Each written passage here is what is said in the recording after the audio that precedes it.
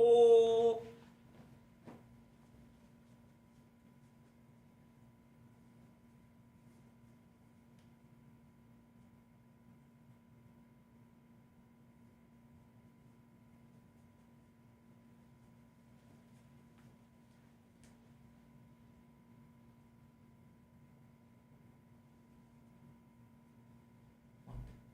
Bro, hold on. Somebody robbed me.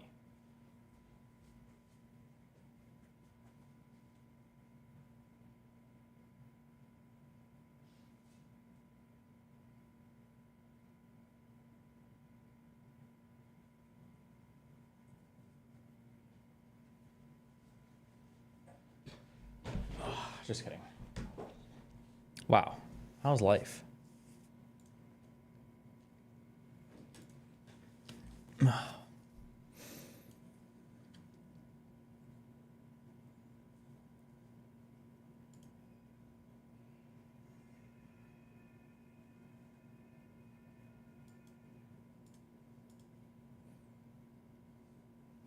Destiny, bye, bye, bye. Wait, what the fuck?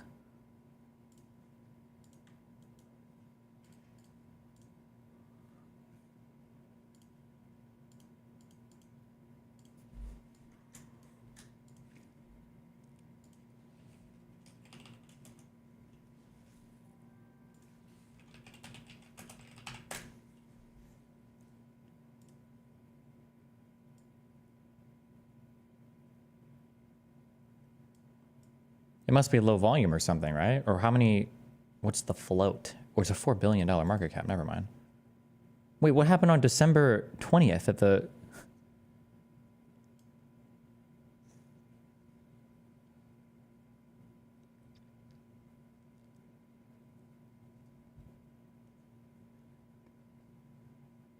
They got some big investor buy-in?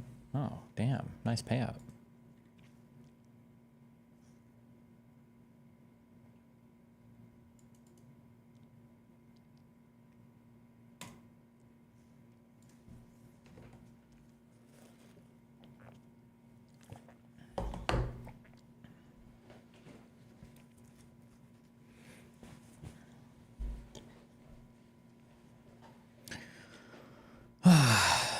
Well,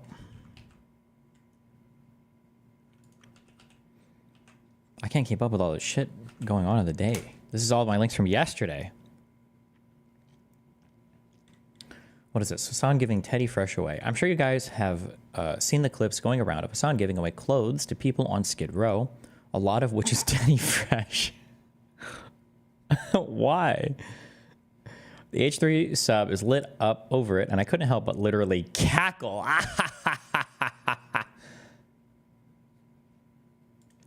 Because I did a very similar thing with my Teddy Fresh after Hila and Ethan's crash out. I was offering all the clothes to my friends and ended up just giving them to Goodwill because they wouldn't take them. Sucks because I've been a fan for going on 7 years, but I can't do it anymore, man. I tried for way too long to give them the benefit of the doubt. Just thought that was a funny correlation I made today. My friend is helping me remove the Teddy Fresh brand patches from the hoodies I got. All of them are basically black with a little bit of color. They unfortunately are some of my warmest clothes.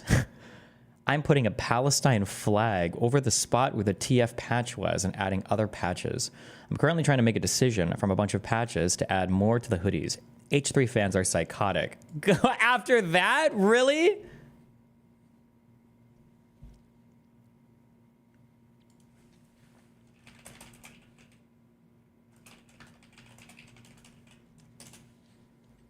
And somehow managed to make helping the homeless about Ethan. H3 fans are psychotic and somehow managed to make helping the homeless about Ethan. Wait, but if Hassan was the one giving away the Teddy Fresh clothes to them, how is that them making it about what?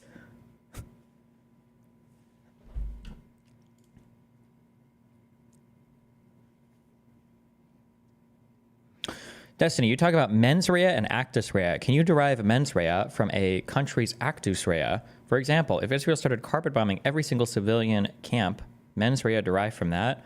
Well, as a law professor, allow me to tell you, I don't know. I mean, philosophically, isn't every single mens rea derived from some actus rea? Don't you have to look at action? It's not like you have a psychology, like mind reading machine, no?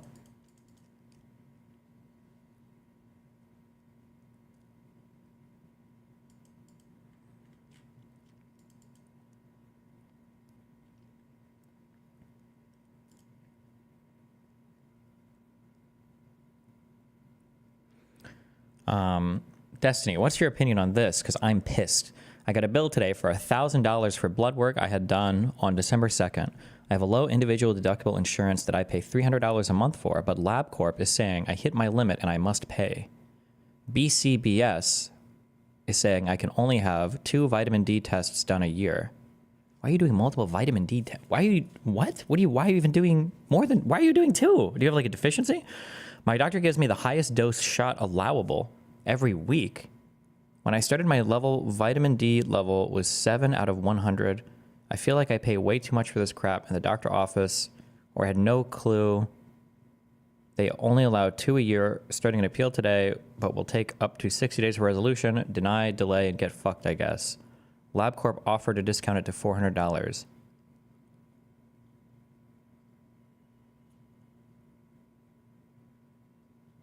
Well, you make vitamins D for free, right? Like, just go outside, my dude. Your body makes that shit for free. Why would you pay somebody for it? I'm just kidding.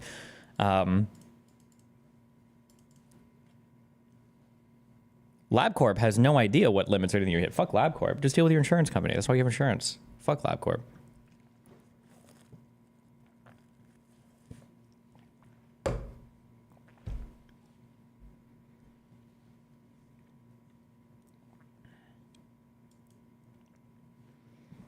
Oh, shit. Wait, Wait, what the fuck is this guy's fucking...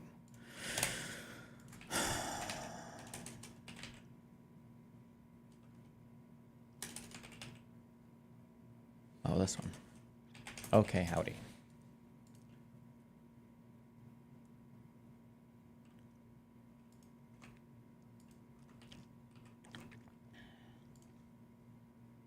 Which driver's in the wrong here? Oh, I love these.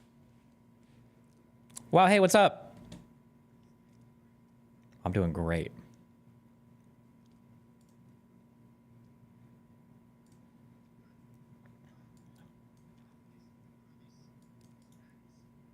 What are the... Shut the fuck up. You voted for it, motherfucker. You voted for it. You should feel ashamed, okay? You should feel horrible about that. It was just, there's some Indian guy on Twitter called Indian Bronson who just has this tweet like, I'm one of the good ones, basically. I feel I'm doing that. I'm one of the okay MAGAs. You see, Trump just tweeted some PC claptrap. He's retweeting, posting Elon Musk's tweet saying, anyone from any race, nationality, creed can come to America and do something great. This is progress. This is not stuff that Trump went out of his way to highlight before the Elon Musk effect. So this is, it's progress. I think MAGA might just be evolving. Oh yeah, is that how you view that? Okay. There was another Indian Twitter account who seemed pretty upset about things. What was it called? I think Vivek Ramaswamy. Have you ever heard of that guy before? Yeah, I've heard of it. I've heard of Vivek. He told them to stop having sleepovers. Yeah, they turned on him fast.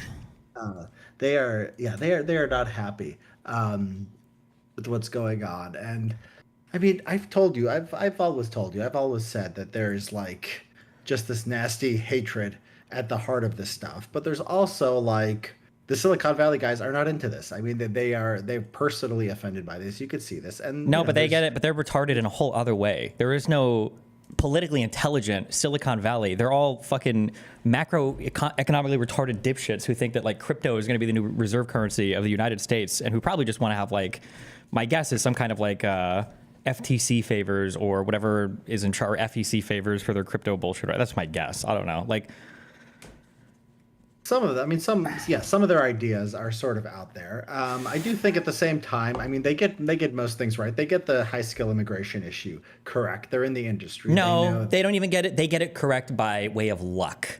They get it correct because they know that, because in their monkey brain, okay, all these people are monkeys, except for the black ones. I would never say that. All these people are monkeys, okay? In their brain, they say H-1B in, okay, cost of labor down, business good. Therefore, H-1B support. That's like where their brain goes. Because I'm curious, if you were to ask any of these Silicon Valley guys, like, hey, what do you think about? Because people do this thing. I don't remember. Real quick, can you refresh it? What is your like background for whatever, like school or journalism or work? I was an academic. I was an academic until a few years ago. Do you say what area you were an academic in? Yeah, political science. Okay. I'm curious if you were to ask these guys, because there's this weird feeling in the United States. I don't know, maybe you feel this way too, where people are like, high skill immigration, good. Low skill immigration, bad. Like there's only certain workers that we need, but not other workers, even though we have like a hunger for like all workers.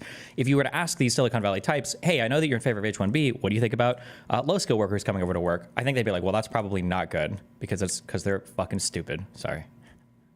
Yeah, I agree with you. I don't think that if you polled these guys, they would be favorably disposed to low-skilled workers. I mean, I agree with you. If you've ever hired like a nanny or like some kind of housekeeper or something, I mean, this has kind of radicalized me on immigration. There's some Americans you can find there that are good, but usually like the sort of the quality, and I'm sure like it's like this in every industry. Just having a nanny is like the only thing that I've experienced in hiring besides like a editor and so forth. But yeah, I mean, so you're right. I think the high skill immigration thing is more important. I mean, you could have one person come in, like Jensen Huang, who founded NVIDIA. His dad immigrated to the country. His mom was a school teacher. His dad was just a normal engineer, not like sometimes they say, oh, we need the top 1%. You didn't know that Jensen Huang was going to be top 1%. You had no way of knowing that when his family immigrated, or that the kid would be that spectacular. You're right. I do think they get other things correct. Name one thing. What? Elon Musk knew that California was crazy on the COVID restrictions. He moved SpaceX there over that. This is a trend that you're seeing across the country where people are leaving the high tax, the states with building restrictions, the states with the tougher organized labor laws, the states that had, again, COVID restrictions at the time. And he was correct. I mean, he knows what it takes to run a business. I mean, he's not the only one who's moved from California to Texas. The population flows are going from these more restrictive states to these more economically free states. And Sure. look, he has like experience with it. He's built several successful companies. He knows sort of, and I think generally it's not always that the interests of business and the interests of society are hand in hand. But look, SpaceX, Tesla, these are absolutely wonderful companies. X, maybe not so much. Yeah, listen, I'm the number one Elon hater. Okay, you'll never find somebody. I think this guy should be arrested and his company should be expropriated. Okay, fuck this guy. You don't think that he personally is responsible for Starlink? He's responsible. Well, so I was gonna say. I am the number one Elon hater, okay? But I do give him credit for Tesla and SpaceX, okay? I think America launching rockets is really cool. I think it was really fucking sad that America went to the moon in '69 and then we were relying on Russia and China, I think, to fly our astronauts to the ISS. That was not good. So I'm glad that we have spaceships again. I think Tesla legitimately moved the electronic vehicles industry forward at least a decade. I know that other people say, well, there were other vehicles, but nothing to that scale. So I'll give him credit for that, 100%. The issue that I have, this is a big issue that I have with political conversations. I don't think that he was right on lockdowns. Unless he was saying things and I missed it, I don't think almost anybody was right on lockdowns. The issue with having any of these policy discussions is nobody can ever approach these discussions with reasonable motivations in mind for their adversaries. If you want to say, I'm about to say something, but never said it all in all of the COVID lockdowns. If you want to say, okay, I think that those lockdowns are too much, okay, because I think these guys are just like playing it too safe or whatever, or they don't have the adequate data to support these policies, and we could probably open up earlier and be safer. This is a great conversation to have. That would be an amazing conversation. It would be an amazing conversation now to have, but that wasn't the conversation. The conversation was, oh, notice how they lock you out of their churches, but they allow you to go to BLM riots. Notice how they fucking want to steal your fucking freedoms, and the state is just trying to crush you and make it so vaccine passports are forever, mandated so that they can inject mRNA vaccine chips into your children's penises and turn them trans. It's like, Jesus. There were no reasonable conversations about any of the lockdowns because everybody assumed that the other side was acting just like in the most insane, malicious, bad faith ever. When in reality, it was just like a worldwide pandemic and nobody really knew 100% what to do. That drives me insane. And I think if Elon left California, it was just over taxes, I think. It was like 95% of the reason. So look, I think early on, I'm pretty forgiving as far as lockdowns and February or whenever it started, March Hmm. 2020, April 2020. I think that after about 6 months to a year, and they weren't doing lockdowns at that point, but here in California, we had mask mandates for school children literally for years. Hmm. Literally for years. You would go Wait, no buy, shot. For more than 24 months, children yeah. were state mandated to have masks. Is that true? At least LA County and San Francisco County. It might not have been the whole state, but around here, you would drive around to a school outside, they'd be playing basketball, and the kids would be masked. It was ridiculous. It was 2 years into the pandemic. Don't hold me 24 months, but at least Sure. 20 months. I'll say it's at least something like that. Okay. I don't. I'm pretty sure I lived in California until 2022.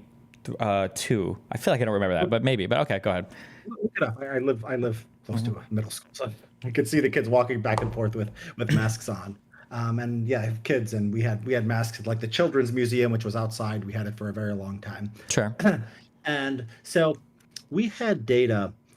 So okay, first of all, keep there's a retarded version of this. They're going to inject mRNA and make you shed you. They're going to shedding and they're going to kill us all. I mean, there is obviously that.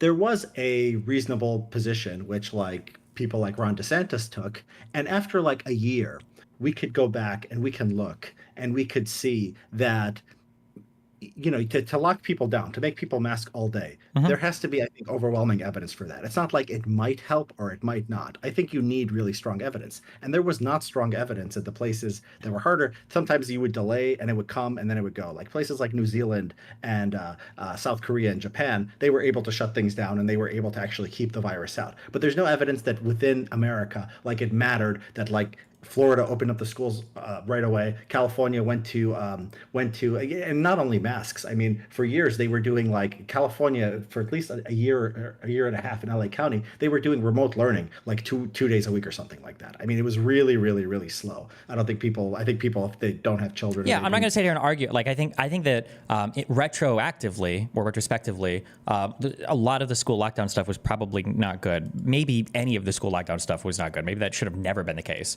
It was clear early. It was clear early, not like the first month, but like six I months on. disagree. I disagree to say that it was like so clear that it was clear early. I think that there were still teachers that were worried about being infected by students. I think that was one of the arguments that like the teachers unions were using. Like how true that is or how true that isn't. But like let's assume that like we had enough evidence to say that we probably could have opened it. I don't like that our political conversations, or maybe I guess I don't know. We can fight about this. I don't think that the people who were still pushing for mandates were doing so with the hope that they could destroy the American economy and bring them all under to heel so that they could control them with. Yeah, I don't Like I believe think, that. I feel like people might have fucked up and made maybe even bad decisions, not just misinformed, maybe even bad decisions, but this automatic assumption that it's like this conspiratorial nonsense. Like DeSantis was one of the people saying that he wanted to like prosecute Fauci if he would have been elected president. I don't think Fauci did it. Also, sorry, go ahead. Yeah.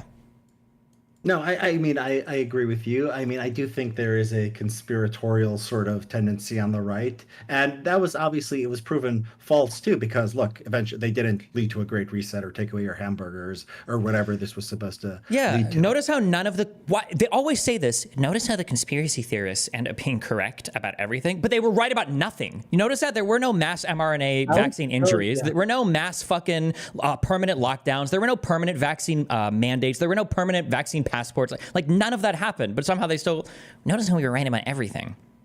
Well, they say Alex Jones was right about. That's what they say. Alex Jones right about everything. Yeah, he rants for like 6 hours a day, sort of free association. And Yeah. they think like, but they can't even. And Yeah, by they, no, you I mean Joe agree. Rogan has said this. Yeah, Jesus. And yeah, but I mean, I agree with you, but I do think it was, I don't think the leftists were, enslaving us to Klaus Schwab or anything like that. But I do think it reflects something. It's a mistake that I think like is actually telling, and not just schools, talking about the universities. I mean, universities, they had masks for a very long time. They had, COVID, they had basically, remote learning, all that stuff. I Mhm. do think this like reflects something that was just especially after the vaccine became available, and this is the position I take, was like I think the vaccine is so good that like the risk became small, and still we had mask mandates in LA County after like Omicron. Omicron was the end of 2021, and Europe did this too. Europe screwed this up too. So you're still doing mask mandates, 6 months, 8 months after a vaccine is available. And like, I don't think that was a reasonable mistake at that point. I don't think it was a conspiracy. I think they're just sort of blindly just scared and neurotic and not wanting to do anything different and sort of potentially, yeah, there might have been things there. So traumatized. this is another reason why I hate conservatives, and I hate you partially, okay, for supporting Trump. Okay, don't ever forget that. All right. I feel like I'm half joking. No, I'm not. Never mind. Okay. I feel like I mean, we're here. We're discussing. I'm acknowledging to you all their problems. I could say I hate leftists because I could point to some Luigi Mangione and say, and this is sort of why I hate you too, Steve. Listen, if you would have just got him at the Trump rally, I would have been okay with it. Right? If Brian Thompson would have been one of those. Okay. Listen, if the issue is, I'm a big cuck believer in the. Like that tension creates some type of harmonious society, right? That employers should be trying to scam their workers, and that employees should be trying to take 2-hour shits in the bathroom to scam their employers, right? That this type of tension between like worker and boss and left and right and labor union and industry, like I think that this type of tension is good because ideally through the fighting we kind of like solve issues and we're forced to reckon with the other side's contentions with their issues. I think one of my biggest complaints about the right veering off into literal fucking fantastic territory of everything being a conspiracy now, which it has been for years now, is the left, even though I would argue that Kamala and Biden are relatively moderate, at least compared to the left on Twitter, their economic policy does go quite a bit to the left of me. I'm not a big fan of like, hey, we're going to fix this problem by giving everybody stimulus on everything. It's like, okay, well, this probably doesn't seem like the best solution ever. But I don't know why I would ever expect their policies to change unless they literally self-moderate, because they have no right-leaning party to argue against. There is no real policy-driven conservative movement to argue against, right? I think it would have been interesting to see what this country would have looked like if there would have been conservatives saying, hey, we have data out now. These counties opened early. They're not having, issues. Like, we should do this and blah, blah, blah. Like, I think that those types of arguments would have played out much better rather than, oh, we're still in lockdown? Well, Fauci better count his fucking days, because as soon as I'm in office, we're locking this motherfucker up, because I know he made $400 billion investing in Wuhan's Chinese virus for us, Yes. I mean, Steve, you're talking to the right guy here. I mean, I funded a study that Philippe Lemoine did about basically a data analysis of lockdowns, trying to do the cost benefit analysis, saying that they didn't make sense anywhere. You had to make sort of absurd assumptions about how many lives they saved for it to make any sense. I wrote an article on 40 years of economic freedom, looking at economic measures of economic freedom and which states have been growing faster and where the populations have going. I agree with you completely. I mean, they fight the mRNA vaccine. The one thing that Trump did right, that liberals now acknowledge that Trump did right. I mean, I think this is an important distinction between the sides. Like, I think liberals are more likely, at least established liberals, are more likely to acknowledge when empirical reality shows that Trump did something that was actually good. Yeah, but they're scared of vaccines. It's kind of a low class, less educated influencer, TV watching, more like memes and social media sort of brain melted movement now. And yeah, it sucks. What can we do? Well, we could not support and vote for Donald Trump. I don't understand how in your mind. I view these people as destroying my country. You want me to make them smarter? Don't you? You want no smart person? What are you want the complete brain drain to be complete? I need these people to be gone from my country. I need MAGA to be flushed down the toilet. I need a reasonable conservative party again. They're not. They're half the country. Yeah. I mean, they're not going to die. Trump is going to be president for 4 years. You should want like some people like talking to him. You should want Elon Musk, saying good things on high-skilled immigration, at least some other things he'll keep Trump sane. If it was the case that I felt like these were intelligent people that were moving Trump in a direction that was good for the country, I think I would feel okay about that. But the issue I'm having is that, one, every single political science or economic macroecon, especially, every take I hear from Silicon Valley is guaranteed to be the most retarded thing I've ever heard in my entire fucking life. Every single time. And it's like, okay, well, if these are the guys yanking Trump's chain when it comes to trade policy, okay, or when it comes to the Federal Reserve, like, fuck me, right? I don't know if these guys are advocating on behalf of the American people or just their companies. And now I feel like I'm a crazy leftist because I'm not even a guy that typically talks about that. But you have to admit, it's a little bit rich coming from the party. There's also this whole I'm kind of like casually calling this like emotivism or whatever, where when somebody says something, I'm trying to figure out like, what are you actually communicating? Because there's no relationship to the actual words that you're saying. How is it that the party that was worried about corrupt elites and lobbyists and money buying politics now have the richest people in the world who are, you know, walking in and out of Mar-a-Lago every day and whispering to Trump's ear? How am I supposed to believe that a guy, no offense, but like a South African immigrant who has hundreds of billions of dollars of net worth tied up in individual companies has the best interest of an American citizen in mind? I mean, so I do think, and there's a couple things here. First of all, there's a lot of corruption. I mean, within Trump, you don't even have to go to other people, right? Sure. You have even like things that are maybe not technically corrupt, like hawking Christmas ornaments and NFTs. I mean, this stuff is really and shoes and pieces of every single suit that he's worn and the gold. Yeah, Jesus, yeah. It's amazing stuff. At the same time, like someone's interests are going to be listened to. So, I mean, Democrats are often, it's not the richest man in the world. They'll have, trial lawyers. They'll have labor unions. They'll have public sector bureaucrats, right? I mean, like Elon Musk versus the teachers union, like who has a better sort of vision for America? In my opinion, it's Elon Musk. I don't think I think the teachers unions are horrible. So, just because there's this one guy on that side and he has an interest that, he has a lot of power on, questionably, I don't think that's dispositive. I mean, I think you're going to find groups with all kinds of interests on both sides. Yeah, I mean, again, I go back to that tension thing. When you say like, who has a better vision for America? I don't know what Elon's vision for America is, and I think that like unions are there at the end of the day to fight for their employees. That's it. They're not good. They're not bad. That's just what they do. They represent employee interests. A group of employees. The problem is I don't know what the vision is for America. I don't know what Trump's vision is, and I don't know what a tech bro Silicon Valley's vision is. I'm just not sure. I think it's pretty. I mean, I don't know. Around these guys, I see these guys. I think there is like Musk. I think he has a pretty transparent vision. It's a sort of libertarian kind of techno utopia where we send rockets to outer space and we have electric vehicles and we have fast growth and we build a lot of housing. I mean, I think there's a lot there that he spends a lot of time on Twitter, and maybe you don't see that all the time. Sometimes he's under bad influences. But I think underneath it all, there is a kind of like libertarian, techno-utopian vision. I don't think there's, I don't think it's difficult to understand what this actually is. Yeah, but when you say libertarian, that opens like a whole can of worms, ranging from some acceptable ideas to some of the worst ideas in the history of all of mankind. And I'm not even talking about the child fucking stuff, just for the weird internet stuff. Just in terms of like, fuck me. Fuck, I hate the conservatives so much. I'm sorry. Some guys. Here, like the question, like what has Elon Musk said? Give me like one policy that Elon Musk supports that is not like directly in line with his interests that you think is like beneficial for America. Like what has Elon said about anything that's like, oh, this would be a good American thing to do? Something that's good for America, but not. I mean, like you can look at the social issues. Like I think he's pro IVF. Now he uses a lot of, he impregnates a lot of women, so maybe that isn't his interest, but that's sort of a value thing. I guess anyone's pro IVF. Okay, I'm aiming. Give me something that like is more impactful than a footnote on like one page of a sociology book for American history. I mean, impactful policy. You mentioned housing, for instance. I haven't heard Elon say anything. Housing, I think, is a huge issue in the United States. Okay, we have all these nukes laying around and all of these suburbs. Okay, in San Francisco. Why haven't we matched these up yet? Okay, we need to get rid of all these single-family homes. And we need to fucking densify our housing. I've never heard Elon talk about anything related to housing or public transit or like social like spending. If anything, all I've heard him say is, "I'm going to cut $2 trillion off the budget." When our discretionary budget is like less than $2 trillion. It's like $1.7 trillion. How are you cutting this? Like, I don't know.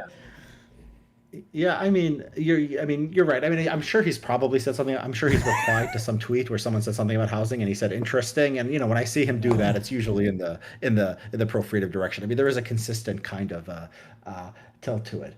No, you're right. I mean, I think his views on Russia and Ukraine, for example, we might not agree with it, but I don't see how it's directly tied to his interests. I mean, he basically thinks that Ukraine should be negotiating and the war should be over. I don't know where his interests lie. With China, some people say he has interest there. I don't know if he's doing much with Russia. So there's at least one. You don't have to agree with it, but.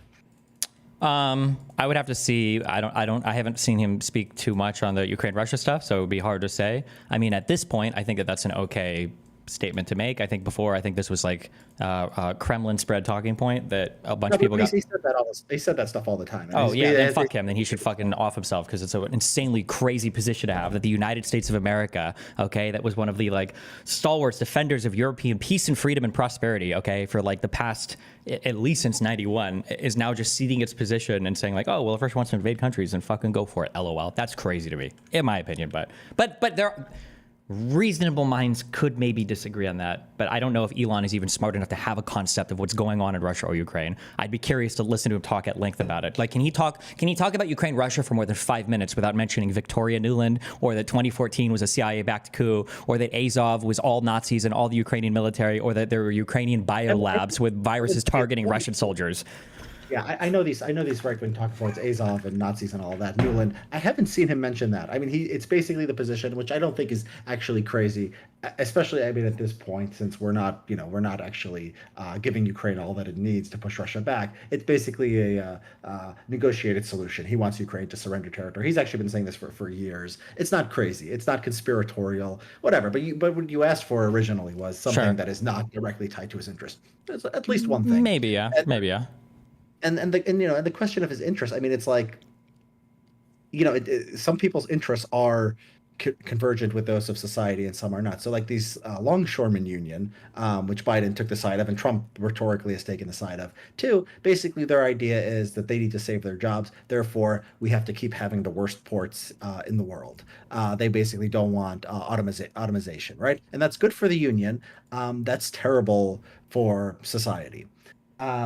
So like that's a case, or like this is everyone's acting in their interest, but this is a bad case of someone acting in their interest. Well, I would say we have to be very careful. Okay, Mr. Poli-sci, if we're talking about bad case, like it's always good for somebody, bad for somebody else, right?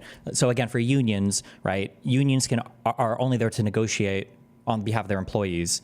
But if on the other side, if it's like a public union, for instance, usually they're negotiating against the government, which is arguably the people. But I don't know if I would make the blanket statement of like it's good or it's bad, right? To be fair, but in this case, for society, sure. I mean, I would say arguably largely there are things that we probably like. For instance, like the is it the AFL-CIO? What's the name of the largest union fucking conglomerate? That's the AFL-CIO. Yeah.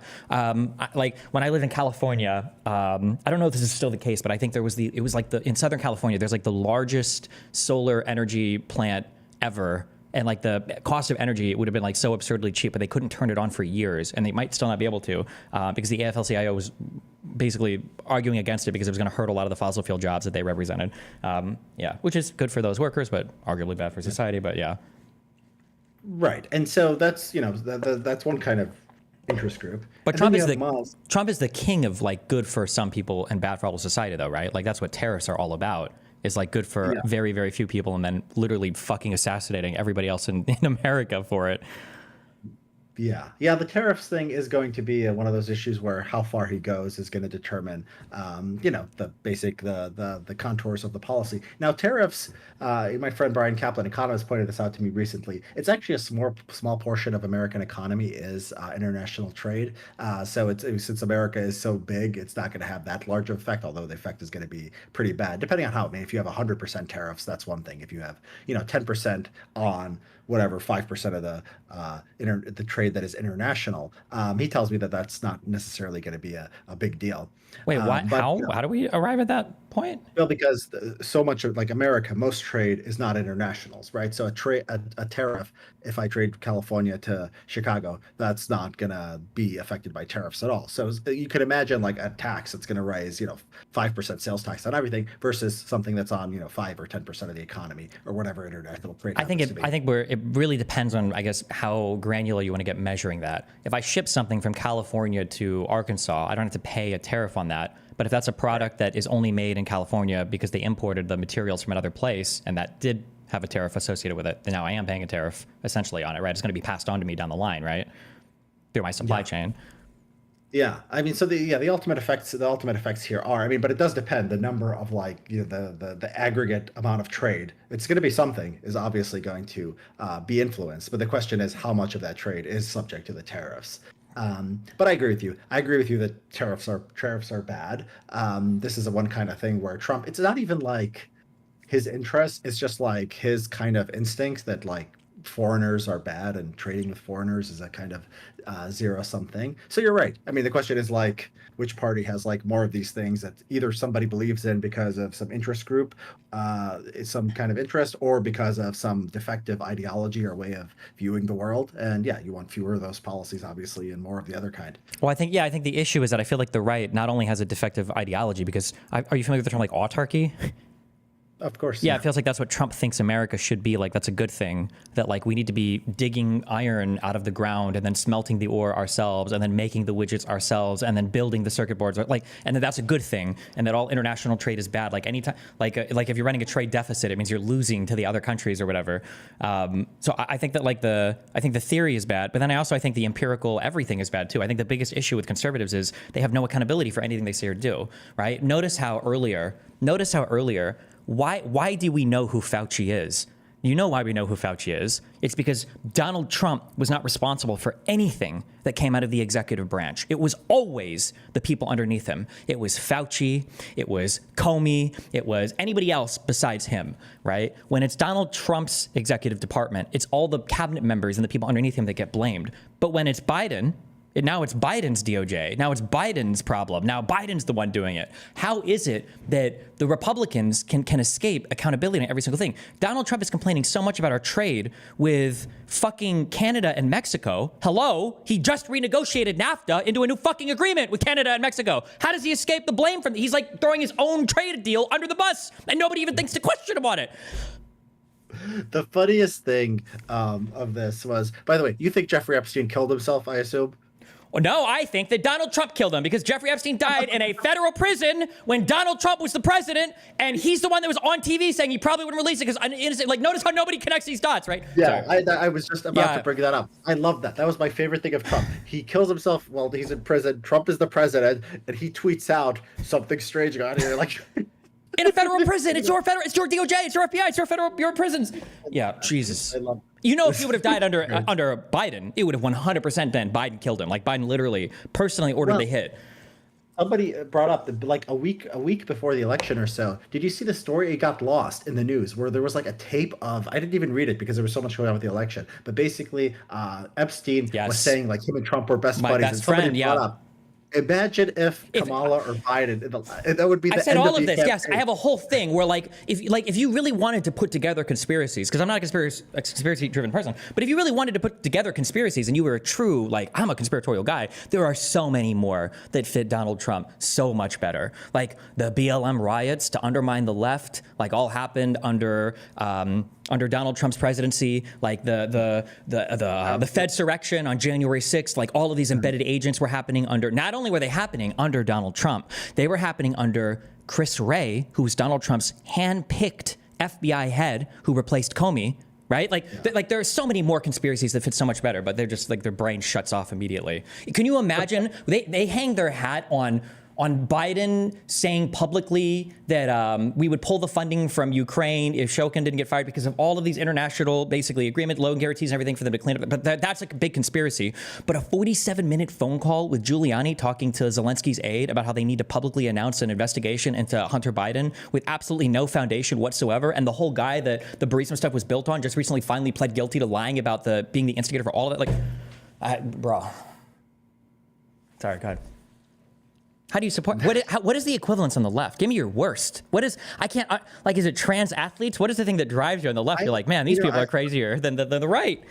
You know, yeah, I wrote about this. I mean, you're right. There is no equivalent. There are bad things about the left that you can say. I agree. I wrote article called left-wing beliefs are not conspiracy theories. So what they will say sometimes is that, like, oh, you believe in structural racism, you believe men can become pregnant and so forth. And these are ideological ideas. They're ways of seeing the world. Some way of seeing it, yeah. Are false. You might think they're false, but like my favorite one that I bring up is when the Paul Pelosi thing. Right? Oh God. The guy gets attacked And then and the New York Times put together this great graphic which shows like the kinds of people who were questioning it and were implying that he was hanging out with a gay prostitute. But it's like Tucker Carlson, Ted Cruz. It's not like just Alex Jones or whatever. Yeah. And Alex Yeah. Jones Whenever I himself go is on peers and I'm saying like, hey, Donald Trump said this, DeSantis says this, Elon Musk says this, they're like, okay, well, what about this? yes, I think 2-year-olds should be trans. And it's like, Martha Johnson on Twitter, 7 followers, 18 likes on her tweets. Like, what the fuck is wrong with you? Sorry, go ahead. Yeah. You're supposed to be arguing for the other side. Go ahead. I agree.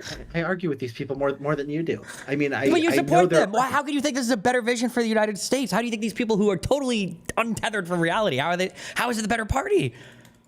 I think that the ideology of look, if I'm voting for a local politician, for example, and in Texas, I think that probably the Republican is going to believe in more conspiracy theories, but I think he's going to get like the big things about the economy and crime and other issues. I think he's going to get them right. I mean, there can be this kind of you can be crazy and you can just accidentally sometimes believe in the right things. It's not aesthetically pleasing. Like I was part of a movement, or my side of the political aisle was like full of reasonable people I could talk to and try to influence. Okay, when you say And- that you think he'll get it right economically, what you're saying is we have to ignore every single thing he said. We have to ignore his economic track record, and then we have to hope that he's going to We pull. don't have to ignore his economic track record. I mean, I've just told you that Republicans have been doing pretty well economically. The states have been growing, so I would look at that, and then Well, they would hold on. say, "Well, Jeff Epstein was, For the president, what is Donald Trump's economic track record? Was not amazing. He just massively deficit spent. He did a tax cut bill, which is government stimulus, and then he just like did that. And then COVID came and he fucking had zero ability to manage a crisis in any way, size, shape, or form. How is this like the leader that, okay, well, I think economically, and also the retaliatory tariffs, everything, we had to bail out like soybean farmers and steel manufacturers and like all this other shit. Like, I don't think Trump's economic track record while in office was good at all. I mean, the stock markets and GDP went up, which Republicans don't care about when it's a Democratic president, but for some reason when it's a Republican one, they all of a sudden, they very much care about it. Yeah. Well, presidents is a small sample size, right? There's there's cycles in the economy. There's a lot different things going on. I think that you take what we know from the rest of the world, and I think you apply it to the positions of the different parties, and then you make a decision. I think that lower taxes, less spending. I think entitlements are out of control. I think again, labor unions are bad. I think that basically that the federal bureaucracy does too much as environmental laws and so forth. And in general, Republicans are better than Democrats on these things. Now, Trump was not my ideal candidate, but I don't yeah, think what are they better on any of those things? On any of the things, like we can go through one at one. So lower taxes. I don't think it's fair to say lower taxes are good when it's not paired with spending cuts, because you're just effectively you're literally a Keynesian economist, the worst of the worst. You're just like deficit spending. Republicans are also generally better on spending. So they do want to cut spending. They don't do it, and they're terrible on it. But when the parties are negotiating, Paul Ryan did work out with Obama, and it was the Paul Ryan era, Boehner and these people when Republicans were more a serious party, they did get a reduction. And no, so, excuse me, no. Negotiating to try to kill whatever the Democrat in office is doing, when McConnell says we're going to make the guy a one-term president, does not count as Republican spending when they're negotiating as a Democrat. Republican spending is Bush doing the Iraq war and spending $1 trillion in Afghanistan. Republican spending is Donald Trump doing a massive tax cut where the majority of the interest that we're paying out on the debt, a lot of it has to do with the massive deficit that he ran while in office. I don't think it's fair to say, well, they're really good on spending when they're negotiating against Democrats and they're in office and they're trying to defund every possible thing ever. I don't think that's a fair statement to make. Well, I mean, look, that is, I mean, it is a position they took. They did end up with a sequester. Discretionary spending did go down. Trump, even when they were doing the stimulus at the end of the Trump presidency during COVID, Trump was pretty bad. But the Republicans in Congress still wanted to spend less money than the Democrats. So maybe that wasn't even the right. Maybe in that situation, maybe you want the stimulus. I'm not. I mean, we've only I'm had not a that- budget deficit. When was our budget surplus? In the last 30 years. It was only under, budget surplus. it was only under Clinton. Yeah. And then notice how Clinton turned to the right because he got beaten in 1994 really, really bad, and there was a general trend to the country to go to the right on these things. So a lot of Clinton's pressure was coming from the right. But I'm sort of a Clinton fan. I mean, I'm not gonna. I think the Clinton era Democratic Party was better than today. When was the last? I don't think Republicans love to spend, and they say, and I don't know why you need to not do this. You can't give them credit for when a Republican president is in office. Where are the budget cuts? They don't happen. Yeah. They're not happening. Yeah. And Donald Trump had, this is the thing that irritates me the most too, okay, is that Democrats have to come in and we have to clean up the worst fucking mess in the world, okay? And Obama came in on the heel of 2007, 2008, which fucking annihilated the world economy for a year at least, okay? And then Biden has to come in under the horrendous COVID everything that was going on, regardless if you think Trump mismanaged it or not, right? Donald Trump came in after the economy was flourishing in the last half of Obama's presidency, since 2013 onwards at least. And then Trump comes in, and if you were ever going to have a budget surplus, if you were ever going to cut spending, this would have been the time to do it.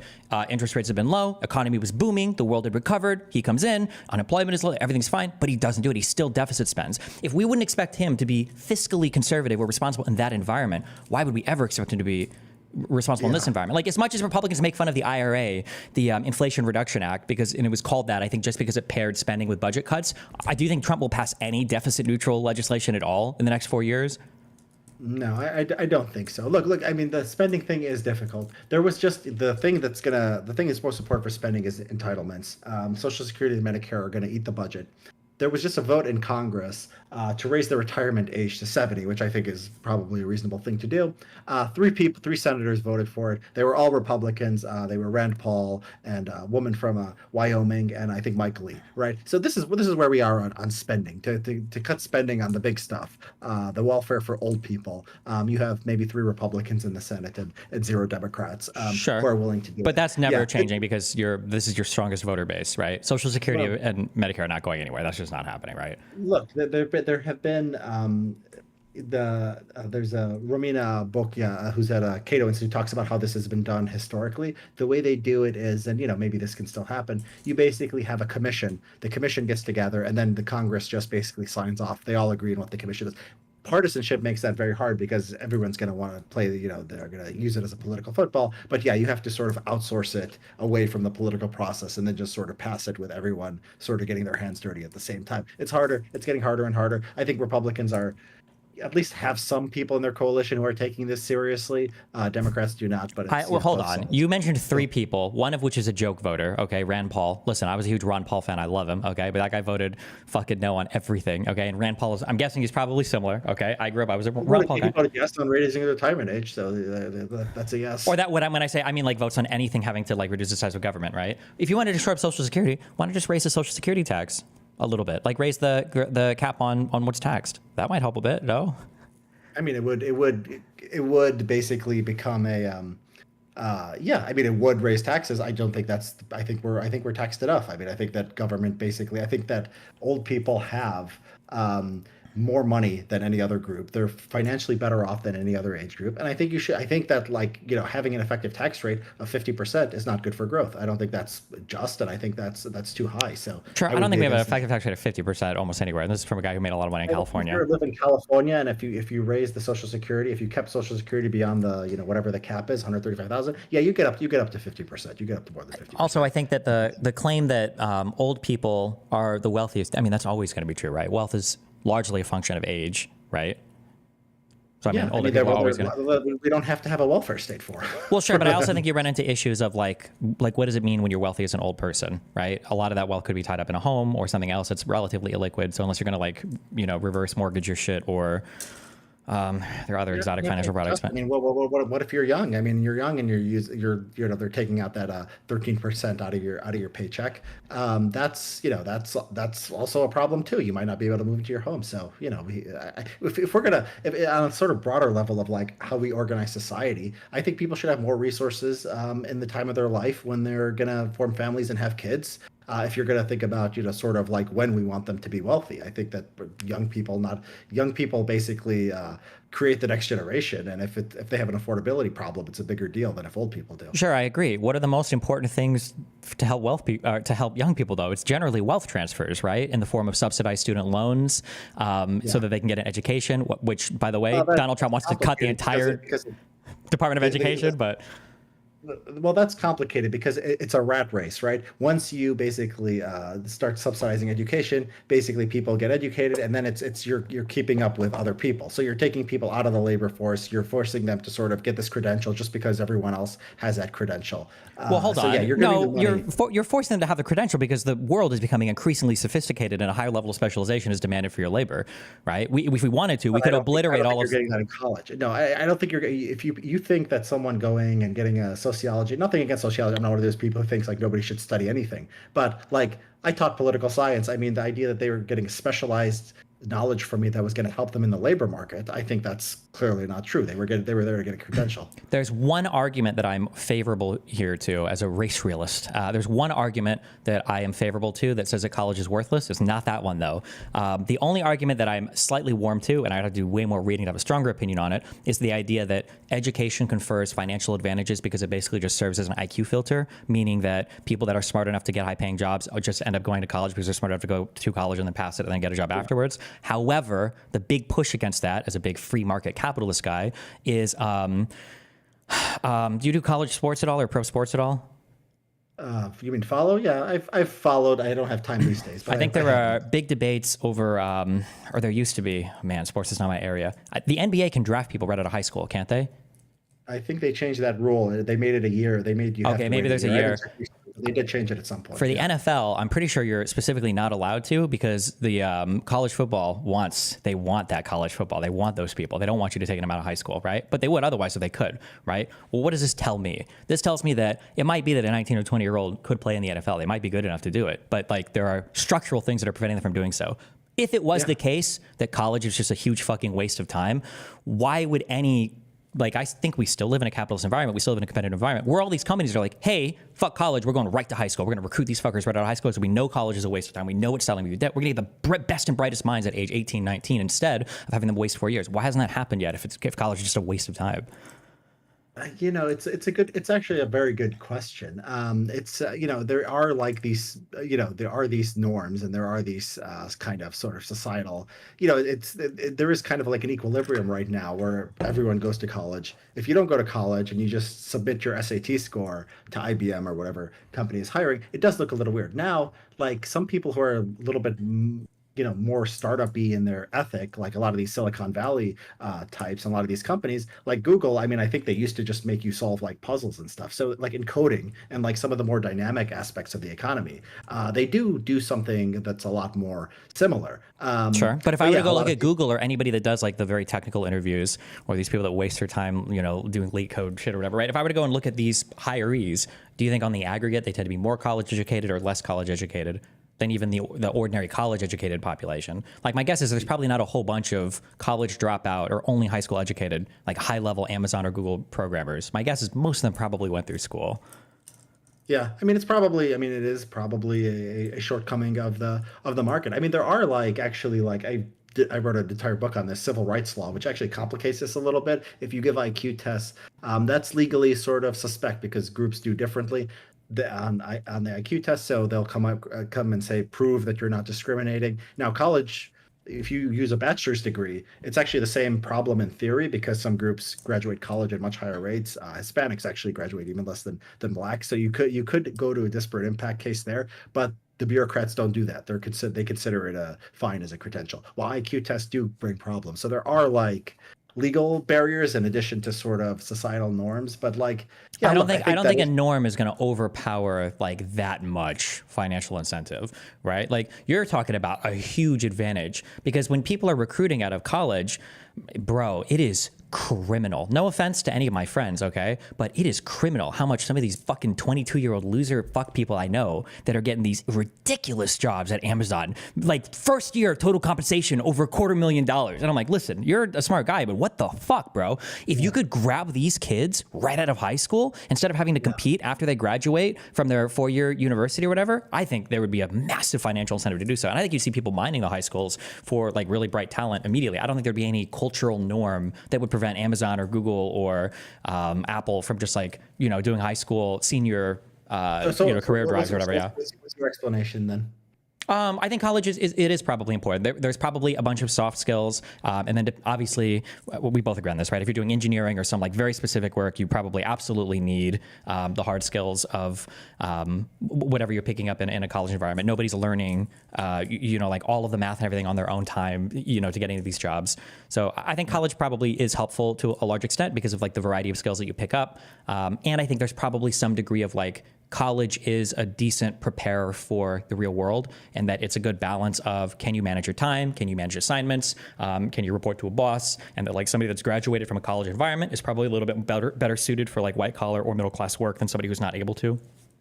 Yeah. And so, yeah, it's a question also whether that's a skill that they teach you in college or it's just a signal that you could do that. Because you can grab an 18-year-old with really high IQ. 18-year-olds are often idiots, right? As far as, personal responsibility. If the guy went to college, he graduated in 4 years, he got A's, that's at least something. So yeah, it's a signal of something. Maybe he didn't learn anything, but he just showed you he was the kind of person who could succeed at a real job. Sure, but then I mean, at the very least, then if we were to go that road, and I'm warmer to this road, we would at least have to be able to suggest something in the alternative rather than just like eliminating college, because now we have no idea how that filter works, because it sure as fuck isn't 6-week coding boot camps, and it's not getting your certs or whatever. Like it doesn't seem like society has figured out so far like a more effective filter. And when I say society, I mean really like worldwide society too, right? We complain about the H-1B stuff, but people aren't going into the slums of New Delhi trying to find like gifted and talented 17-year-old coders, Slumdog Millionaire. I think they're probably just going to the top universities in India and like picking out the talent there and being like, these are the guys that I want working for me or whatever, Yeah, so the question of the norm thing is actually interesting. So China, some people might be surprised to learn, actually has a very, very low rate of college graduation. You think of China as a very smart country, a very No, I don't think so. What? It's not a smart country? No, I wouldn't think that. I understand why people would think that, because when people think China, they think like Shanghai or something. But like my understanding is the majority of China is probably still like rural-ish people, right? Yeah, Yeah.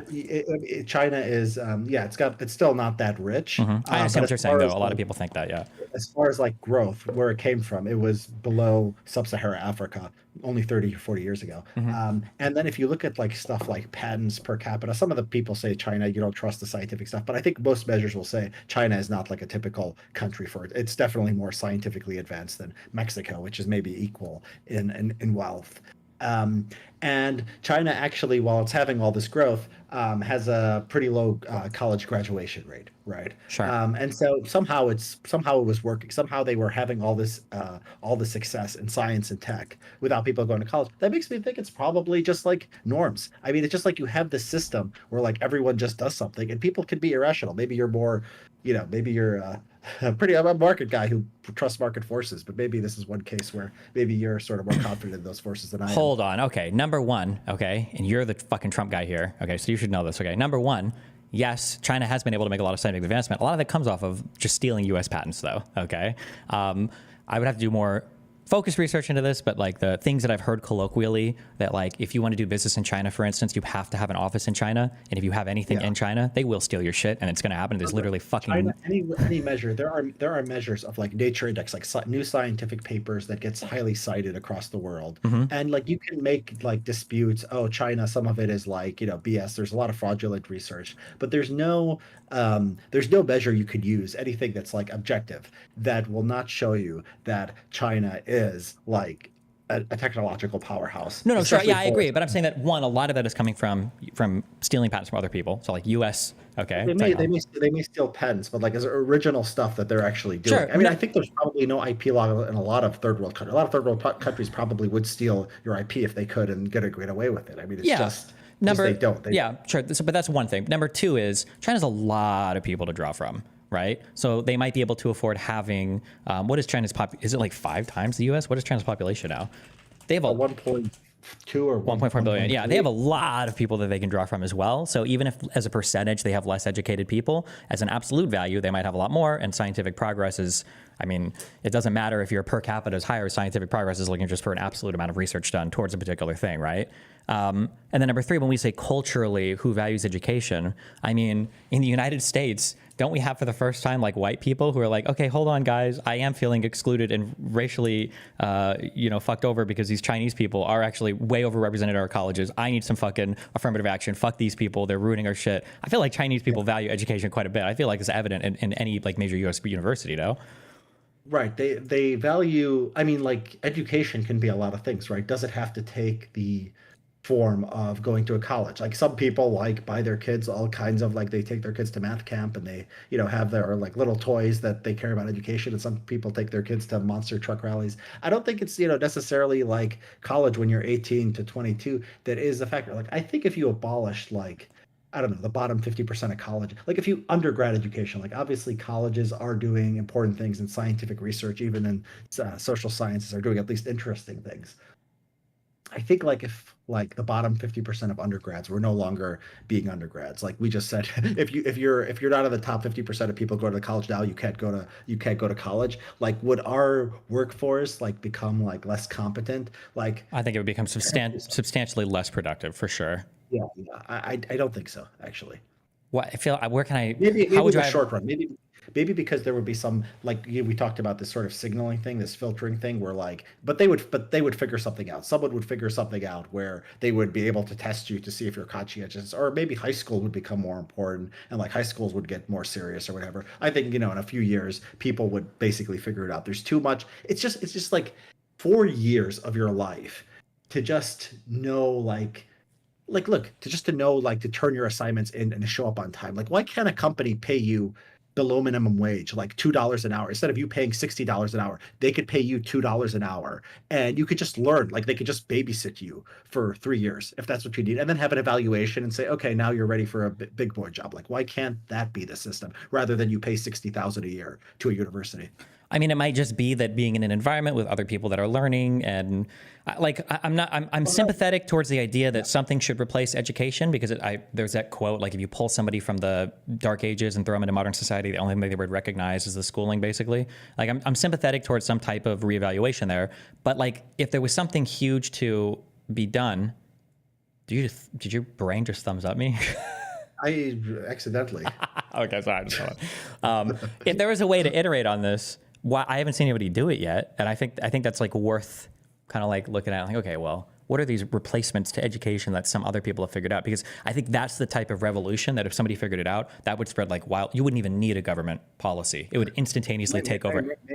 Maybe it's what I just said. Maybe it's the minimum wage law. Maybe it would be worth training these people for $4 an hour. It wouldn't be worth training them for $15 an hour or whatever the federal $7.25 an hour. Isn't that what the federal minimum wage is still? Yeah, I mean, maybe if you're just babysitting, maybe like $1 an hour, it would be like a fair wage, right? So you have like this massive subsidy going to into education, and then you have like the minimum wage, sometimes unions and other things that make it hard to get a job. Sometimes arbitrary credentials, like government will just require certain credentials for things, and so you got these other things that are sort of messing with the system. That's making it harder to arrive at something new. You have all this money pumped into other things, a few things being done to like stop another system from forming, and you end up with sort of what we have. And the answer to that would be like, if you're right, if it's like, it can't be right. Like it's not like being a lawyer. 4 years in college, 3 years in law school, 7 years. That's a big chunk of your life. Like some countries, they just do it as like an undergrad degree, right? Like why? Like why are we wasting? Like to take away 3 years of people's lives is a big freaking deal, and like it's ridiculous. Like we don't think more carefully about what we're doing here. Well, I mean, I think it's ridiculous to assume that nobody's thought about what we're doing here. I think that there are people that, like for instance, if you're in California, I think you just have to do like 120 days of law office shit. I have to go look it up, but you can take the bar there without. There are some states that have this. Yeah, but it's not like there's a whole bunch of people that are exploring these options, right? Like if you were to tell me, for instance, it seems a few years ago, I think after COVID, somebody was like, bro, did you know that instead of trying to like sneak into the U.S. and be an illegal immigrant, just like go into the U.S. and then find like a border guard and say, hey, I'm claiming asylum. Did you know you can get into the U.S. for free? That's like, wait, really? people figured that out, and now we have like it is the problem with immigration right now is our asylum system, right? Clearly, that is an effective way to gain access to this country and then to be released because there's a backlog of case beard. So that like it makes sense to me. If somebody's like, oh look, like there was a huge vulnerability here. Yeah, I see that. People are exploiting the fuck out of it. But if there was a super easy way to acquire training for on-the-job stuff, how has nobody figured this out yet anywhere around the world? I don't think anybody's figured this out. And do I trust Donald? Why isn't the minimum wage? It's not worth it. It costs too much to train them. They don't want to bother. The subsidies. I don't even know if I believe that it costs too much to train them.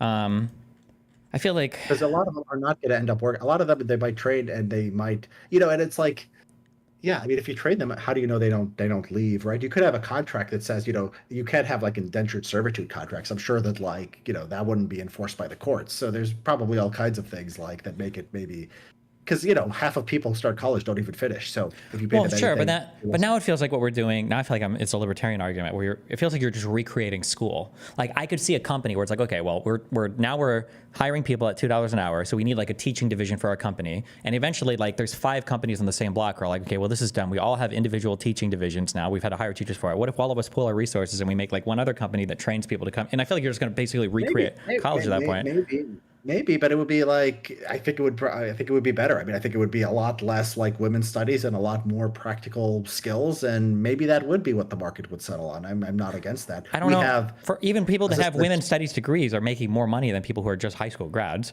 Number one. Number two, I think it would be a tragedy and a travesty if the U.S.'s educational facilities became solely geared towards employment training. I think that things like the arts, liberal arts especially, you're a poli-sci guy. You said in academia, I don't know if that meant PhD or master's or whatever, but like these are good things to have in society, right? They're important, right? I think it's good to have people. I think they're important for like people. It's important for these things to exist. I think it's important for like somebody to be thinking seriously about anthropology and philosophy and political science and so forth. How much benefit do we have for like the bottom 50% of students who are just there? I mean, I've taught them I taught at UCLA for a while. They're just there and UCLA is a decent school. I mean, it's not like the bottom 50% of schools or anything. It's somewhat selective. And so like, they just don't care. I mean, they're just there. A lot of them are just there to get the degrees. 1 or 2 or 3 will be really interested in the ideas, will want to talk about them. They're benefiting. But yeah, I mean, probably some people, I think that learning, I think, has value for its own sake. I believe in culture and social science and all that stuff actually mattering, like not just being a kind of a corporate drone or somebody who's just an engineer and, technical guy who cares about nothing else. Do we need, 70% of kids going to school and then half of them not finishing? Like, I don't think so. Sure, but I think that we work that out rather than just get rid of all of schooling and destroy one of the most productive workforces in the entire world by doing a unique thing that no other country has ever embarked on before, and then hope that it works out under a guy who clearly just like hates education. We're talking about degree. We're not talking about anything radical, right? We're talking about. Well, Donald Trump wants to eliminate the Department of Education, right? That's a pretty radical step. Department of Education is like a percentage of education spending. I don't think it's that high. At least for K through 12. Well, hold on. Yeah, I'm sorry. I could be totally making this up. My guess would be over half of, or at least over 30 or 40% of like college spending comes from like loans guaranteed by the Department of Education. Yeah. K through 12, maybe not, but Department of Education is like for student loans and stuff for colleges, right? Well, if that counts, from Department of Education. Yeah, you're right. I guess it would. Okay, yeah. Well, first of all, they're not gonna. Okay, like when some Democrats say, universal free college, that's not going to happen either. Cutting Department of Education, especially, and even if they got rid of Department of Education, I think they would still keep the grant. That doesn't necessarily mean that they would get rid of the grants. So we're talking here about policy is sort of calibration. Do we want a government? It's not like we're going to abolish college tomorrow, or we're going to have a system like Germany where everyone goes for free tomorrow. We're going to be a place where we're going to spend a little more on college. We're going to encourage more people to go, or we're going to nudge a few less people to go. I think we're on the side of too much education, too much college. Good reason to vote Republican in the grand scheme of things. Well, how do we? I guess I'm just not. There are like data points that I would look at, like even the bottom fourth of college grads. Like if we go to the BLS website and you look up people who are holding like certain jobs, like even the shit degrees, the basket weaving degrees, these people are on average making more money than people who just have high school. There might be confounding factors that are explaining it, but I don't know. I feel like it's hard to see evidence of we just have way too much college right now. Like our Yeah, workforce is so productive. Yeah. yeah, there are good studies, and I forget.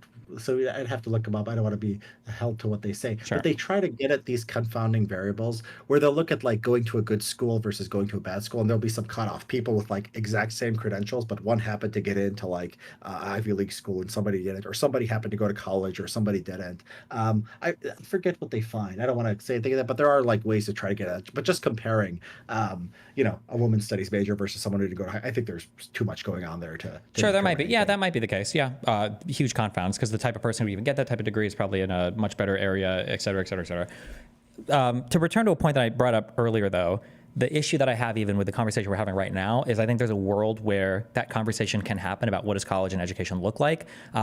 It's never happening with somebody like Charlie Kirk, who thinks that they're woke universities who are wokeifying the kids and transing the students and everything else, because I don't think this guy has the best interest. One of the issues that I run into a lot with conservatives, it comes up with tariffs, trade policy, with everything else as well, is that they talk about economics, but they're really defending or fighting for some vague notion of culture. And I don't even know what that culture is they're fighting for. And I'm almost getting it from you, but maybe not. I think you are speaking a bit more on the economic side. But like, if somebody wants to fight about culture, we can do that. But that's a fundamentally separate argument than the economic one. And a lot of the cultural arguments get dressed up economically. I don't know if that makes sense.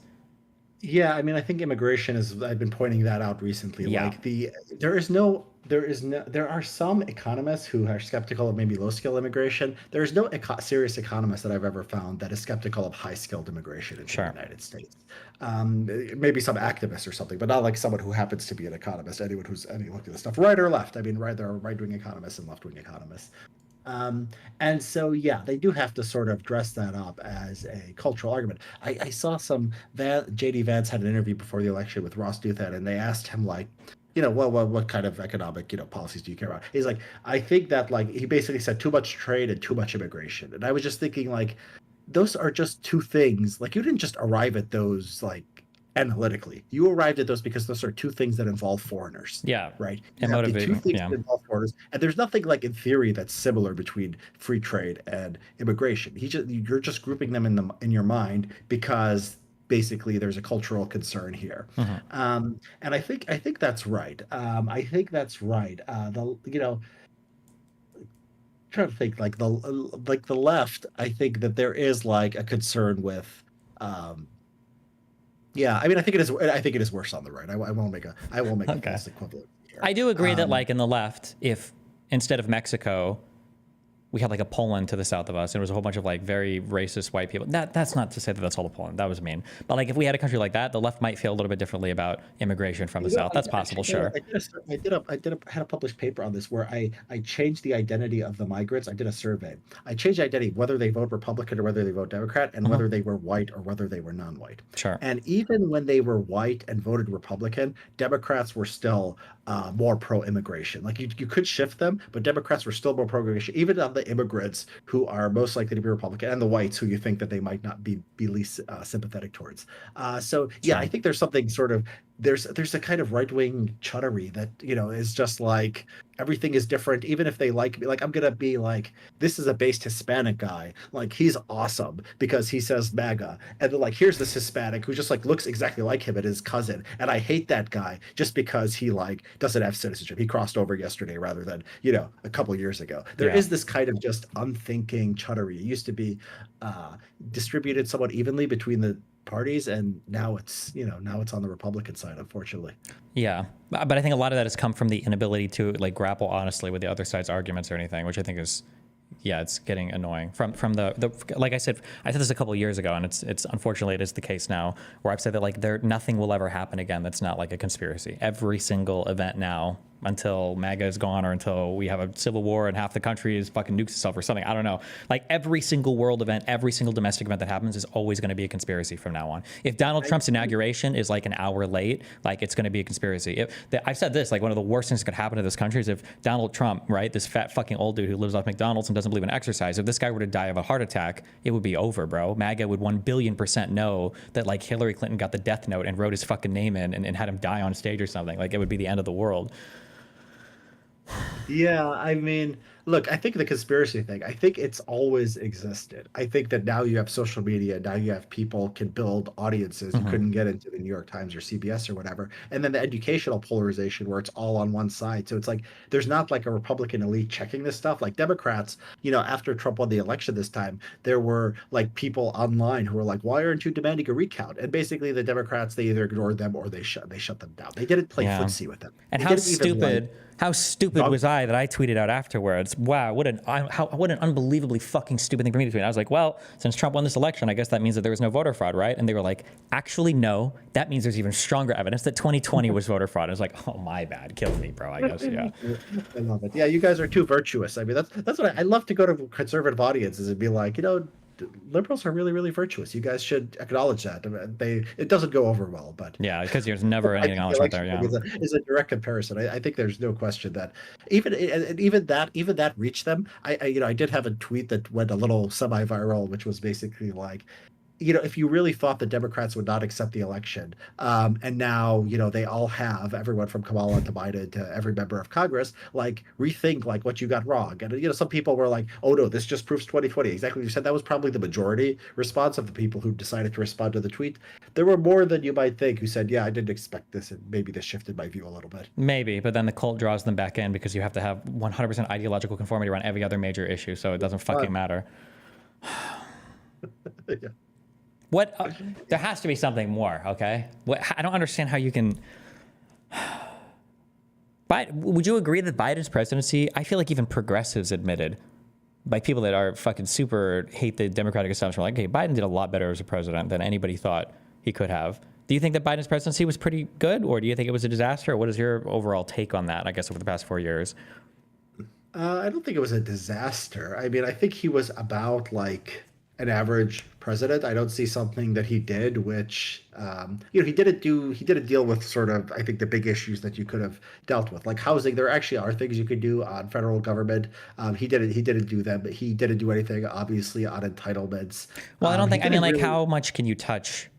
Like what? Like how? I don't. I feel like the federal government can't make a meaningful contribution. Or when you say housing, I guess. I'm sorry. Let's back up. What do you mean by Well, that? there I'm was not gonna. actually a good Iglesias article on this. Basically, the federal government, the way it works is that if they consider something serious enough, like broadband expansion, is the example he used, they will make it an issue. They will prioritize it by tying it to funding. So there's all these kinds of things that are not federal issues until the government decides this is important enough. And I think housing clearly falls into that category. I can And like so, I can so this stuff. half I can half buy that. The only issue with housing though is that like extremely limited supply of land that like super fucks your ability to like for broadband you're moving it all There's no together. shortage. There's no shortage. There's no shortage of land. You could build up. Like the problem is you can't build up. And by the way, between San Francisco and Los Angeles, there should be it's empty land. You could drive that route. That San Francisco should be a mega city, the size of Tokyo. I mean, it has like all the largest companies in the world. They're all concentrated there. Yeah, These yeah. should be economic I engines. agree with These should you, but this goes to what I was saying. That's why I was saying earlier: pair the nukes with the suburbs. Okay, it's insane how. So,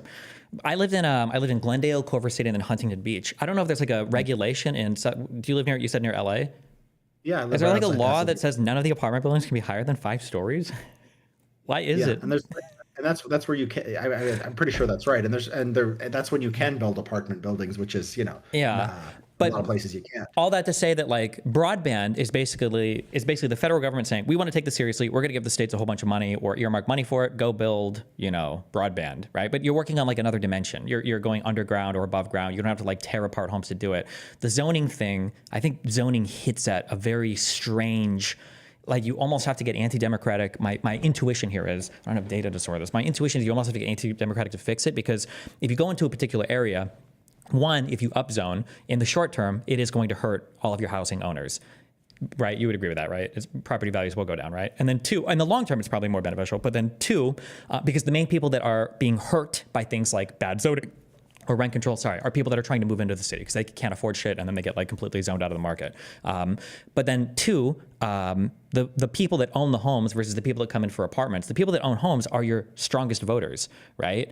Like not to knock anything, even for Miami that I live now or LA, I never felt tied to that city. I have an apartment, I move, I don't give a fuck or whatever. But if you like own a house there, well, I'm going to every fucking city council meeting, or I'm going to fucking vote. Like, I feel a lot more strongly about the zoning stuff here. So I feel like you run into this paradoxical issue that democracy can't solve for. And I don't know where the federal government can step in and be like, actually, we are going to bulldoze your suburb. Get fucked because the federal government said so. I feel like these are always going to be dealt with at like the municipal or city level or whatever. It's more the stick than the carrot. What they do is I mean, they would go to war for uh Obama's second administration and Biden, I mean, over like trans issues. Like they would basically the underlying threat of all this is that you don't get the federal funding for your schools, right? So that's what you do. It's the funding. It's the funding with conditions. And so the federal government is always sort of shoveling money at localities, and they do stuff like say, okay, make sure you don't have like, we're going to investigate you for civil rights. That's the basis of saying like, oh, you stopped too many black people. Mm-hmm. We're investigating. The only reason the federal government has a right to do that is because it's tied to the Civil Rights Act, which is tied to federal funding. If a police force or like a city didn't want to take money, they wouldn't have to put up with a lot of this stuff that comes from Washington. So a lot of the Yeah. stuff from Washington is like that. And so like it just requires some kind of thinking about where sort of the levers are, what kind of leverage you have. And the Mm-hmm. federal government has a lot of leverage. That's how it's been able to put its claws into basically everything. Yeah, so I agree with you on that. However, I would argue there's a whole other, can of worms. You want to talk about Biden's presidency? I think the invasion of Ukraine. I think Oh, wait, that real quick they before I go to should. that. Wait, just real quick on the federal government thing. The issue that I have with the stick thing there is that like I feel like the other stuff. I feel like a lot of issues we're made to care about these a lot. We're made to feel like these are really big deals, but they're really not. So they don't hit that hard. Like I don't think illegal immigration is anywhere near as big an issue as people say it is. We only care about it because they say it on the news. I think if I would tell you yesterday that 100 million people illegally immigrated versus 1 million, you have no idea. Most people, a person in Pennsylvania whose main issue is illegal immigration, is not voting on that issue because he genuinely cares about it. It's because he's heard about it on the news. I feel like when it comes to like trans integration or black people go to school, like Title IX stuff or whatever, like for sports or whatever, I feel like these are not real issues as much. So the federal government has more room to bully there. But if it came that like signs are going up saying we're demolishing this neighborhood or you guys have to move because of federal government stuff, I think that people would become a lot more aware of that because that is a very real issue. And I think people will care a lot more. And I don't know if the federal government could bully people as much. I would agree that if they could, where they could, I think they should do that. I think it'd be great. But I think another issue you run into there is that like Biden was coming in off of COVID. And I don't know if redoing America's housing sector was like, if that was the time to do it. Maybe under Trump's admin, it would have been good the first time because nothing else was going on. But yeah, but okay, that was on that. Yeah. Yeah, I don't know. Maybe sometimes it's this idea that you take power out of the hands of the localities. That's what they do at the state level because that's what they've been trying to do in California. The legislature has actually been more pro YIMBY, and the localities have been fighting. In Colorado, Governor Jared Polis has done some good things at the state level. So often you have to go to a higher level. So it's like the state is going to be more YIMBY than the localities and the federal government Sure. too. So yeah, I mean it's whatever. It's something he didn't do. I think it's one of the major issues that he could have done. I agree with you. The illegal immigration. I don't say the border is out of control or anything like that. It's not something that I think is particularly a big deal. The Ukraine thing, I think on the foreign policy stuff, actually, I'm a fan. Maybe we could debate this. I'm a fan of Trump's foreign policy no. approach. Okay. All else, in the aggregate. So the Ukraine thing. There was an interview I heard a while back on the War of the Rocks podcast with one of the top officials of the Biden administration. I don't remember who, but this is consistent with all the news reporting. That basically they never tried to make it off. Like I agree Putin sucks and I agree it's bad to like be into like this idea that he's like justified or anything like that. But they never tried to just say, look, NATO off the table. Okay, NATO off. They could have just taken NATO off the table, and maybe Putin invades anyway. In which case, he's just a prick, and there's no appeasing. And then you go and you could support Ukraine 100%. But they never even like discussed it. They never even considered it. And Why? think I this mean, was like, why would you? well, because you don't want him to invade Ukraine. It's appeasement. It's appeasement. But like, But didn't we try Ukraine's not to not do like the exactly- everything is like Hitler in World War II? But like, isn't this not the way to go when dealing with people like this? I mean, Ukraine is not joining NATO right now. Right now, here we are, 2 years later, 3 years later now, and Ukraine is destroyed, and it's not joining NATO.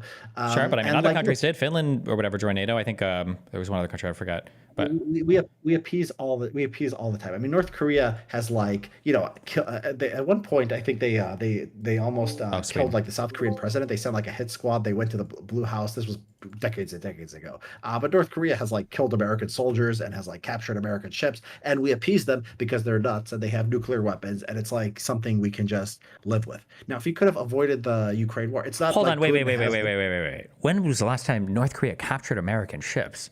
a long time ago. I'm talking a decade. It was decades ago. There's a it was a.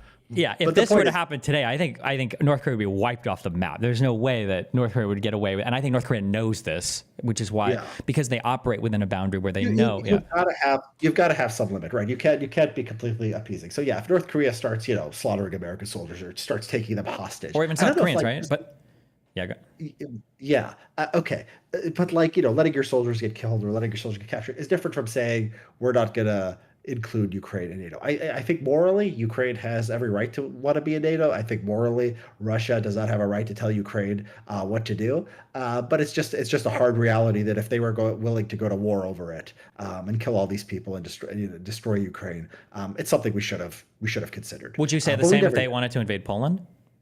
No, because then at that point we have the NATO guarantee. We make the guarantee. Wait, but what changes Um, there? because we have the guarantee. They're in NATO already, right? You can't just.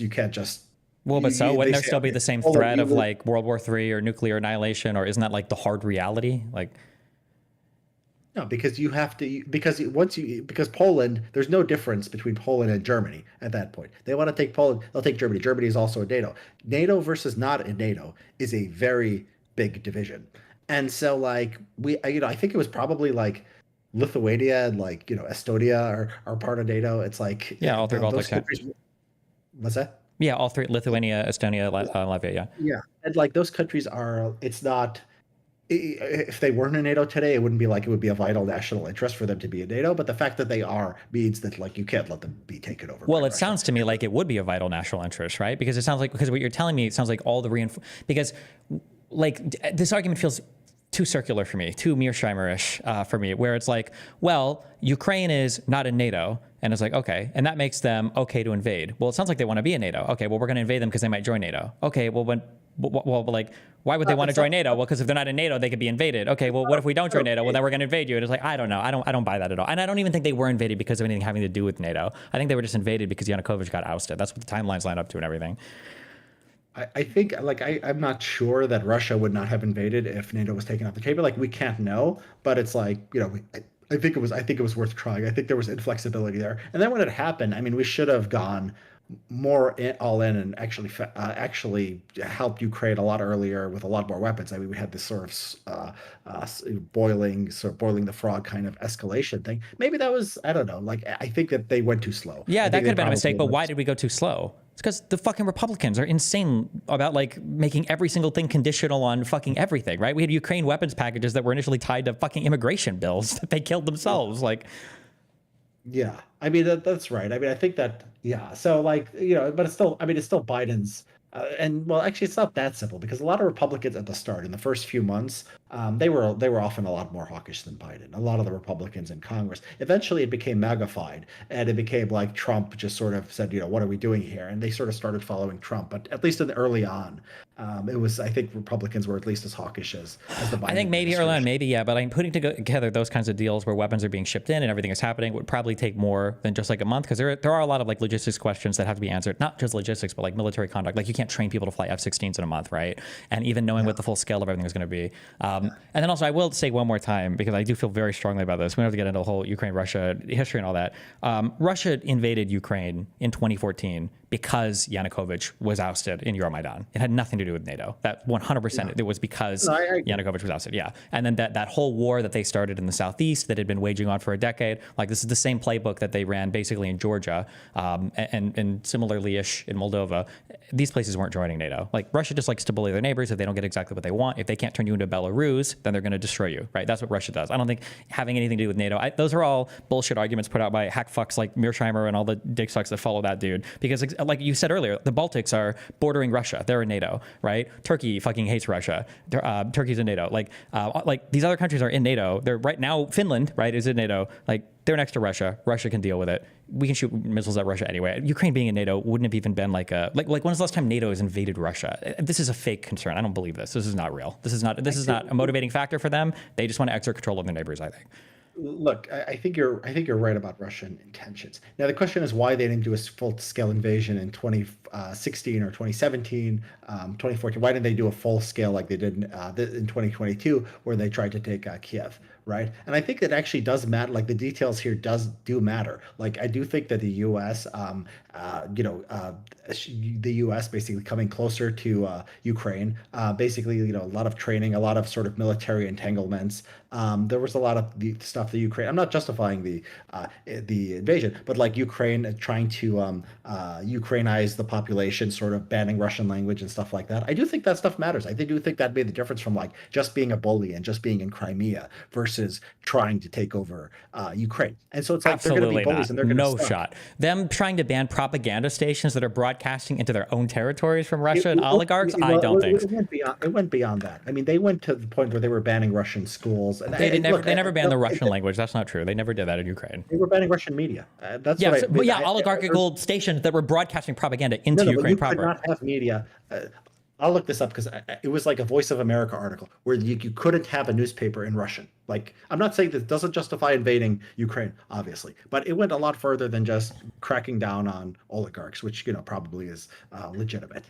Sure. Um, Yeah. Even but if I were to say maybe they did overstep, maybe a little bit. You're no. I mean, like you literally have a country next to you who's threatening oblivion on you, right? Who is escalating war? Because the whole war in the Donbass escalated from 2017 onwards. Russia became more and more active there. I'm trying to remember when that airliner was shot down. Over you. the Malaysian one, Yeah. yeah, that was like 2015, I think. Maybe. Yeah. But yeah, like I mean, Russia just wants to bully. There's regardless of any. Russia wants to bully, but like there is like more than that. There is like a question of like why it happened then and like what we could have possibly done to avoid it. Like maybe I don't know, like maybe we should have gone. I mean, you will. I mean, Trump did start by giving Ukraine lethal aid. Like, do we give Trump credit for the for sort of escalating the support for Ukraine? No. Because he was doing it at the very same time that he was trying to dig up dirt on his political rivals. I don't. It's hard to give him any credit for his relationship with Ukraine there. Because I don't Well, know. I mean, you know, no, man, you're never happy. I You just mean, he was get impeached over credit. it. Come on, those phone calls were great. That 47-minute phone call between Giuliani and Zelensky's aide, if anything No, ever I know, existed I know. like the, I'm sorry, Yeah, yeah. I know. No, I think It was Trump was the first guy who sold a whole bunch of weapons to Ukraine. I think it's good. I mean, I guess I would give him credit for that. I don't know if this was like a strategic. I think Israel. I think on Israel too on the Middle East. I mean, I think the Abraham Accords. I have an article on the Abraham Accords. They were. I mean, like people didn't think that this was something that was realistic. They basically you could almost get a deal with Saudi. You can get a deal with UAE and Morocco and what was the other one? Bahrain. Yeah, this was impressive. I mean, the Saudi countries and Israel were united against Iran. Biden comes in, and you know, there's a little bit of daylight, and you know, it sort of all falls apart. Whether I do think, I mean, people sometimes say, oh, you know, October 7th would have happened either way. I'm not sure because I think the entire Hamas strategy was caring about human rights and sort of getting hiding behind civilians and basically relying on public opinion in the West, primarily America. And that's just not a realistic strategy with Trump in office versus Biden. So So yeah, I I can't think prove this, but I do think it made October 7th more likely. if you have any writers or foreign policy experts, okay, that don't want to fight with me on this, okay, I will fight to the death on this. The Abraham Accords were not impressive. In my view, the Abraham Accords were a concession made to Israel. I think Netanyahu had basically all but announced that he was going to annex further parts outside of Jerusalem and Area C. I think it was Bahrain, I think, was the country that initially, I don't remember why it was them, like had huge issues with this. And then there was some back and forth fighting over it. And then basically Kushner saw an opportunity to come in here where people were fighting. It's like, okay, hold on. How about instead of Netanyahu, how about instead of you annexing like all these parts of Area C, what if we can like have more formalized peace, right? People, because we're Americans, like all the brown people are fighting, all the Jewish people and everybody in the Middle East is fighting. That's not really true. Israel has been like pretty stable in terms of enjoying stability in the Middle East. I would argue for probably the last like 30-ish years. They're not getting invaded. They don't see like all of their partners as wanting to fucking destroy them, right? Basically, they have Iran and Iranian proxies. So Hezbollah and Hamas. So the idea that like Saudi Arabia, Bahrain are like saying like, okay, Israel, let's formally have like a, you know, like a peaceful arrangement is not that great when that was basically done to kick the can down the road on the Palestinian issues, which is what kind of led to things like October 7th, because Palestinians will continue to engage in terrorism if they feel like they're being ignored. And I mean, that's completely what happened. There was nothing in the Abraham Accords that was, penning in the Palestinians into any of this. They were, again, the can was kicked down the road. And it's not surprising that more terrorist attacks are going to happen. Like the whole border riots and everything were happening. The Great March of Return was all happening in 2019, I think. So no, I don't think that was, and I mean, like Iran attacked Saudi Arabia in that time period. Like there was still stuff going on in Syria and Turkey. We had the whole thing with the abandoning the Kurdish allies there. We were still losing people in Afghanistan. Trump surrendered to the Taliban and kicked the can down the road for that into the Biden administration. Like, yeah.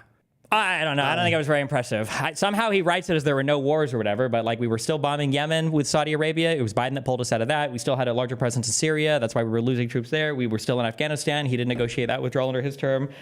Yeah. I don't know, man. I'd love to continue the Israel debate. Actually, I've already got a hard stop. I got to go pick up my son. Oh shit! Yeah, you're good. Okay. Robot. Yeah. If you ever want to chop on, also you can also or hop on. You can also just message me, and I'm always here to fight and everything. So I do appreciate the conversation, though. Thank you very much. Yep. Enjoyed it. Yeah. Have a good one. Peace out. Later.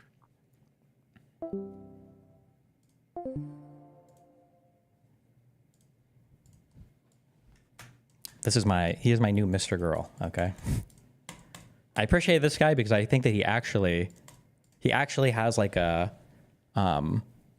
has his own brain, which I just appreciate. That is the thing that I appreciate more than anything in the entire world, because he's not like a guy who's like, oh, I'm a centrist and I fight with both sides. He fights a lot with conservatives on Twitter, and I appreciate that. But he's conservative as well, and I appreciate that. I feel like the media that he consumes is just a lot different. Yeah, Jesus. Let me grab a Red Bull, 1 sec.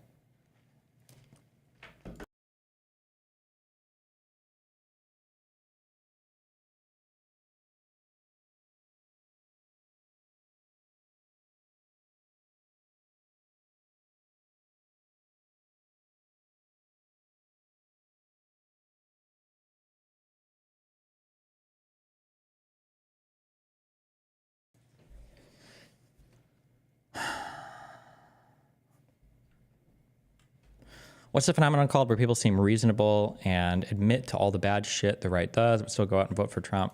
I mean, I think he's probably heard a lot of bad stuff about the left, and maybe, I feel like for somebody like him, I feel like he's the best example of like, he's in a certain media environment. So like when I'm saying these things, it's hard because you guys listen to me all day. So you've heard the things that I say, and then you hear it over and over again. But what I just said there about the Abraham Accords, I don't think were that impressive. That's probably legitimately the first time he's ever heard that in his entire life, and then have somebody actually back that argument up. And when you've consumed countless media things talking about, like, what does Ben Shapiro say? Peace in the Middle East, peace in the Middle East. They all say that. Trump said that over and over again, peace in the Middle East. And then I say it, okay, well, who the fuck is this guy? Okay, like, that's cool that he has an opinion here, and maybe he's even backing up with a couple of facts or whatever, but like, he's a random streamer guy. Like, I've read this like 50 million times that this is peace in the Middle East. Like, why would I? So there's probably like that on like every single topic. So, but.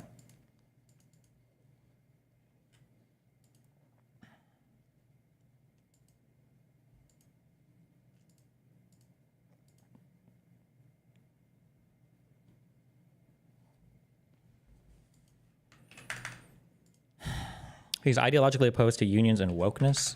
I mean, like, being opposed ideologically to unions is weird. I would have to see what he says on that. But also, I mean, ideologically opposed to wokeness. It depends on how you define wokeness. I mean, like, I'm opposed to wokeness, but I'm also kind of woke. It just depends on what you talk about when you say that, I guess. But, okay.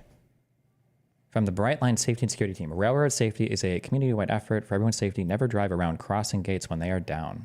Have you looked into the bird flu stuff? Alex Jones is promoting the idea that Biden is trying to make a COVID lockdown 2.0 to ruin Trump's term. That's great, and it won't happen, and no one will talk about it ever again.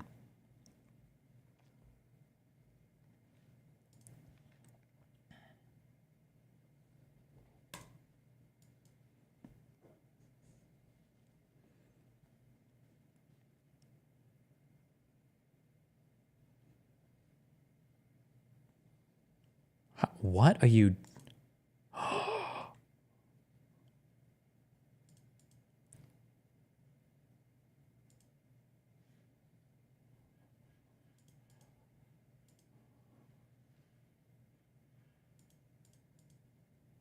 Okay, like I maybe I could almost buy it if, like, maybe there literally was an emergency and they have to get somewhere. Although I don't know if I see the lights on.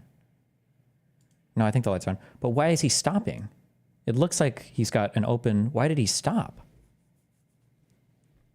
The bright line has a literal body count. It's insane. This is Tampa. Also, is he driving... Did he drive around this or did he drive through this? There was another train going the other direction as well. The train was on fire. That's why they stopped there. They minority reported the fire.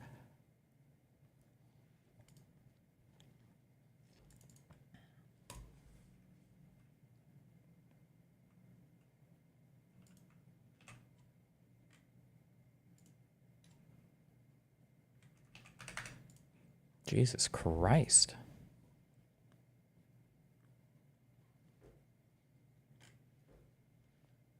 Never mind, this is Delray Beach. What is this video player? What is this symbol? What is this?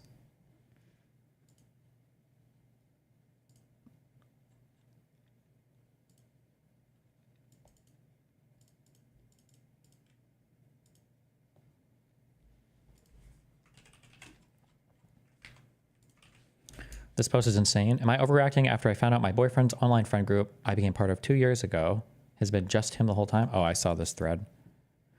Oh, hold on. We got one. Am I going to be able to make it through all these posts today? Let's see. Oh my God. Hold on. I got one.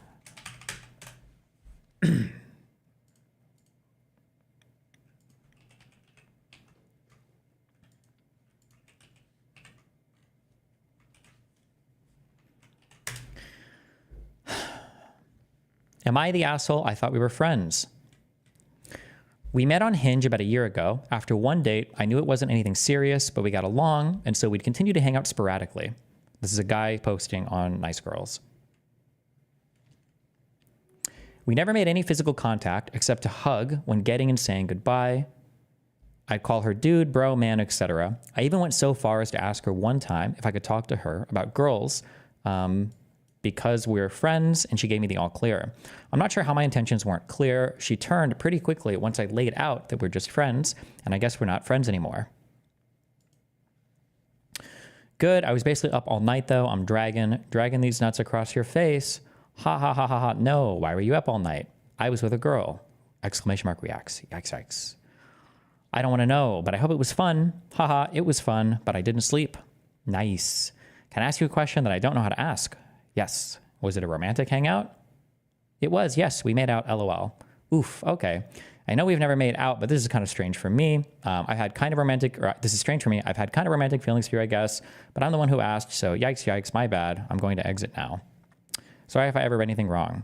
Oh, fuck, oh no, I'm sorry, blank. I'm so sorry. I do care about you. I always thought we were just friends. It's okay. Well, it's kind of rude of me. I'm sorry for bringing it up. It's fine. I should have just read the situation better. I'm sorry. No need to apologize. I wouldn't have invited you to my sister's wedding if I had known the feeling wasn't mutual. I guess I should have brought it up beforehand, but that's on me. Have a wonderful day. Is there something about me that makes me better just as a friend? This is the next day or the next, whatever. Like, what quality about me is just a friend material? Like, what is it? There's not something about you that makes you just a friend. I just thought we were friends. I enjoy your company. I think you're really funny. So I want to spend time with you, but we've never had anything beyond that. You've never once said anything beyond being my friend. You introduced me to everyone in blank as your friend. You made me a friendship bracelet. I asked you if I could talk to you about girls because I see you as a close friend, and you told me to go ahead. Quote, I could even give you pointers, end quote. I believe you said, like, that's how friends talk, right? I mean, we met on a dating app, so I kind of always thought there was some sort of underlying attraction between each other and that maybe we were just too pussy to do anything about it. But like I said, it's on me for not clarifying. What was I supposed to introduce you as? This is blank. I've secretly thought about making a move on him every time we've hung out, but I'm too afraid. It's a relationship not built on friendship. I don't treat my friends the way I've treated you, but again, that's on me and a decision I made. And yes, I did say that and kind of hurt me when I did because I thought you kind of liked me at least a little bit. And I didn't know what to say because then that makes me the weird girl who has a crush on her friend. I don't think be your friend and have you talk to me about other girls I don't think being your friend, okay, I don't think being your friend and having you talk to me about other girls, and I frankly would be jealous for you to be in a relationship, so I'm going to cut this off right here so that you can go on and do you. And I'm sorry that I did not clarify this earlier. Quote, thought we were too pussy to do anything about it, end quote. Now that I say it out loud, I get that you were never into me and I'm actually something. And this is a one-sided thing I made in my mind, and I'm sorry. I didn't think, and I do totally get that it's something I made up in my head. Good night. I'm really gonna miss you a lot. Blank. Good luck. You aren't the first friend I've made on Hinge. Yes, it's a dating app, but you're not limited to dating someone or never speaking to them ever again. I don't treat you any different than I do blank. I treat you like my friend. If you didn't want me to talk to you about girls, why didn't you say something? I was literally asking if that was over the line. It was apparently, but you told me it wasn't. I have to go off what I'm presented. You're not somebody, I should have clarified my intentions a long time ago. I'm to blame too.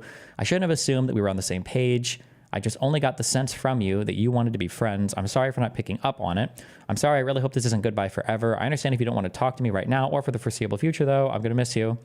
I treat you completely differently than I do my friends. I literally was like, oh, maybe we will finally kiss on the Ferris wheel on Friday. I don't hang out with my friends every weekend or share a bottle of wine with them or cook meals for them. Never in my life made a friend off a dating app. I didn't say anything about it because I like you blank. It's not only that I don't want to hear about girls from you. I literally am and will be jealous of whoever it is. It's more than a friend to you. What did you want me to say? You want to hear about... what did you want me to say? You literally said in your message to me something along the lines of, I'm not asking you because I'm trying to see if you like me or whatever, but like I do. It is goodbye forever because I do not want to be just friends with you. I'm still so upset. I know you couldn't give a shit, but I hate feeling this way. December 21st. Exactly. Thumbs up. And then on Sunday, absolutely nothing. Thank you for making it that much easier for me to block your number. Quote, I really hope this isn't goodbye forever. End quote. Oh, she's crashing out. No, you don't. You were fucking glad when I started tripping, I'm sure. And I've probably had the best week ever, not having to deal with my dumbass bullshit. I know I'm a burden to have around, but goddamn. I'm sorry. I'm not sure what I should say. You're not a burden. You don't have dumbass bullshit. Can I call you later today? I don't know. Merry Christmas. Whoops. Spelled fuck you wrong. Merry Christmas. Sorry for being a huge piece of shit. Apology not accepted.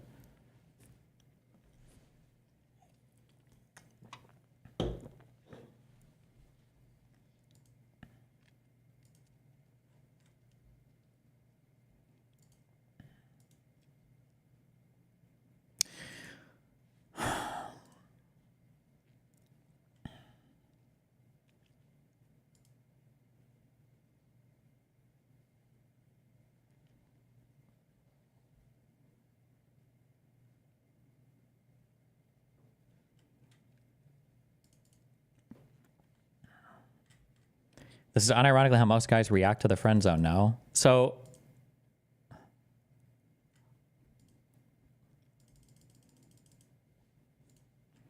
all the thread, I mean, it's a nice girl subreddit. So when this message thing popped up and I started reading through the messages, I was waiting for him to mention that, like, well, I tried to make a move or I asked you out or I tried to kiss you when you said no or something, but I noticed I didn't see any of that. It feels like the guy is mega autistic, or he's a bit of a fuckboy and he's playing her. I feel like I get those vibes very strongly. I don't know. It's like one or the other, because mainly, even just on this first page of messages, like, the two yikes faces when he says he was with a girl and she's like, I don't want to know, but I hope it was fun. Haha, it was fun, but I didn't sleep. Like, okay, see, maybe this is just how they talk and they're like, oh, I don't want to hear about sex things. That's gross or whatever. But when she's like, can I ask you a question that I don't know how to ask? Like, I think at this point, it's pretty obvious that something is, oh shit, this girl like super likes me or whatever. Just from like this first page of texts. However,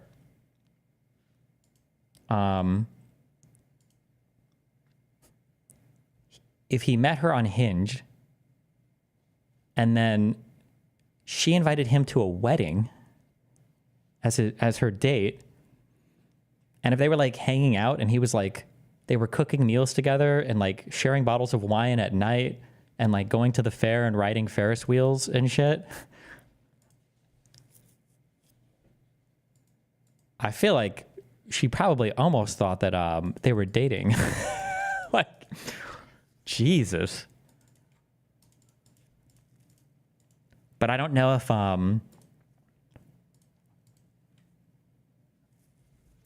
this is even just reading it from like his perspective. It feels like he fucked over. So I don't even know from her perspective what it would look like. But I think it's like really weird here too, where he's like, after one date, I knew it wasn't anything serious, but we got along, and so we'd continue to hang out sporadically. What does that mean? What does he mean he knew it wasn't anything serious?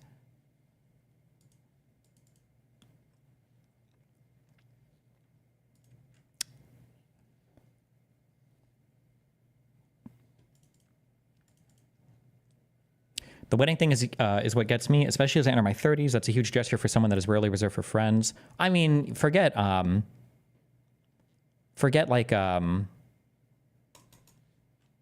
30s. Like at any point in life, inviting somebody to a wedding, I feel like that date is it's generally like a pretty big deal for somebody that you met off of Hinge.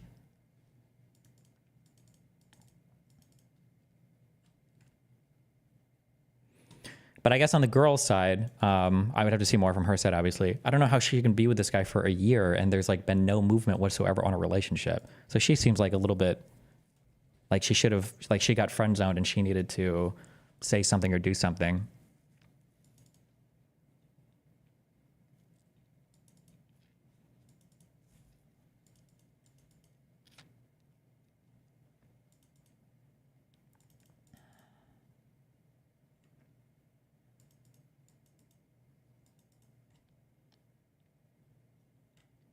I don't know, Destiny. I've seen Hinge profiles that say just looking for a date to a wedding next weekend.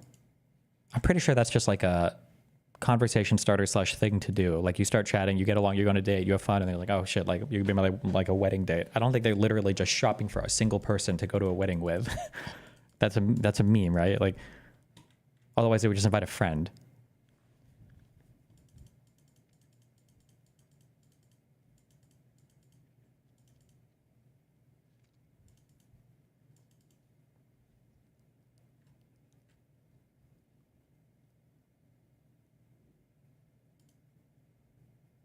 Does he ever tell her that he doesn't see it as anything serious? It doesn't sound like it until here, but...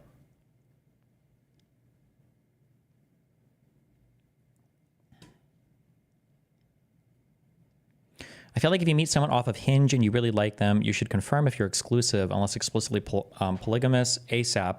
Girls I've met off Hinge do this too. It seems like she's kind of on the spectrum. Yeah, maybe she was getting strung along, or she was a friend zone, or she was kind of like dumb. Maybe, yeah. I think she obviously fucked up too, but I think the guy is like mega autistic. But all of the comments on the thread were super siding with the guy. When I checked it, I just thought it was funny. Yeah, I don't know. Rip. She was stringing him along and he moved on, but was bitter, so he let her know he's seeing other people. I don't see any evidence that she was stringing him along anywhere, because it doesn't sound like he tried to make a move and she rejected him ever.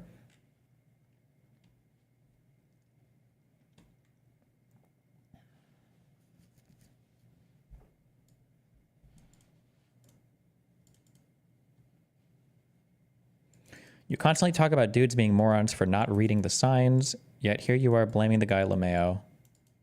I don't even know how those two statements are connected, but okay.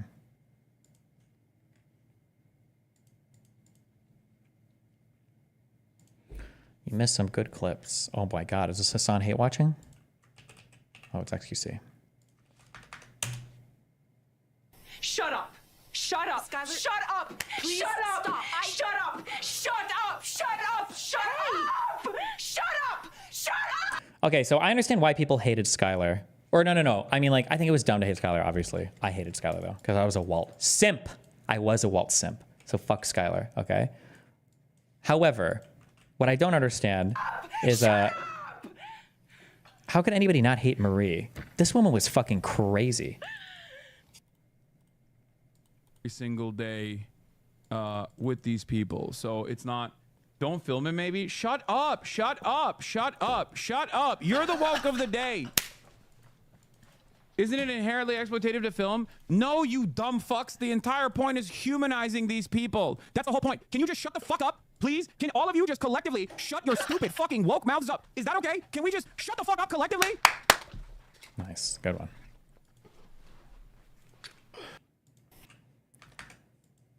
Marie was she was a kleptomaniac, right? I feel like the funniest the most bizarro thing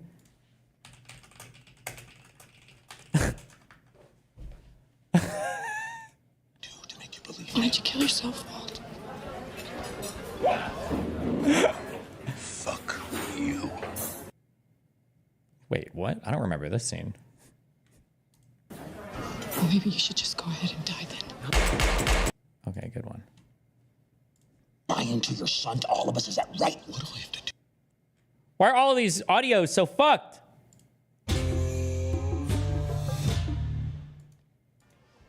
How can you sit there and listen to this? All we want is for those kids to...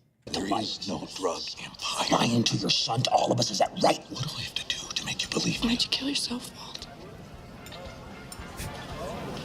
What? Just kill yourself. This whole thing dies with you, right? That's what you're saying here? Is that Hank should just let it go and wait for you to die? Well, maybe you should just go ahead and die then. That is not a solution. No, it's not a solution. He's not getting off that easy. Jesus, Hank. And the same goes for you if you stick with him. Ooh. Both of you think you're just gonna walk away from this thing? Never gonna happen. That is not what we're saying. Enough with Ooh, he doesn't walk away from shit. I ain't putting you on the spot, bro. Wait, does all of the audio coming from this computer sound hollow? Am I having a fucking stroke right now? Oh, okay, never mind. Everything is weird right now. Okay. Just listen to weird clips. Okay. Bro.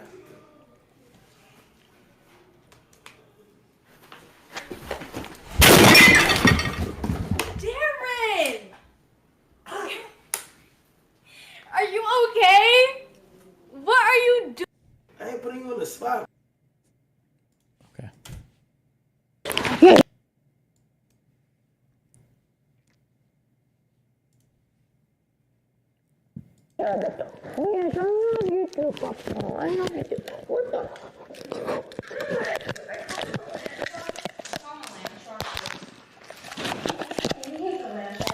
Oh no, did he take her microphone?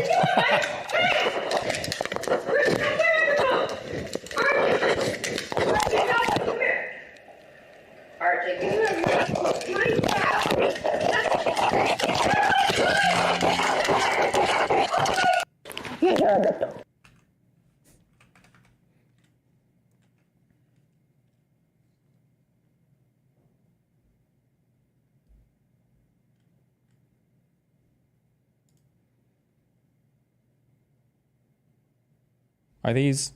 What is this?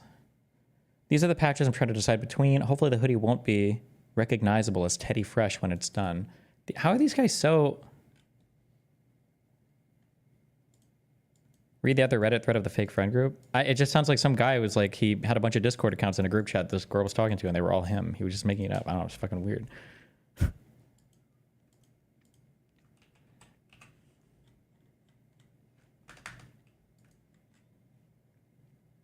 I need a tutorial on this. I want to remove the patches.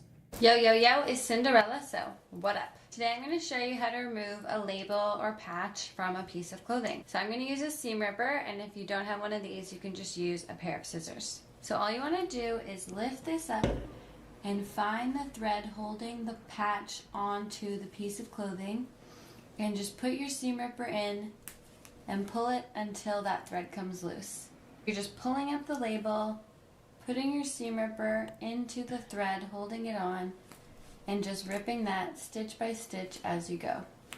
And it looks like this label was covering up some... Will you shut up? Shut the hell up. Shut up. Shut up. Shut up. Shut up. Shut up. Shut up. Shut up. Shut up. Shut up. Shut up. Come on. Oh, fuck me, dude. Oh, no. What is this website? Or this YouTube channel?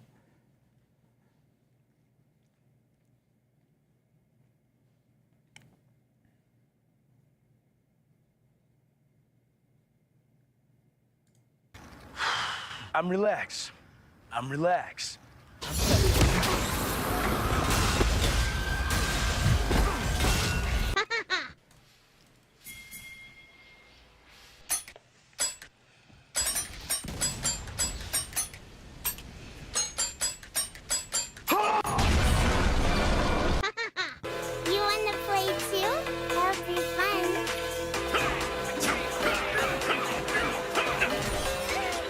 Hey, never pick a fight you can't win. I don't even get that one. Okay. Oh my god. Pinkman. These are well done. Me, no. You clearly don't know who you're talking to, so let me clue you Drama in. with the set name being a I am pedo. not Okay. in danger, Skylar. I am the danger. It's too risky. Okay? I mean, we're making money. Why can't you just be satisfied with the way it is? Come on! Jesus! Just grow some balls! Will you True. shut up? Shut the hell up. Shut up. Shut up.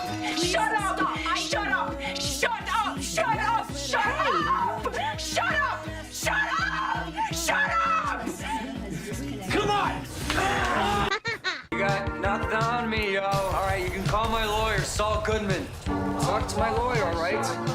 And you hear me? I got nothing to say. I told you, you can call my... I don't even know. Okay. This here? I won't do this to my worst enemy.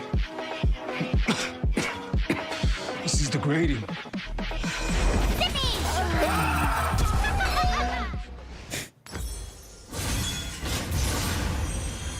Okay, sorry. Okay, anyway.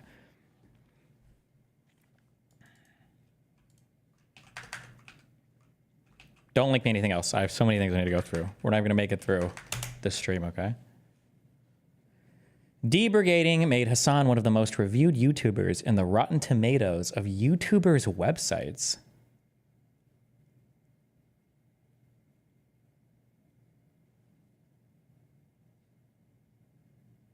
I don't even know. What is this website?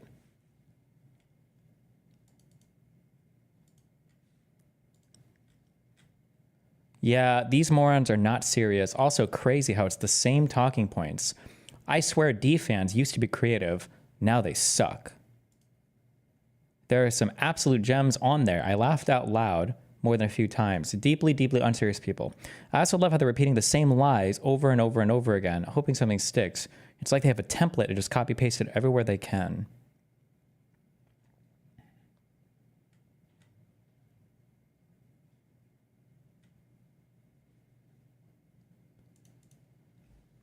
His fans counter-brigaded?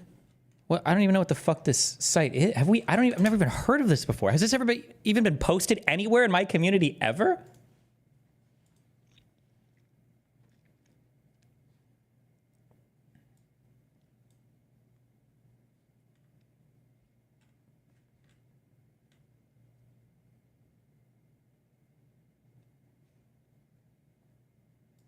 Rate him. Give him. How do I give him a 1 star? Rate and review. Terrible.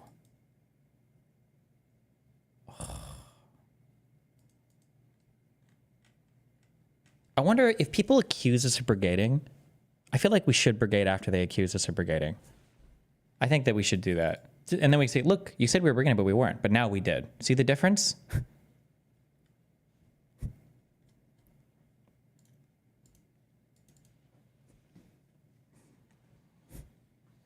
Cringe. Okay, we were finishing this. I have 50 million tabs open. Where do we start? It took me like 4 hours of fact checking just to go through this stupid shit from this fucking.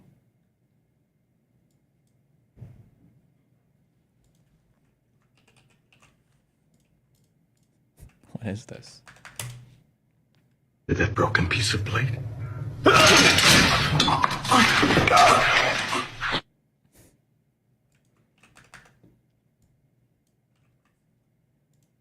Okay.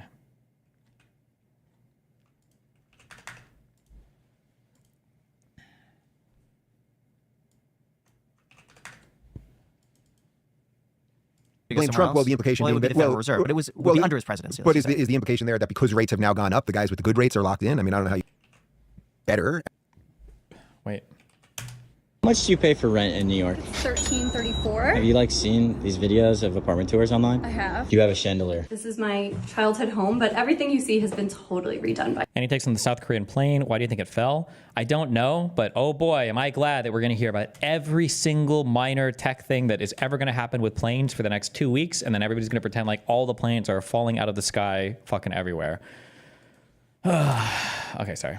How much do you pay for rent in New York? $13.34. Have you like seen these videos of apartment tours online? I have. Do you have a chandelier? This is my childhood home, but everything you see has been totally redone by me. This is bedroom number 1. Yo, where am I right now? This was my childhood bedroom. So this is chandelier number. Look at all these comfy fishes begging to be nuked. Wait, is comfy fish the new girl emote? Is that what comfy means? Okay. Email me if oh, you fucking retards that are posting in chat. Good luck. Message RTBA or somebody to get unbanned or sub for it. See ya. Number 2. Childhood home, but everything you see has been totally redone by me. This is bedroom number 1. Yo, where am I right now? This was my childhood bedroom. So this is chandelier number 2. Whoa, this door slides. It's stuck. This building is 1890, so everything is a little old and nothing works quite right. So this is the living room. Beatrice. Beatrice, what's up? Your boyfriend lives here. Most of the time, yes. Gotcha. So he comes to your place. Yeah, oh yeah. Okay.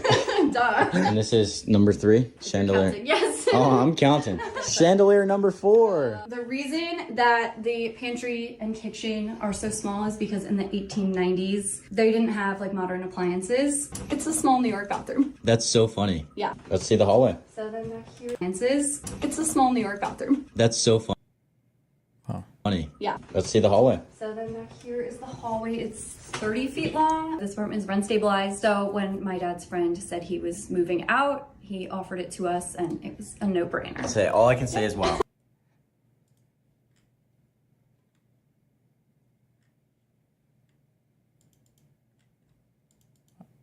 I wonder if damn.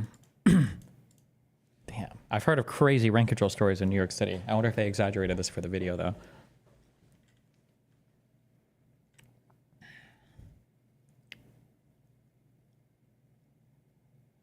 You can't transfer rent control, can you? Of course. Of course. Generally, I don't think so, but people will just sublet or sublease, which I think is technically a violation of your rent agreement, but people do it. Law firm partners get high in the offices. What? Isn't that against the rules?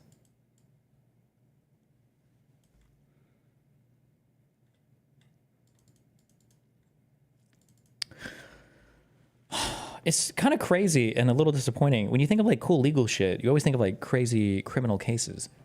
But like all the big money's in this like boring corporate world with like contracts and tort.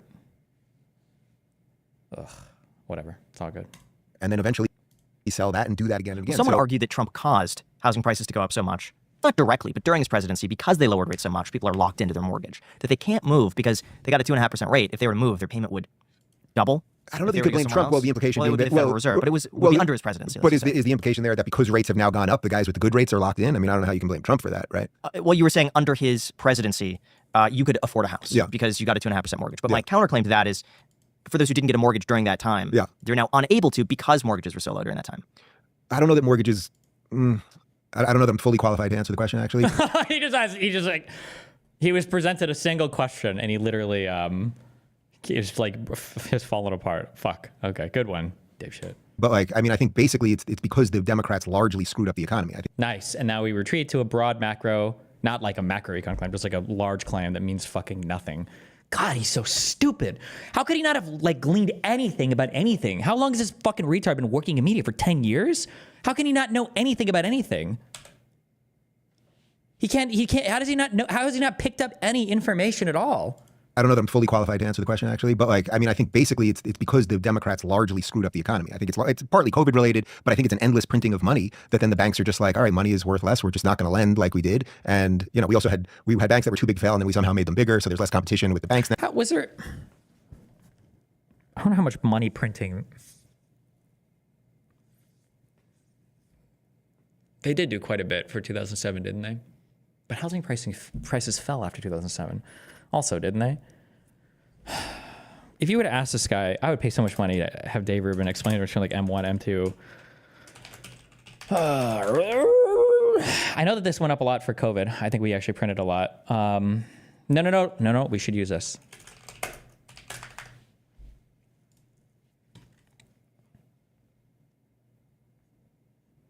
I don't even know if I fully know the difference between these also. M1 money supply is actual like dollars created and circulating in the economy, right? And then M2 and M3 have to do with like reserve lending and how much is like made available and all that bullshit, right? It's a different.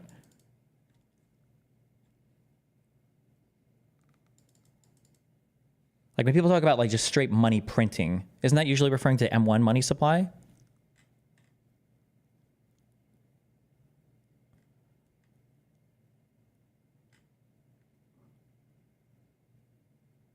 The velocity of M2 is the real chart to look at. I feel like I read this a long time ago. I feel like M2 and M3 get conflated a lot now. Like the people just like these things are like the very fuzzy.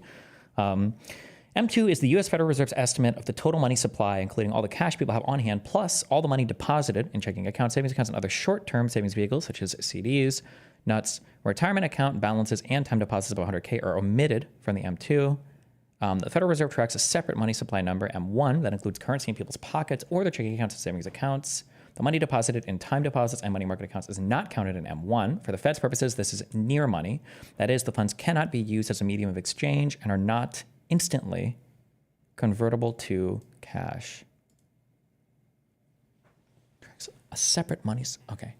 This currency in people's pockets or their checking accounts. The money deposited in time deposits and money market. For the Fed's purposes. Oh, they're saying that these are near money. Okay, because you can't liquidate these immediately. Okay. Fuck, dude. We need to. It's all right. After January 6th, 7th, we'll go back to our. We stopped on lecture 3 of our macroecon course. I bet they explain all of these things. Oh boy.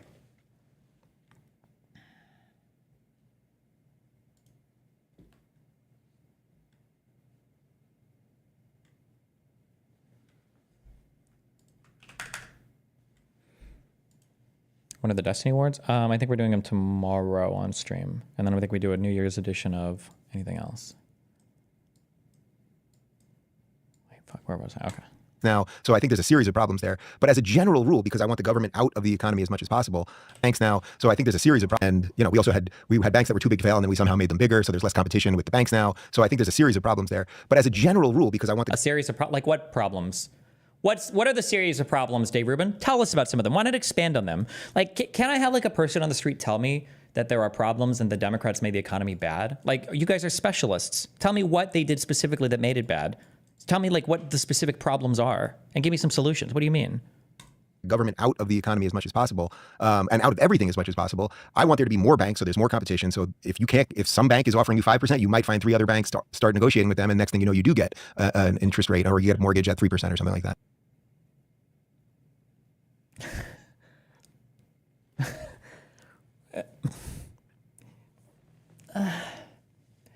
Hold on. I'm so sorry. Let me clarify, in case I don't know. Maybe I'm an idiot, okay?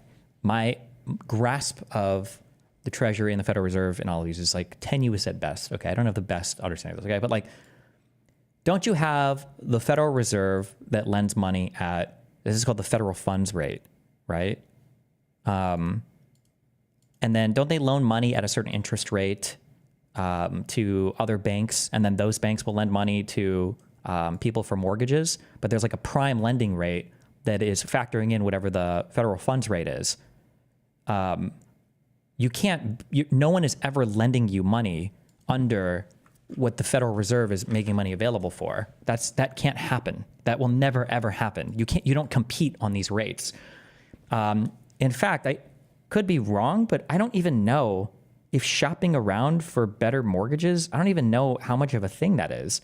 You might be able to get like slightly better terms maybe somewhere, but I feel like when it comes to like mortgage rates and like prime lending, it's like if you've got a good credit score, you're probably going to qualify for about the lowest rate, I think, about anywhere you go. Because it's all like, these are all like really competitive markets because it's you're kind of restricted on how low you can go because of whatever the availability of money is from the Federal Reserve in terms of like the interest rates that they're charging, or lending people, I guess, money for.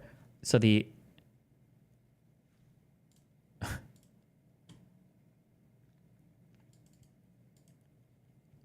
idea that like we can just have a bunch of banks competing with each other and then we can lend money, we can get a mortgage at 3% instead of 5%.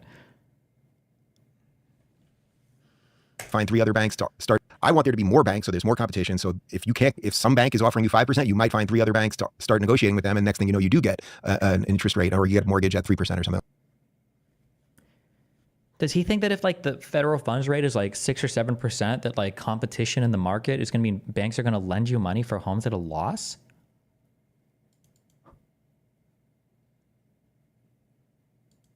Like that. So, some of this is like, okay, this president did this, this president did this. It all sort of ebbs and flows. What are some of the biggest issues that you believe are not discussed enough?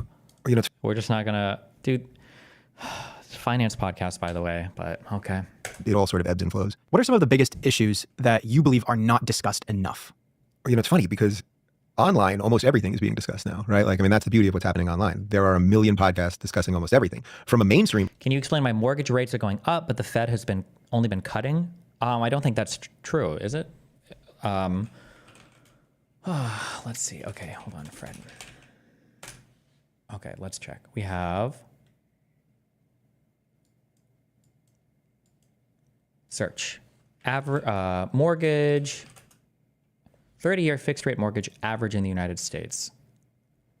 Are these currently existing mortgages, or are these mortgages that are being sold? I'm guessing these are mortgages being sold.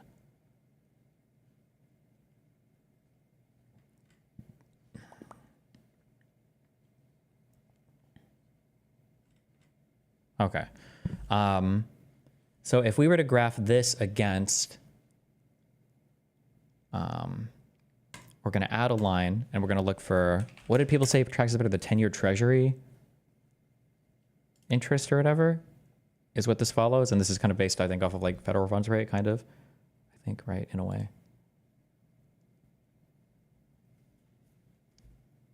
These should track like decently well. And it seems like they do. No? Let's fucking throw on the federal funds rate as well.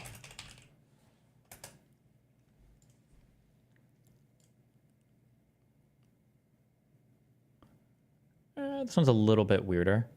I would have to understand the relationships better, but I think that the interest rates will lag a little bit behind whatever this, I think the target rate is from the Fed or whatever. But yeah, I feel like this all tracks decently well, right? Federal funds rate goes up. We see 10-year treasury rates here. We see mortgage rates. They kind of follow as the federal funds rate drops. Interest rates are like dropping on homes. Federal funds rate went up, and now it's going down a little bit, and then maybe it'll drop a little. But yeah, I think these track.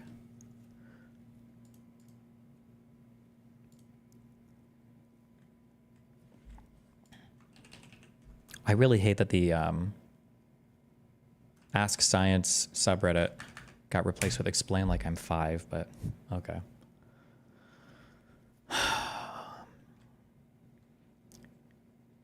Why can't banks charge a lower interest rate in anticipation of lowered rates to remain competitive?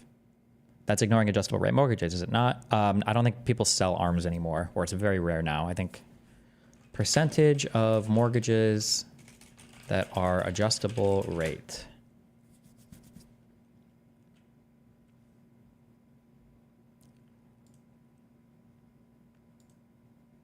This AI thing says 8% right now.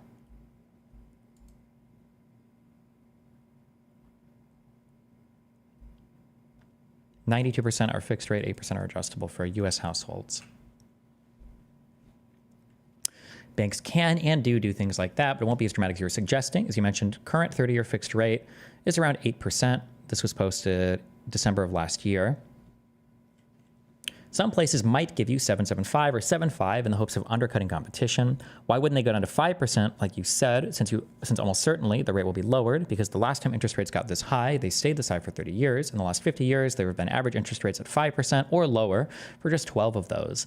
That just happens to be 2010 through 2022. So we're using recency bias to assume that that's what the rates should be. Banks won't. You don't become a bank that lasts by making wildly speculative bets like this. Besides the fact that they would be losing tons of money dropping interest rates that much, it also means those loans become unsellable.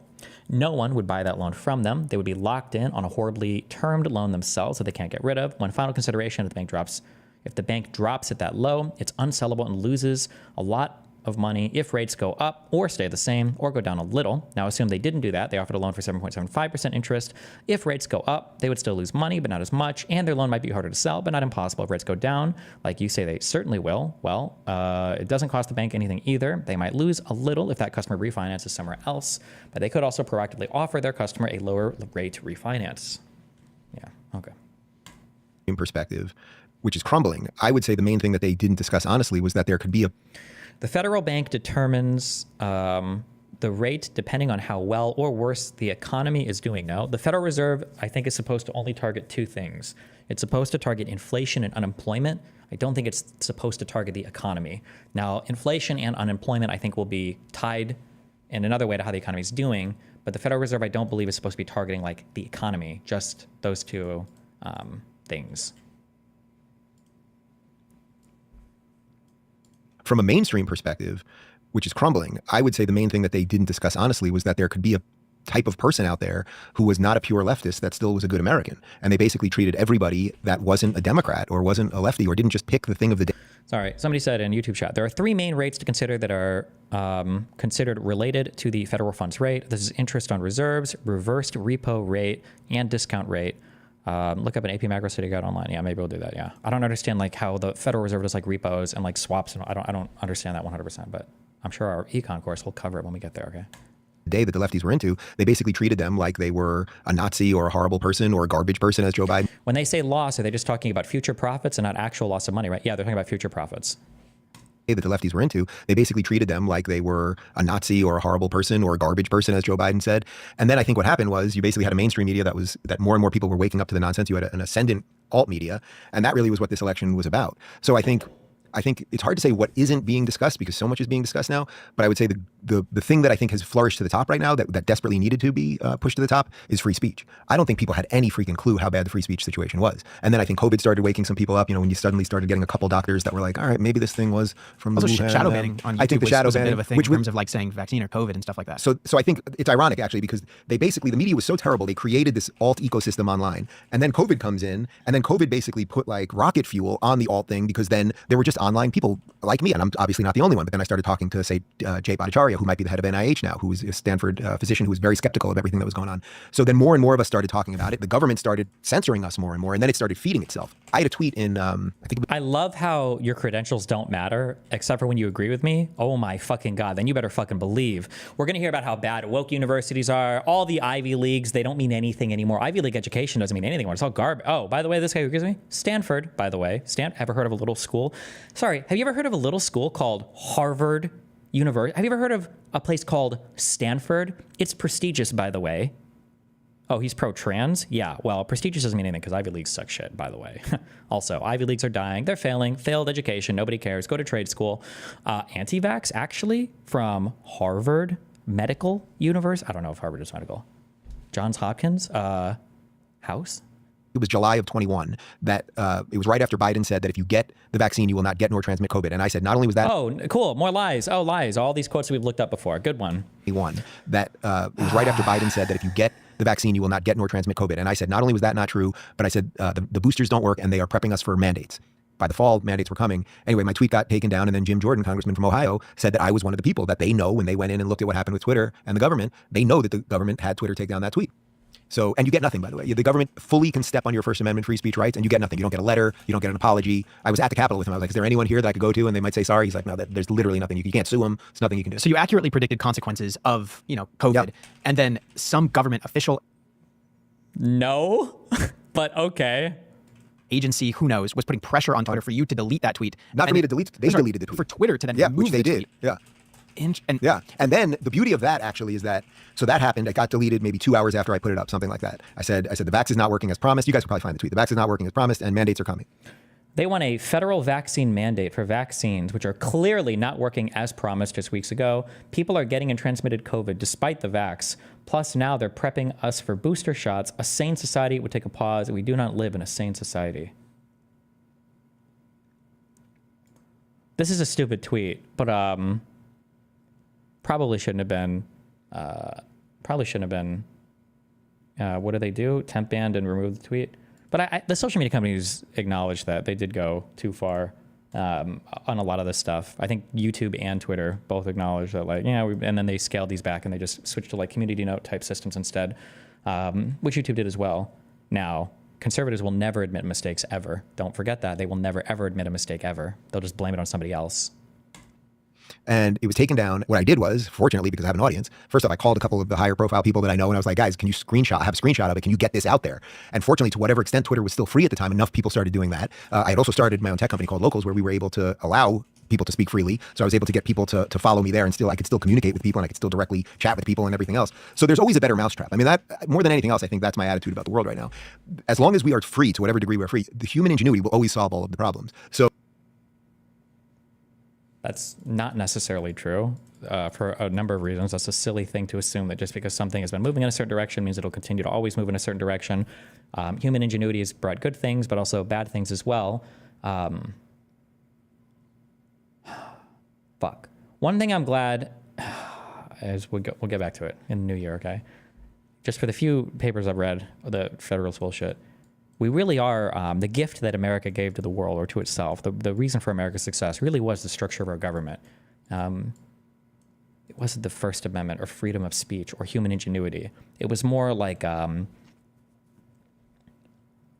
human ingenuity is like, or humans in general are very much like a force to be directed at something. And I think I think things like capitalism and liberalism are very good directors. Like, how do you channel this force and channel this energy? Left to their own devices, humans just, thrown into an environment, allowed to be, ingenious and do innovate or whatever. It doesn't really do fuck all. You need the institution. You need your structures, your societal structures in place to actually channel this like ingenuity in a positive way that builds on itself and creates good technologies and things for people. About the world right now. As long as we are free, to whatever degree we're free, the human ingenuity will always solve all of the problems. So the fact that the government could go in and do that and that nobody is fired for any of that is a scary proposition. The fact that they fully violated my First Amendment rights, you would think that there'd be some repercussion. There simply is. Like, for people who obsess so much over people that they've never read a single word from in their entire lives about like freedom of speech, that has nothing to do with freedom of speech. It has nothing to do with the First Amendment. It's a private company, but look where we are now. Things are in a much better position. And that's pretty unbelievable, actually. That you said something that happened and the government removed it from Twitter. But now, what if the government removed it? That would be pretty crazy if the government removed it. That the government removed it and it wasn't Twitter. That would be pretty crazy if that actually happened. If it was the government. At the time, they genuinely thought that what they were saying was correct. Doesn't matter. That your information could be detrimental. Doesn't matter. I mean, the road to hell is paved with good intentions. It just doesn't matter. First off, you have every right to be wrong about things. I mean, that's part of having a human mind. That's part of the human experience. It was at that time, if you remember, I think it was in June of 2021, where Biden said that thing on stage. If you get the vaccine, you will not get nor transmit COVID. I knew at that point, we already knew that wasn't true. There were enough people paying attention to what was going on online that we knew it wasn't true because there were people getting the vaccine and still getting COVID. We 100% knew that. So it was just another one of, everyone has their own little sort of red pill journey. You asked me a little bit before. Do you agree or disagree that we'd be in the same position economically, socially, or politically without the First Amendment destiny? No, of course we would be in the same position. I think First Amendment is really important. I think it's good that we have the protections that we do in the United States for our speech. I enjoy them way more than how it works in other countries. Or about waking up to things. I think everybody over the last couple of years has just seen a series of things. Why is it that in 2019, I was tweeting about Biden having dementia? I'm not his doctor. I'm not a doctor. But I was just watching this man who couldn't complete a sentence, who was slurring and confused and everything else. And now it's fairly obvious that he either has dementia or Lewy body dementia or Parkinson's or something like that. But the point is, we weren't even allowed to talk about that for about 5 years until the debate. And then the debate was so terrible. And then suddenly that night, the mainstream media couldn't hold the narrative anymore. And then everybody started talking about it. And then 2 weeks later, he's not even the nominee anymore. So there's a weird control system that has been put in place. It's sort of matrixy, I would say. It's a control system partly through the government, partly through big tech. And I think we're seeing that kind of wash away right now because of... Like, how can you even... I'm so sorry, but you're disqualified to talk about this probably for the rest of your life. You should probably never be allowed to have a show again. How can you believe you are so prescient, you are so able to predict Biden having dementia. You're so able to make all these predictions, but you couldn't predict that the $5 million that you got paid for 1 year of your 300 view YouTube videos was coming from a bad source. Like, if that's not selective skepticism, what is? Mostly because of Elon. What do you think are some of the biggest non-issues that are discussed too much? Abortion, for sure. But trans issues, we have to talk about these, but abortion, who cares? Who cares? It's not that it's a non-issue, but it has somehow wedged itself as like the number one thing in the hierarchy of importance for a huge amount of voters, largely women. I think you could probably argue something like 30 or 40% of the people of America vote as abortion being their number one issue. There's so many reasons that just does not make sense. Putting aside what any of our personal views on abortion are or when life starts or anything else, there's so many things that you should be voting on before that. I would argue you should be voting for national security and safe borders, basic competence government and infrastructure and things of that nature. And then abortion, I think in a sane world, then you decide, is it my 5th most important thing or my 10th most important? Maybe they already feel like the country's relatively safe and we're not being invaded. Important thing. But they have convinced, especially on the left, they've convinced particular middle-aged women mostly that abortion is the number one thing. And now you have the same women now saying my body, my choice are the same women who are screaming that everybody else should get vaccinated. And I think that's also caused a certain amount of craziness because people went on every side of every issue during COVID. And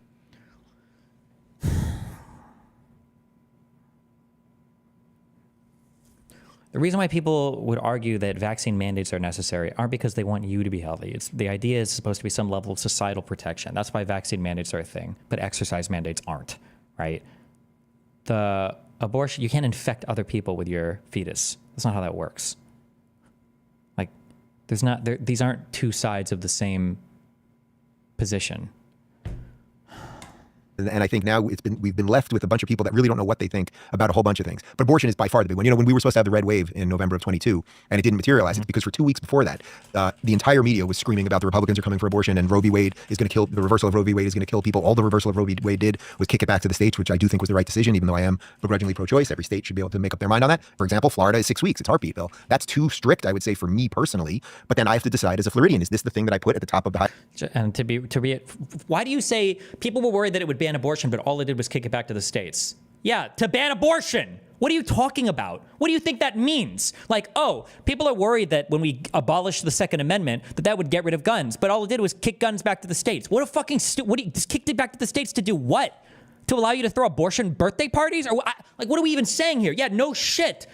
Also, a 6-week ban on abortion is an abortion ban. Don't let a man tell you, or only men will say differently because they're fucking retarded, okay? Don't forget that. By the time a woman even knows she's fucking pregnant, you might already be 3, 4, 5 weeks in, and then by the time you've confirmed it and gotten a test, you're basically past the abortion stage. I'm curious, is there numbers on how many abortions are without Plan B? How many abortions are even performed in these 6? Can somebody Google that for me? I don't know. I'm not gonna try to sort through fucking Google. Do they still do abortions in Florida or Georgia or any other place where it's a 6-week ban? Bill. That's too strict, I would say, for me personally. But then I have to decide as a Floridian, is this the thing that I put at the top of the hierarchy? And if it is, I can leave and I can go to California and have an 8-month abortion or fight for 8-month abortions there. Oh, yeah. Let's just fucking move to California and then have my abortion at 8 months because that's so common and everybody does that. True. But because it's an ordering thing more than anything else, they have just convinced women that you have to think about abortion more than whether your streets are safe or why your kid is hooked on fentanyl or why it's not safe to go out in New York City at night. And that it's so dangerous and wrong. But before we get into that, if you run a small business just like us, you definitely know that doing things like payroll, taxes, and benefits can feel like a full-time job, but it doesn't. Damn, this website says 45% of abortions happen within 6 weeks. How is this including Plan B? I'm curious because Plan B, I can understand that happening early on. But by the time you've missed if you miss a period, I think that by the time you miss your period, I think that you're considered 4 weeks pregnant at that point. Which is why 6 weeks is you're literally, if you miss your period at that point, you have 2 weeks to get the abortion.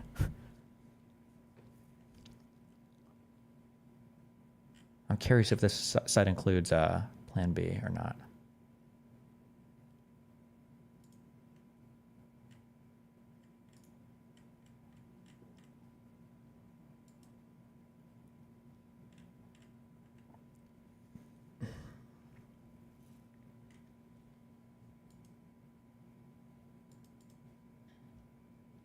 doesn't have to with artists just like us. You definitely know that doing things like payroll, taxes. 8 weeks would make more sense. I think 8 weeks is, at least immediately early on, is probably enough. Yeah, it's probably enough to give. Even 8 weeks I think 8 weeks is a lot better than 6 weeks. 6 weeks is really spooky. Is dangerous and wrong. But before we get into that, if you run a small business just like us, you definitely know that doing things like payroll, taxes, and benefits can feel like a full-time job. But it doesn't have to with our sponsor, Gusto. Gusto is the all-in-one payroll, benefits, and HR solution built for small businesses just like yours. With Gusto, payday is a breeze. There's no more manual calculations or tax headaches. And with automatic tax filings in all 50 states, I don't want to give any charitability to these fucking losers because I hate all these people. However, be critical and be careful when you read things. Texas had estimated 26,000 pregnancies from rape since the total abortion ban. We don't know what the percentage of aborted rape pregnancies are, and I don't know if this is including statutory rape, which also significantly changes this. Not to knock on, to say that that's not real rape or whatever, but like if there's like a 20-year-old and a 16-year-old dating, or I don't know what their cutoffs are. Like I don't know if 19 and 16 or if 20 and 17 would be considered statutory rape. Like if somebody like that is dating and they get pregnant, is that considered like a rape baby in Texas? I don't know if that's, I don't know how they figure that out there. But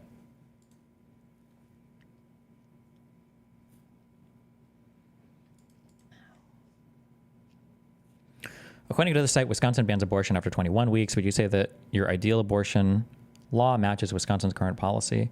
I think for me, I think the philosophical argument I feel like is strongest around like 16-ish weeks. But sure, that's probably okay-ish, I guess, yeah.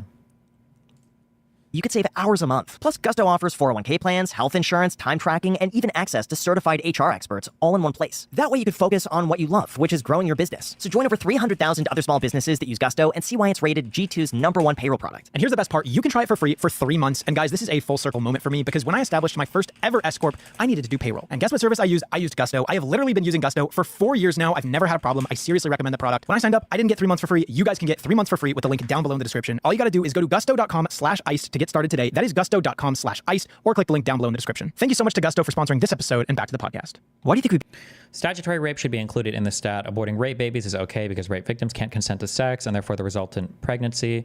This extends to statutory rape where a person under a certain age can't consent. That argument gets weird, and I don't know. Like, what you're saying on its face doesn't even pass a logical test. So you're saying statutory rape should be included in the stat. Aborting rape babies is okay because rape victims can't consent to sex and the resulting pregnancy. This extends to statutory rape. So let's say that a 25-year-old impregnates a 16-year-old. Like, the logic that you're mapping on there is that the 16-year-old couldn't have reasonably consented to the 25-year-old, and then 16-year-olds can't consent to sex, and then therefore they can't consent to the pregnancy. Okay, but why could a 16-year-old consent to a pregnancy from another 16-year-old, right? That wouldn't be considered rape. So I don't think that maps cleanly on, right? Or like, is a 16-year-old able to consent to being pregnant by another 16-year-old, but not consenting to being pregnant by a 25-year-old? I don't think it matches. It becomes so divisive. I would like to blame social media algorithms. Yeah. To me, it just seems like the more outrageous you are, sure. it's just like that gets boosted, so people are incentivized to say like the most radical stuff that they want to or that they can because wow, crazy. It's just like that gets. I love that when everybody says this shit, they never admit that like maybe it affects them. It even affects me. It probably a little bit. Let's not be real. I'm not that radical, but even I say crazy shit on Twitter. But I always like how people like, yeah, like social media platforms, everything encourage people to lie and say all these crazy things, but not me, who is one of the worst, most prolific fucking liars on all of social media. It's boosted, so people are incentivized to say like the most radical stuff that they want to or that they can because it makes them money. And platforms love it because they get to show ads. Yeah, the system of selective pressures is not great right now, right? Like, yes, the crazier you do, the more clickbait stuff you do, all of that, for sure, you're right. Like, it's a part of the game, and it's something that even my team internally will discuss something related to thumbnails or titles or how we're doing this or that. And then at the same time, there's a game that's being played, whether you like it or not, and you can either hate the player or hate the game. So it's a little complex to figure out how you want to build something that's good and just. I'm talking about you guys or just anyone in general that's creating content, and yet you want to be in the system. So you want to be seen, right? Like, that's just reality. So I have no doubt the algorithms have done this to us, but I would say actually there's something worse than that, which is also connected to everything else we've talked about here, which is just a horrible education system in this country. It's a horrible education system in this country where we've taught young people to hate the country. They don't understand the goodness of America. They don't understand what the melting pot is, that what we do here in this multicultural society is the dream of that people 250 years ago could barely even imagine, and all of the goodness of this nation. And we've just thrown that away. We've made them focus on identity and genitals and skin color, and we've unearthed ancient hatreds that we put to bed. And all people to everything else we study content, and yet you want to be in the system, so you want to be seen, right? Like, which is also connected to everything else we've talked about here, which is just a horrible education system in this country. It's a horrible education system in this country where we've taught young people to hate the country. They don't understand how the goodness of America. They don't understand what the melting pot is. That what we do here in this multicultural society is the dream of that people 250 years ago could barely even imagine. And remember, always be careful unless you're around a bunch of our fellow whites. Hello, fellow whites, my European brothers and sisters. Careful when you're in a room where it's not all white people, when you start saying some crazy shit like, we've done things in this country. Oh, no, wait, actually, hold on. I'm sorry. I misread this because he said education today is horrible. Wait. We do here in this multicultural society is the dream of that people 250 years ago could barely even imagine, and all of the goodness of this nation, and we've just thrown that away. We've made them focus. Oh, wait, no, never mind. Hold on. I'm sorry. I mapped on a different thing you were saying because of the education comment. Okay. I thought he was saying like 250 years ago they had a much better handle on things, when it's like, well, hold on, we had slavery and shit 250 years ago. Okay, but he's saying we've done things that we couldn't imagine, but now the education is bad. Okay, gotcha. Focus on identity and genitals and skin color, and we've unearthed ancient hatreds that we put to bed, and all of that really starts at the education level more than anything else. So I do think there's an algorithmic component to it for sure, but it's mostly if you had people who were educated properly, really educated properly in a true classically liberal tradition, and you really scaled that as a society. What does that even mean? Educated properly in the classical liberal tradition. I still wish that whatever. I just wish they would ask for examples. Just ask for examples, okay? Societal level. Then if the algorithms were screwing with people, society wouldn't get completely out of whack. It would actually start self-regulating, I think. But when you have a bunch of people who have been taught all of the wrong things, who are also being told that the earth is going to end in 12 years because of climate change, and then you create this anxiety situation with young people, and they're told that they're living in a country that shouldn't exist because of systemic racism or any of these things. Like when you tell people that we're not going to exist because illegal immigrants are invading the country, and because the government and the deep state are trying to destroy all of us, and because government is censoring all of us on social media and trying to destroy us, and because of like trans people are invading all of women's spaces, and the vaccine is being used and it's going to kill you, and it all just feeds itself to like a certain level of neurosis that I think particularly people younger than me are in right now, and we have to get out of that. Which, by the way, I think by blowing apart the Department of Education, by pushing more school choice and charter schools and homeschooling and pod schooling and all of those things, we will do that. What's pod schooling? Oh God. Like, Ruben, this is what you do. You're describing yourself, right? You know that that you feed into this culture of horrible shit and the society of terrible shit constantly. Like, by pushing more school choice and charter schools and homeschooling and pod schooling and all of those things, we will do that. What's pod schooling? It's just like a version of homeschooling. You know, if you have a pod, like you might be the family in the community that has. I'm thinking podcast. That's where my mind goes. Podcast schooling. I'm yes. like, yeah, okay, people are learning. You will be teachers. Yes. Oh, no. Yeah. I don't know that pod schooling is technically like a term exactly. It's just like the idea that you have a pod at your house that would teach this subject, and someone else might have a pod at their house that teaches this subject. Oh, I couldn't click anything on the screen. Never mind. My bad. Something like that. I see. Okay. At your house that would teach this pods. What is he talking about? Like community schooling? What is he? Is this Harvest Moon, or what the fuck are we talking about? That you have just like a mini village, and you go to a different house to learn a different subject. Like, I'm thinking podcast. That's where my mind podcast goes. schooling. I'm yes. like, yeah, okay, people are learning. You will be teachers. On a podcast. Yeah. I don't know that pod schooling is technically like a term exactly. It's just like the idea that you have a pod at your house that would teach this subject, and someone else might have a pod at their house that teaches this subject, something like that. I see. Okay, I'm thinking podcast. That's where my. But actually, podcast would be that'd probably be good. I mean, where are most of us getting our information these days, for better or worse? It largely is podcasts and everything else. When I was on the plane coming here, it's a 5-hour flight from Miami to Vegas, and the person next to me was watching CNN the entire time, so I can't hear it, but I'm just watching, and it's like it's even more mind-numbing when you can't hear it because you just look at the chyrons. It's endless hysteria. I kid you not, for the entire 5 hours that I would just peek over every few minutes, it was just Trump. This guy is watching CNN on his phone on a Spirit flight. Did Spirit even have? I'm trying to think if Spirit even has Wi-Fi on their fucking flights, because I think because I've done Miami to Vegas a few times, and it's the only time I fly Spirit because I think they're the only airline that does direct flights, unless maybe I just booked too quick. Miami to Vegas. Does anybody else do direct flights? I think Spirit is the only one. This is the only time I fucking fly Spirit. Oh, JetBlue. Damn. Okay. Maybe I just booked too close to the date. This person watching CNN on their phone for 5 hours? I don't believe you. This is another fake story. This is another not real story. So I can't hear it, but I'm just watching, and it's like it's even more mind-numbing when you can't hear it because you just look at the chyrons. It's endless hysteria. I kid you not, for the entire 5 hours that I was. You're reading the scrolling text on the bottom of the phone of the deranged liberal next to you who is watching CNN for 5 hours. over every few minutes. It was just Trump. It's like, he's not in office yet. We might be veering towards World War III right now. There's some other stuff we could be talking about. What happened to Kamala? Where's she been for the last couple of weeks? We thought this woman was going to lead the... Why would you be watching news about Kamala when it's not relevant anymore? This was 2 weeks ago, December 8th. What? Is he asking why would there be more news stories on the president-elect, the incoming president of the United States versus the outgoing vice president? What kind of a question is this?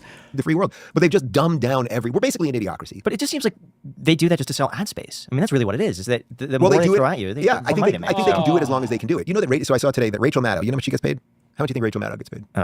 If I had to guess, did we look at this at one point? She's a big name. I wonder if she has a 7-figure a year contract. Probably not. Maybe. I'm gonna guess 5 to 10 million a year. That's my guess. Rachel Maddow contract. We might have looked at this before. I don't remember. Holy shit! 30 million a year. Damn. Okay. Big boys on network TV. Is she MSNBC's biggest? She might be their biggest talent. Takes a hefty pay cut.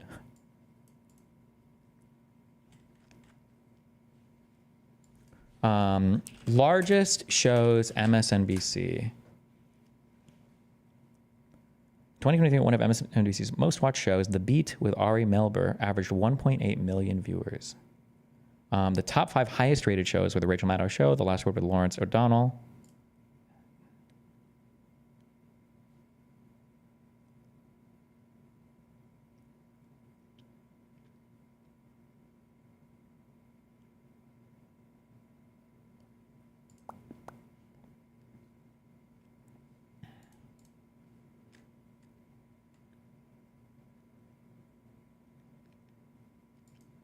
Fox extended its 33 consecutive month winning streak over MSNBC and CNN in prime time and scored the top 7 shows on cable news for the month.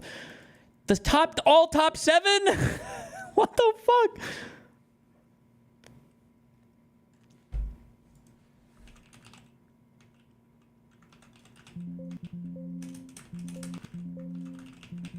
Fuck me, whatever, okay.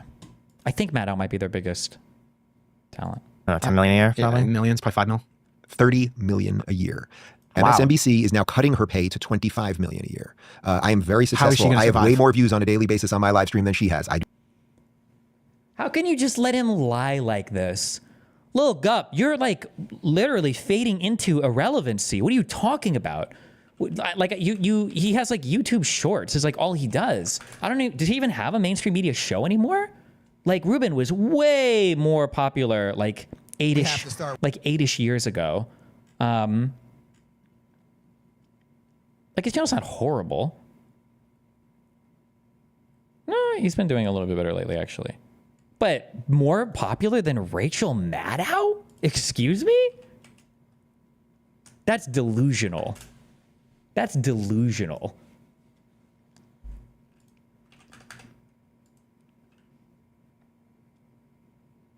Oh, wait, somebody told me about this a while ago. I see as well. He does this weird thing where he's not doing YouTube shorts, but all of his video content is incredibly short form. Because I was looking at this like, oh, this is a lot better. But now I'm seeing like this video, this is a minute-long video, 4.5 minutes, 4.5 minutes, less than 2 minutes, 2 minutes, 40 seconds, 6 minutes, 4 minutes, 3 minutes. Yeah, okay. I do not make 30 million. I do not make 25 million. I don't make 20 million a year. How is she going to survive? You know? And are we going to talk about Ruben's finances?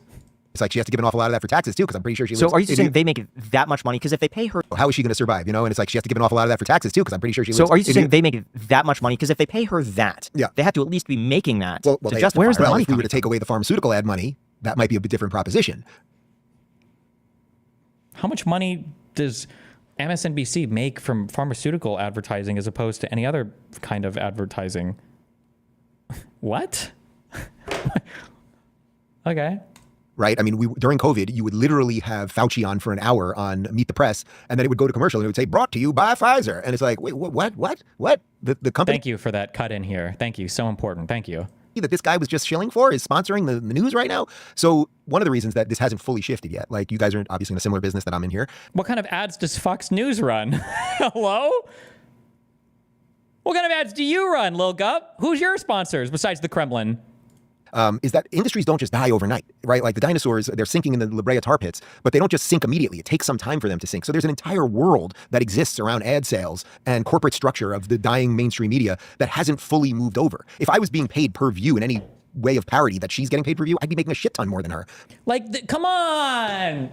Why are people allowed to say bad business shit like this? It's a finance podcast. YouTube is free to watch. You're not getting paid the same per view as you will on cable news. Also, there's a whole difference in terms of like licensing agreements, the distribution. There's a whole ass network built out. Like, it's not even remotely comparable. Like a cable TV viewer versus like a random YouTube, like 2-minute video viewer. Like, this is a... It's fine. Wait, what? Destiny, this video is from 2 days ago on Dave Rubin's channel. Ho, ho, ho, Merry Christmas, everyone. My Christmas gift to you is no politics. Today, I'm just reacting to 4 of my favorite scenes in Christmas movies. Here we go. Yeah, for this weekend, I'll see what I can do. I'm not gonna charge you, just bring them on and see what I can do. Excuse me, I'm here to see a Walter Hobbs. I'm Buddy the Elf. You look hilarious. And below, I'd like to know your thoughts. Christmas Vacation is my favorite Christmas movie. I'd like to know your, yeah, I got a thumbs up from Connor. I'd like to know your thoughts in the comments below. All right, here's number 4. It is just perfect. Did you see the new one there? The new one. It was a very Christmas story or something like that. You do realize that we can't serve liquor at the party. Yeah, I know. Damn it. Stupid corporate wet blankets. Like God story, prequel, something.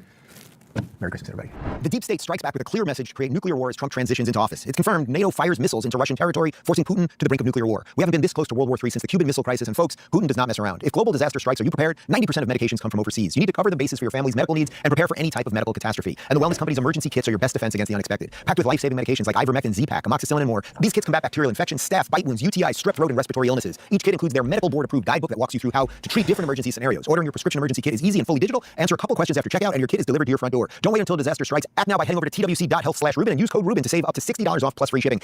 Right to jail. Like, right to jail. Right to jail. You go right to jail. That's it. Like, seriously? It can't be this stupid. It can't be this stupid. They're sinking in the La Brea piece in the symbol. 4 is sponsoring the To You by Pfizer. And it's literally have Fauci on for an hour on Meet the Press. And then it would go to commercial and it would say, brought to you by Pfizer. And it's like, wait, what? The company that this guy was just shilling for is sponsoring the news right now? Fires missiles into Russian territory, forcing Putin to the brink of nuclear war. We haven't been this close to World War III since the Cuban Missile Crisis, and folks, Putin does not mess around. If global disaster strikes, are you prepared? 90% of medications come from overseas. You need to cover the basis for your family's medical needs and prepare for any type of medical catastrophe. And the wellness company's emergency kits are your best defense against the unexpected. Packed with life-saving medications like ivermectin, Z-Pak, amoxicillin, and more. These kits combat bacterial infections, staph, bite wounds, UTIs, strep throat, and respiratory illnesses. Each kit includes their medical board-approved guidebook that walks you through how to treat different emergency scenarios. Ordering your prescription emergency kit is easy and fully digital. Answer a couple questions after checkout, and your kit is delivered to your front door. Don't wait until disaster strikes. Act now by heading over to twc.health/Rubin and use code Rubin to save up to $60 off plus free shipping. Again, that's twc.health/Rubin and use code Rubin to save up to $60 off plus free shipping. Kits available only in the US of A.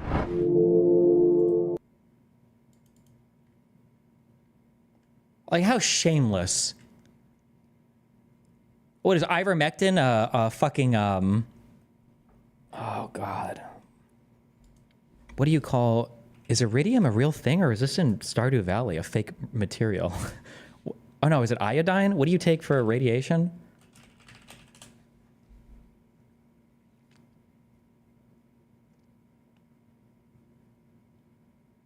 Potassium iodine.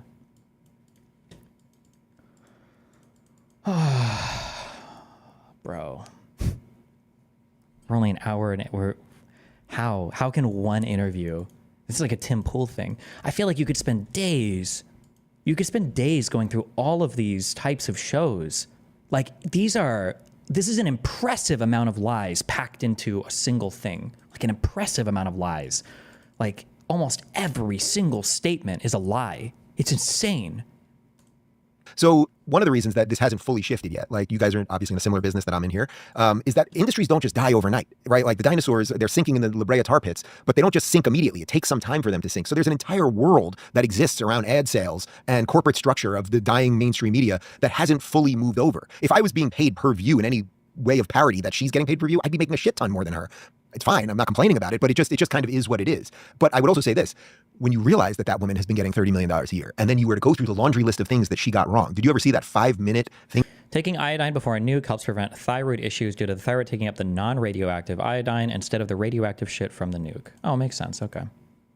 That she did talking about the vaccine, saying, I mean, she did the exact same thing Biden did. You will not get COVID. You will not transmit COVID. This is the only way out of COVID. Are those her opinions though, or is she told, hey, here's a script. We need you to say these bullet points? They need The f-stop needs to be higher on this. The aperture needs to be closed. Notice how he's out of focus on the right and he's not on the left. It's the only way out of COVID. Are those F-stop is too small. That's what's going on here, by the way. I bet Dave Rubin set the shot up himself. Are those her opinions, though, or is she told, hey, here's a script, we need you to say these bullet points? I don't know. What would you say for $30 million a year? That's the question.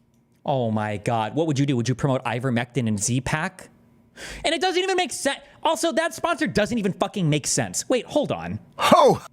Was he even promoting shit that would help you through like a nuclear holocaust? Or was it literally just COVID, like fake drugs?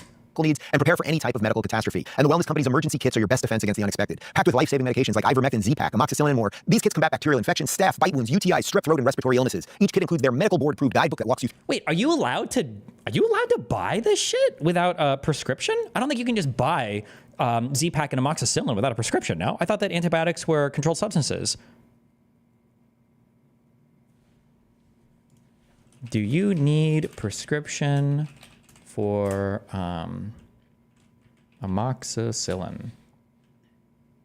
Yes. For Z-Pack is just shorthand for azithromycin, right? Azithromycin. Yes. Wait, how are you even? Is this like a online? Is this an online prescription thing? Wounds, UTI, strep throat. That was for the UK. Well, why is there an American flag? Overseas. You need to cover the bases for your family's medical needs and prepare for any type of medical catastrophe. And the wellness company's emergency kits are your best defense against the unexpected. Packed with life-saving medications like ivermectin, Z-Pack, amoxicillin, and more. These kits combat bacterial infections. It's every bullshit COVID drug. Ivermectin, hydroxychloroquine.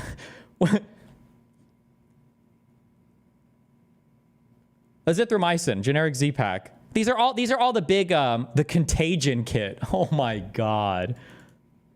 No, Google gave you the UK answer. Oh, well, KKMD, you tell me. Infection, staph, bite wounds, UTI. Included in your kit.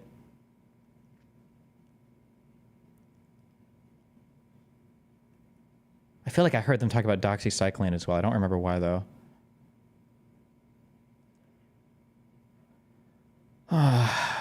Legit script certified. Strep throat and respiratory illnesses. Each kit includes their medical board-approved guidebook that walks you through how to treat different emergency scenarios. Ordering your prescription emergency kit is easy and fully digital. Answer a couple questions after checkout, and your kit is delivered to your front door. Don't wait until a disaster strikes. Act now by heading over to twc.health/Rubin and use code Rubin to save up to $60 off plus free shipping. Again, that's twc.health.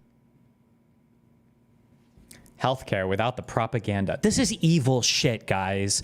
This is actually evil shit. Dave Rubin fan saved nearly $45 at checkout. Excuse me, I thought it was $60 at checkout. Excuse me.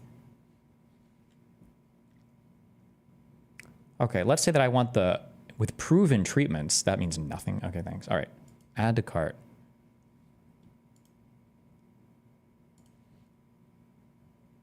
Check out now. There's no way you can buy this shit without. I must have to prove a prescription or something, right? It can't be this easy. Wait, I'm so confused right now.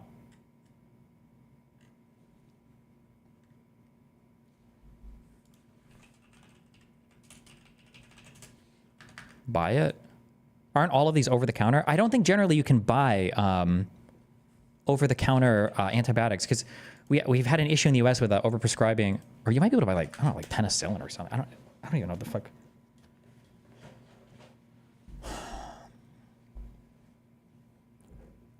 Prescriptions are administered at the sole discretion of the wellness company licensed provider reviewing your health intake form. In the event of an allergy or other medical conditions that are a contraindication for medication, it shall be omitted from the kit without substitution. Available to U.S. residents only. Wait, what? So you just do a health intake form and they just ship you antibiotics? Like, talk about pharmacy shopping. This is literally... This isn't... Like, not only is this cringe and unethical because you're abusing retards for money, but it's also like medically dangerous, right? How many people order this shit and like take a few antibiotic pills and like that's it? Just as a quick bullshit or whatever.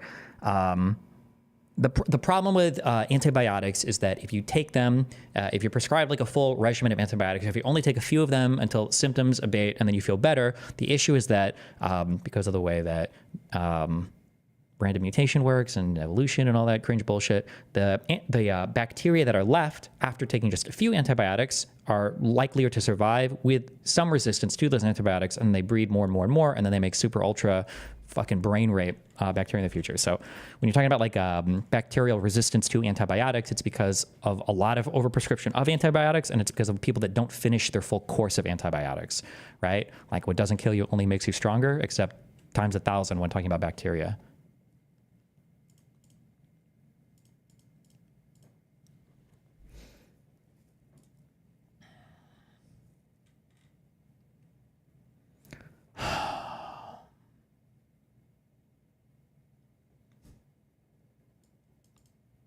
Jesus Christ, bro. Sorry. Okay. What a disgusting, subhuman fucking piece of shit. Yeah, that's the question. I don't know. When it comes to being a news anchor, who do we talk to about this? Of like, do you get to say your own opinions, or do they give you points? I would say it's a Was it little. Don Lemon? Was it? Yeah, I think it was Don Lemon. Good old Don Lemon. Do you get to say your own opinions, or do they give you points? I would say it's a little. Don Lemon. Was it? Yeah, I think it was Don Lemon. Good old Don Lemon. Yeah. I would say there is a reason they are paid to be in Don the Lemon news said anchor. These bullet points. I don't know. What would you say for $30 million a year? That's the question. That's the question. Well, I don't know. When it comes to being a news anchor, who do we talk to about this? Of like, do you get to say your own opinions, or do they give you points? I would say it's a little. Don Lemon. Was it? Yeah, I think it was Don Lemon. Good old Don Lemon. Yeah. I would say there is a reason they are paid to be. What did Don Lemon say? Don Lemon said that they give you bullet points to say? What? Fuck. Who was that interview with? Was that with the Iced Coffee Hour? Was it? Yeah, I think it was Don Lemon. Or is this with Dave? Good old Don Lemon. Yeah. Okay. Wait, what are they even referencing here? Confronting Don Lemon on a failed Elon Musk interview. Oh, nice. So they were confrontational. President. It's not just kind of Do you think they used the term? I agree. Do you know why you were fired from CNN? Not really. I don't. They didn't give you any reason? They don't have to, but again, that's not something that I would like to discuss. Yeah. But no, I will just tell you how let me tell you this, how the contracts work in media. They can let you go whenever you want when you're contracted. They can play you or pay you. And so they can come to you at any point and say, this isn't working for us. We want to take you off the air, but they got to pay you for the extent of your contract. That's kind of it. If they want to move the network in a different direction or what have you, then they can just let you go. Would CNN ever compel you to cover certain things in like a more indirect way? Would you feel pressured to have a certain opinion or to cover certain topics? Never. And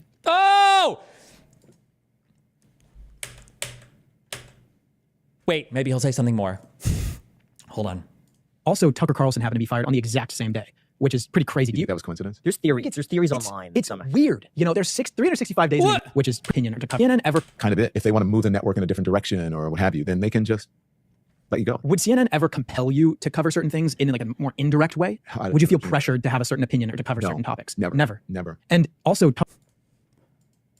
Are those her opinions though, or is she told, hey, here's a script, we need you to say these bullet points? I don't know. What would you say for $30 million a year? That's the question. That's the question. Well, I don't know. When it comes to being a news anchor, who do we talk to about this? Of like, do you get to say your own opinions, or do they give you points? I would say it's a little. Don Lemon. Was it? Yeah, I think it was Don Lemon. Good old Don Lemon. Yeah.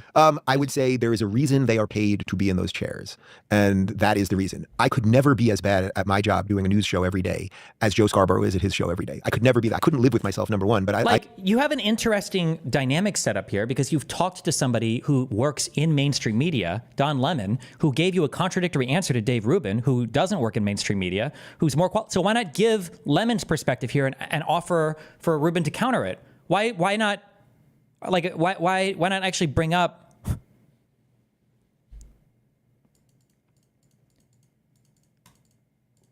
I think people would tune out.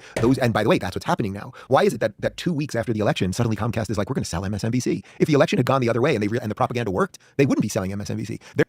Wow, if a news station was more popular because of how an election turns out or not, then they'll keep it. But if it's not popular or profitable, then they sell. Like, what are we even trying to prove here? What is the argument you think you're making? You're cooking on a stove that's not even plugged in. Like, what are you talking about? They're selling MSNBC because they're like, oh shit, we've been paying these people this crazy amount of money and the propaganda is not even working. CNN is. They're buying propaganda, but it's not even working. Maybe they just don't want to invest in it because it's not profitable anymore. Think about the implication here. Is Comcast a Comcast stock? Is this large enough to be like a publicly traded company? So all of the investors in Comcast, the board of directors and everybody else is like, now we know that this is like a mega unpopular news station, but we're just going to go ahead and pour all of our money into doing propaganda and, you know, fuck the shareholders, fuck our investments, fuck everything. Like, what are we talking about?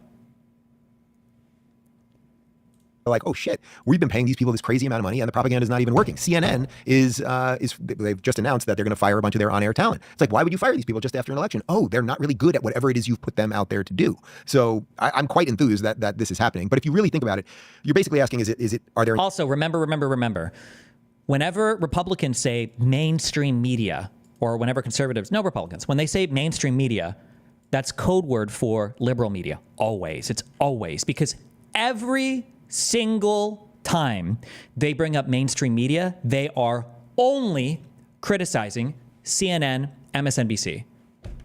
That's the only thing that they are never bringing up Fox News, even though it is the largest mainstream media in the United States of America and has been for years. Isn't that strange that the largest mainstream media broadcast station is somehow always strategically absent from every conversation about the mainstream media? Like, isn't that strange that we're never talking about Fox News, the largest mainstream media cable news television station, that also the largest defamation payout in the history, settlement in the history of all of defamation payouts, by the way, for lying intentionally to people for propaganda purposes to get somebody elected, which is what they're talking about, strangely enough.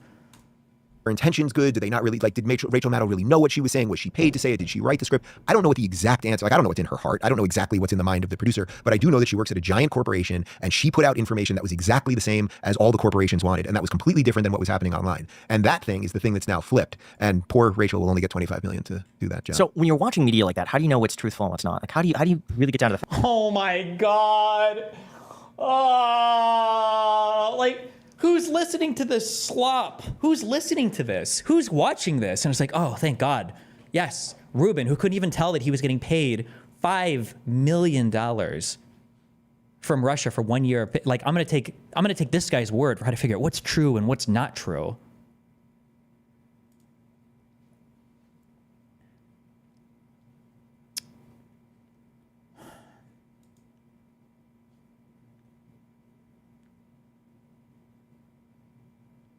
The best response to Elizabeth Warren's ha ha ha, the Doge already has two people to do the job of one, real efficient with some extra ply. You're just jealous that Vivek is a real Indian. I can't tell if this is an incredibly clever insult or an incredibly retarded insult.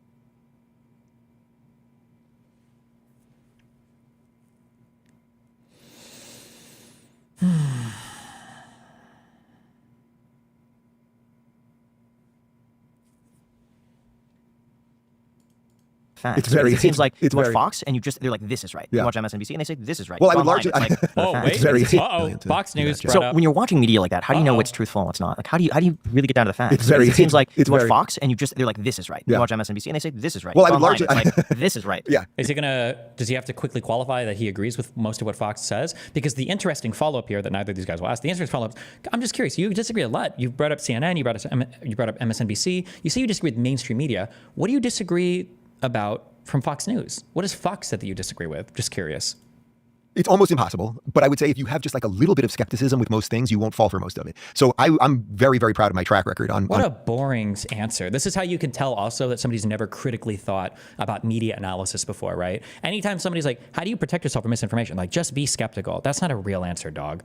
That doesn't mean anything. What do you mean, be skeptical? Everybody's somewhat skeptical about everything. That's not a real answer. That tells me that you've never in your life thought about protecting yourself from misinformation. You don't know how to tell a good source from a bad source. You don't know how to do research. You don't even have any like cute little protective mechanisms for your mind to figure out like if you're being lied to or not. You have nothing. Like, that's right. You watch MSNBC and they say, this is right. Well, I would largely... like, this is right. Yeah, it's almost impossible, but I would say if you have just like a little bit of skepticism with most things, you won't fall for most of it. So I'm very, very proud of my track record on most of the issues. I didn't... Like taking $5 million for a fucking low view show that you sold to a Russian propaganda shell company.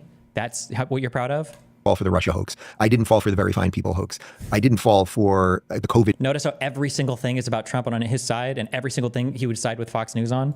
nonsense, or some of the other things that I mentioned. When you remember the Jesse Smollett story? It was like, somehow, why is it that AOC and Kamala, within 5 minutes, had both tweeted, this proves white supremacy in America and black people are under assault and everything else, and the entire thing turned out to be a hoax. And yet when I saw the story come across, I was like, I don't know, something seems a little fishy about this. This seems a little bizarre. They found him in the Subway sandwich and there was a noose and they yelled, this is Trump country. I was like, I don't know, this just doesn't sound right.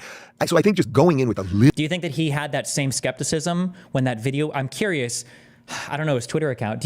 Well, first of all, he was wrong about the Pelosi thing, but that's okay because he played into the memes about that being fake. Do you think he was skeptical when that one video went around of those two evil black Americans with the do-rags and the guns hanging out of their jeans, kicking the poor MAGA white girl on the ground, saying, fuck MAGA and fuck Trump supporters? Little bit of skepticism is probably your best armor against the bullshit. It's not perfect. We're all going to fall for different things and be duped. You know, I'm not particularly good at predicting elections. I backed DeSantis in the primary. I thought we were ready for a wholesale change. So I would say I missed that one in the sense that one of my main fears about Trump was that he wasn't going to be able to put himself around the right people. What a stupid, that wasn't even a good failed prediction. There's nothing wrong with backing somebody. That doesn't mean you're predicting them to win. I backed Kamala, but I always knew it was going to be a close election. Like I never thought they should win 100%. You can back somebody and not think they're going to win. That's different. Those are two totally different things. Well, that I'm very happy. I'll have a full mea culpa on that. I'm very happy that I turned out to be wrong. And ironically, the whole time I was calling for people like Tulsi and RFK to come over to the Republican side of things. But I think there's a fundamental difference being we could all be wrong about like who's going to win the election. Calling for people to come over is not predicting things. You're not even talking about the same thing anymore. Like, what do you... Will there be a red wave versus just do you directionally get most of what's happening right, or are you just wildly wrong on most of it? And if you're watching people or listening to podcasts that are wildly wrong on most of it, you're probably watching the wrong shows. No. What if you predicted against Donald Trump? But it's tough. It's almost an impossible question to answer, and it's just going to get harder and harder. How has the whole Tenet Media thing shifted your perspective on like how you... This, by the way, is a 4-minute segment on probably at least like 70 to 80% of the money that this fucker made last year. And this is a 4-minute segment. Let's see how he addresses this. I love how they phrase this as gently as possible.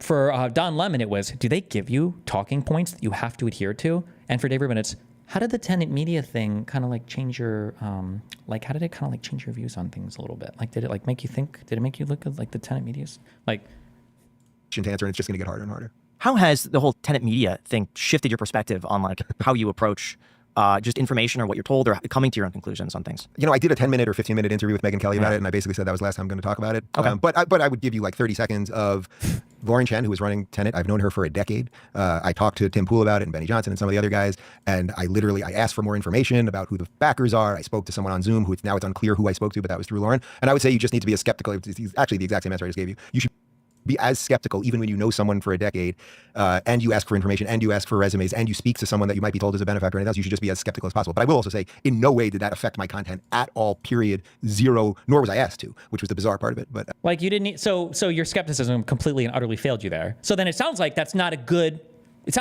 tool then to analyze environments, right? You're telling me that you had a friend of 10 years lie to you about something. Maybe then there are other tools that you could have applied. So for instance, if somebody comes to you with a business deal and the money that they're offering is far greater than any other equivalent offers, maybe that could be a thing that makes you a little bit skeptical. When they have no history of doing business in the industry, maybe that could make you a little bit skeptical. When you compare your contract to the contracts that other people were offered, maybe that would make you a little, within the same org, maybe that could make you a little bit skeptical. Like, what do you mean? There's a million ways from a business perspective that you can be skeptical about this. He didn't name any of them. He said, well, I knew Lauren Chen for 10 years. I would rather leave it at that. I looked into it. And then he doesn't. Nice. Good one. Wow. A pretty good amount. And I read the indictment and everything. Yeah. And it seemed, and I watched a ton of media too, from people on the left, people on the right. Like, sure. Oh my God, he's going to carry water so hard for him. I think we might even listen to some of those. I saw it and I didn't see you doing anything wrong at all. I know David Pakman was talking about it. Sam Cedar was talking about it. I watched a Legal Eagle video on it, which I thought was really good. And it truly did seem like you had no idea. And well, that's the thing. Even the DOJ sent me an email a few days later saying that we believe you're the victim of a crime here. I wasn't accused of anything. Actually, you know, the funny part about it was, and I said this to Megan, so it's worth repeating if you guys want to talk about it. The funny thing is, I'm so used to reading dishonest things about myself. If the New York Times ever writes about me, it's dishonest. Or if any, all these, or whatever it is, it's always something dishonest, or they misquote something, or they take the word not out, or something like that. When I read the indictment, I was like, they take the word not out? That's not a misquote. That would just be an egregious lie. Give an example of that. whatever it is, always something dishonest, or they misquote something, or they take the word not out or something like that. When I read the indictment, I was like, oh, I'm commentator number one. I figured that out very quickly. And I was like, this is all true. I did ask who the backer is, and I did ask for a resume, and I did ask to speak to somebody, and I did make sure they'd have no control over my content, and a series of other things. So it was very bizarre to suddenly be in a controversy where I was like, oh, the thing I'm being accused, I'm not even being accused of anything. I'm the victim in this thing, and the DOJ is doing the right thing. Yeah, that was like the craziest part for me. People are going to. Oh, so when the DOJ sides with me, they're doing the right thing. But when the DOJ is against me or against somebody else, then they're doing the wrong thing. Also, not the DOJ. This is Biden's DOJ. Remember that. Because if this was Trump's DOJ, you would be hearing endless slurping of how great it was that Donald Trump's Department of Justice was able to investigate these Russian people, and they didn't hold any of these poor, innocent little content creators accountable. And how is it that Biden's DOJ, the same ultra corrupt DOJ that went after Trump for all these horrendous bullshit charges around Russiagate, by the way, why are they treating you fairly? Like, how is this not a question that we could spend a whole hour on that? So you think that Russiagate was all a hoax and that Biden is controlling the DOJ and sending them after political enemies? Wouldn't this be the perfect time for him to go after you? You took $5 million, right? It was $5 million in Russian money. What percentage of your revenue would you say that was of your business last year? Oh, 80%? Wow, that's a lot. And you're saying it didn't affect you at all? That's hard to believe, but okay. Isn't it strange that Biden's DOJ didn't go after you harder since you've accused them of being Russiagate or Russiagate hoax obsessive people, and that they're always persecuting political enemies? Like, why didn't they go after you harder? Like, this would be a good time for introspection. This would be a good question to ask for critical analysis, but see the amount of money you're getting paid, hundreds of thousands of dollars a month in this contract, and they're just gonna be like, you can't be a victim while you're making that amount of money at the same time. That I feel. Well, I'm not saying I'm a victim. First, a victim was their word. I don't regret anything that I did. I did a silly show for them. The funny thing is, this had nothing to do with Rubin Report.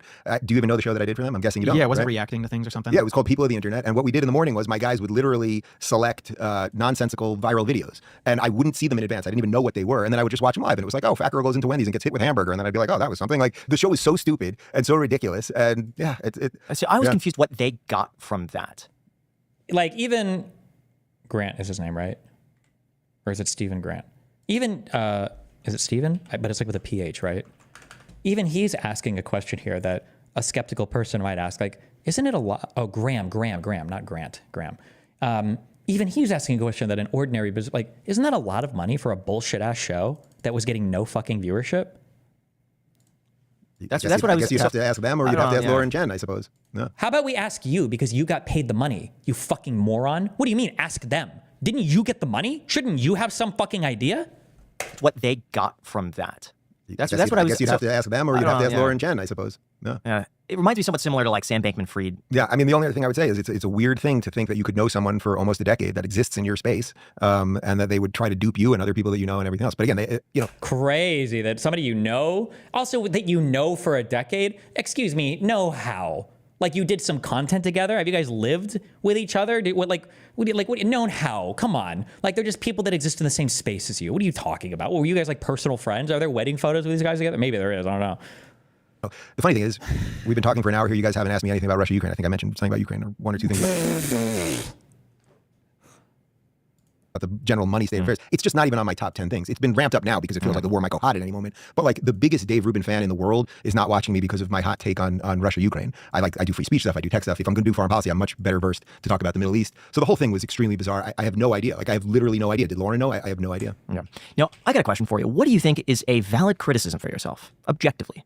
Well, people used to say, it's funny, people used to say, oh my God, are we actually going to get a valid criticism? Is it going to be one of these like interview questions where it's like, what's your biggest flaw? And he's like, I'm too honest sometimes. I'm too honest, and I give people too much charitability. Those are my biggest flaws. I'm too honest, and I give too much charitability to people. And for you, what do you think is a valid criticism for yourself, objectively? Well, people used to say, it's funny, people used to say that as an interviewer, I was too like a softball interviewer or something like that. First off, valid criticism, anyone can criticize me for whatever they want. So my policy— That wasn't the question. Anybody can criticize you for whatever they want? What kind of a fucking answer is that? What?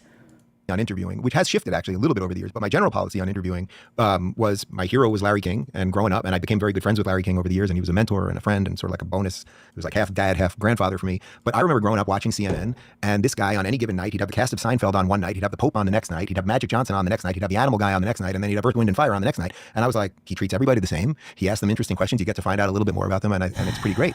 So when I started interviewing, that was really my policy, and I still think that's the best way to interview somebody. As a general rule, I find that if you, well, it's similar to what you guys are doing here. You're asking me questions. and you're letting me talk. And it's like, if I don't know what I'm saying, at some point, you kind of see the person wrap the noose around their neck. Yeah, you've hung yourself like 50 times in this conversation. That's why one or two things that you've asked me very specifically about the economy, like I don't have a problem saying I'm not an expert. Which I actually, I admired that. And I want to take a second here to say that was really cool of you to say, not just to continually pat you on the back. I'm just saying, it was good that you actually said, I don't think this is my area of expertise. I don't probably shouldn't listen to me in terms of this. Well, thanks. I mean, I don't.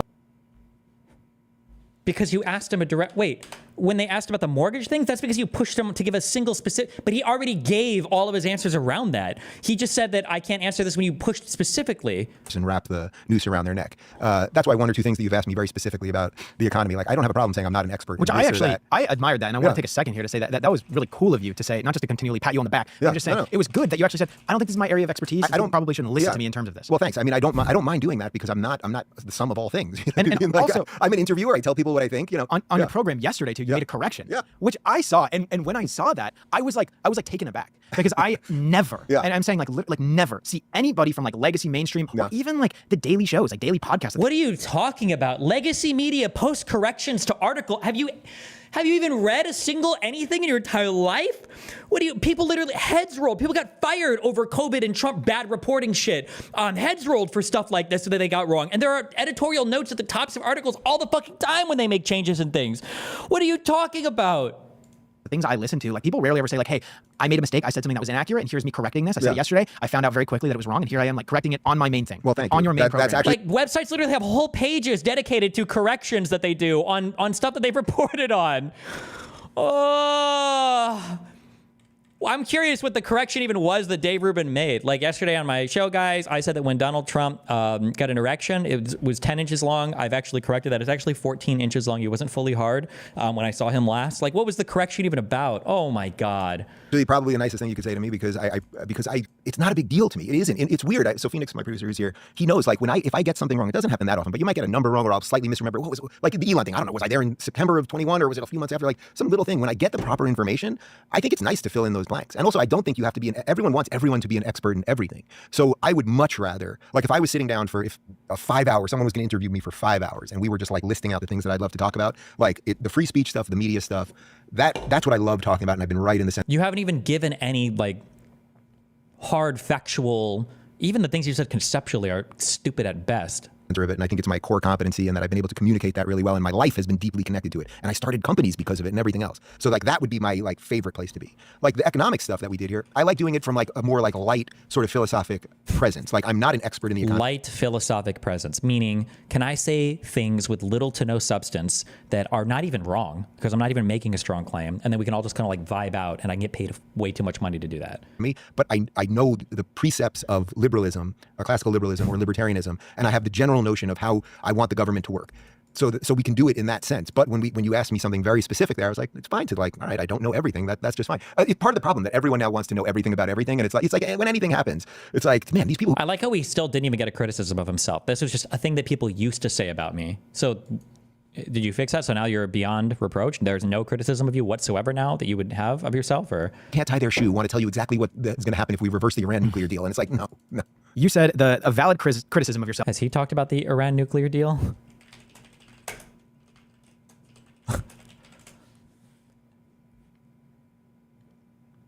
Iran nuclear deal breakdown.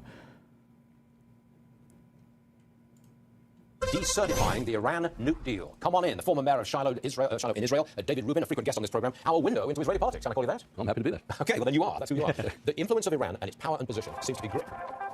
Is that Benjamin? Live television, got you. Wow, Dave Rubin has changed quite a bit as the years have gone on.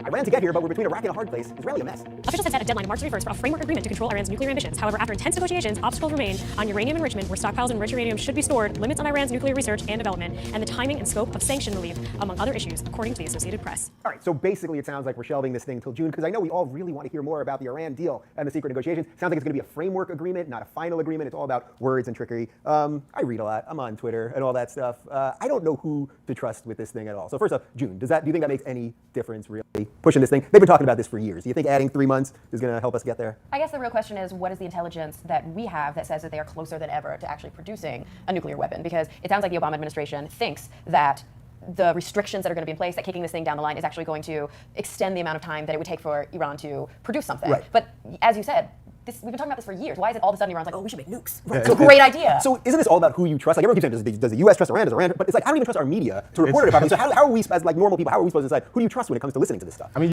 okay, I don't know any of the people. I don't know either of these two people. What changed in 8 years so quickly? Okay, like I'm probably still going to disagree with this video, but she was at least able to represent the Obama admin's perspective on it, that we're pushing back their ability to obtain nuclear weapons. She was at least able to present that correctly, like what the goal was. And then he's brought on 2 other people to ask questions about it. I don't think you can really trust anybody anymore. Like they've been saying Iran's close to making a bomb for the last 25 years. It's like, what are they doing? Some like tantric bomb making? Like, they're building very slowly. They're so close. It's like eventually, like when's it going to explode? Like when's it going to happen? But like at this point, how do you even take it seriously? Like to me, it seems like trying to get a development deal in Hollywood. Just like you keep getting the details. It's like, well, they want to develop this script. Like now, I'm saying, well, let's do this. Take 3 months and like decide what we want to do here. It's like, well, we'll wait a year, and it's like they take your development deal away, and you're like, I fucking hate Iran. I like how you made the nuclear weapons in the Middle East about your development. Yeah, that's the easiest correlation for me. You have to make things. I feel their pain. It's like you just want to get the script made, and they're like, but.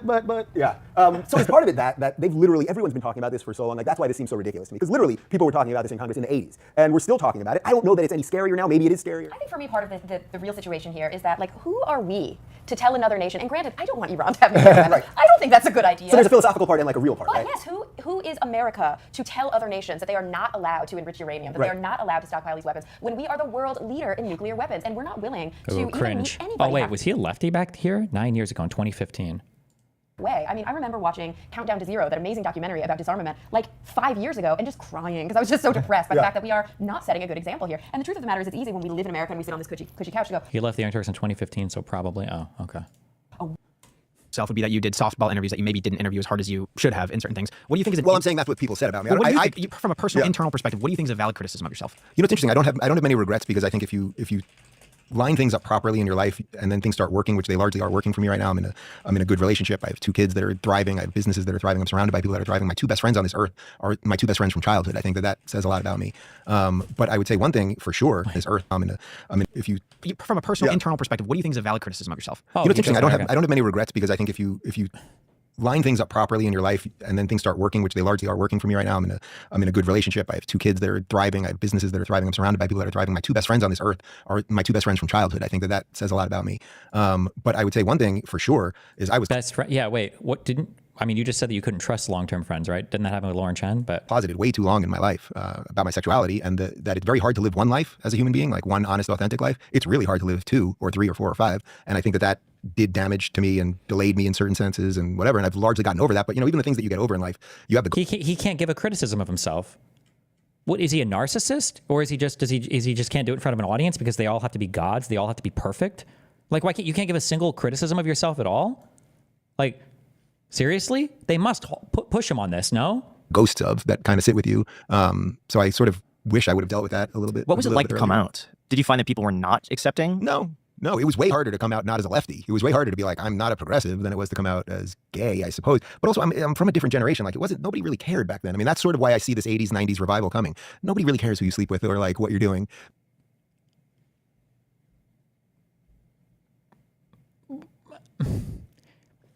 Okay. And even backstabs his gay brothers and sisters. Gross. He's even a gay backstabber. Jesus. So anyway, to really answer your question, like coming out, it's not really fun for anybody, but I would say it's, you know, some people, as Homer Simpson said, Marge, I like my beer cold and my homosexual is flaming. And I'm not that flaming. So like a lot of people just had no idea. I play basketball, I like video games, like I like normal guy things, whatever that is. So people were more like shocked by that.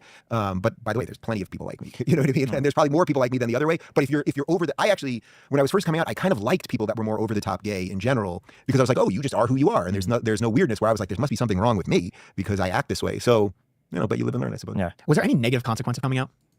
Go back to you say you have no criticism of yourself now. You're perfect now. You've made it. You've achieved perfection. Like anything bad that happened to you that was unexpected? I mean, you have your struggles. Everyone has certain relationships. Yeah, you're going to have some. My dad wasn't thrilled at first, but has completely come around and loves my kids and me and everything else.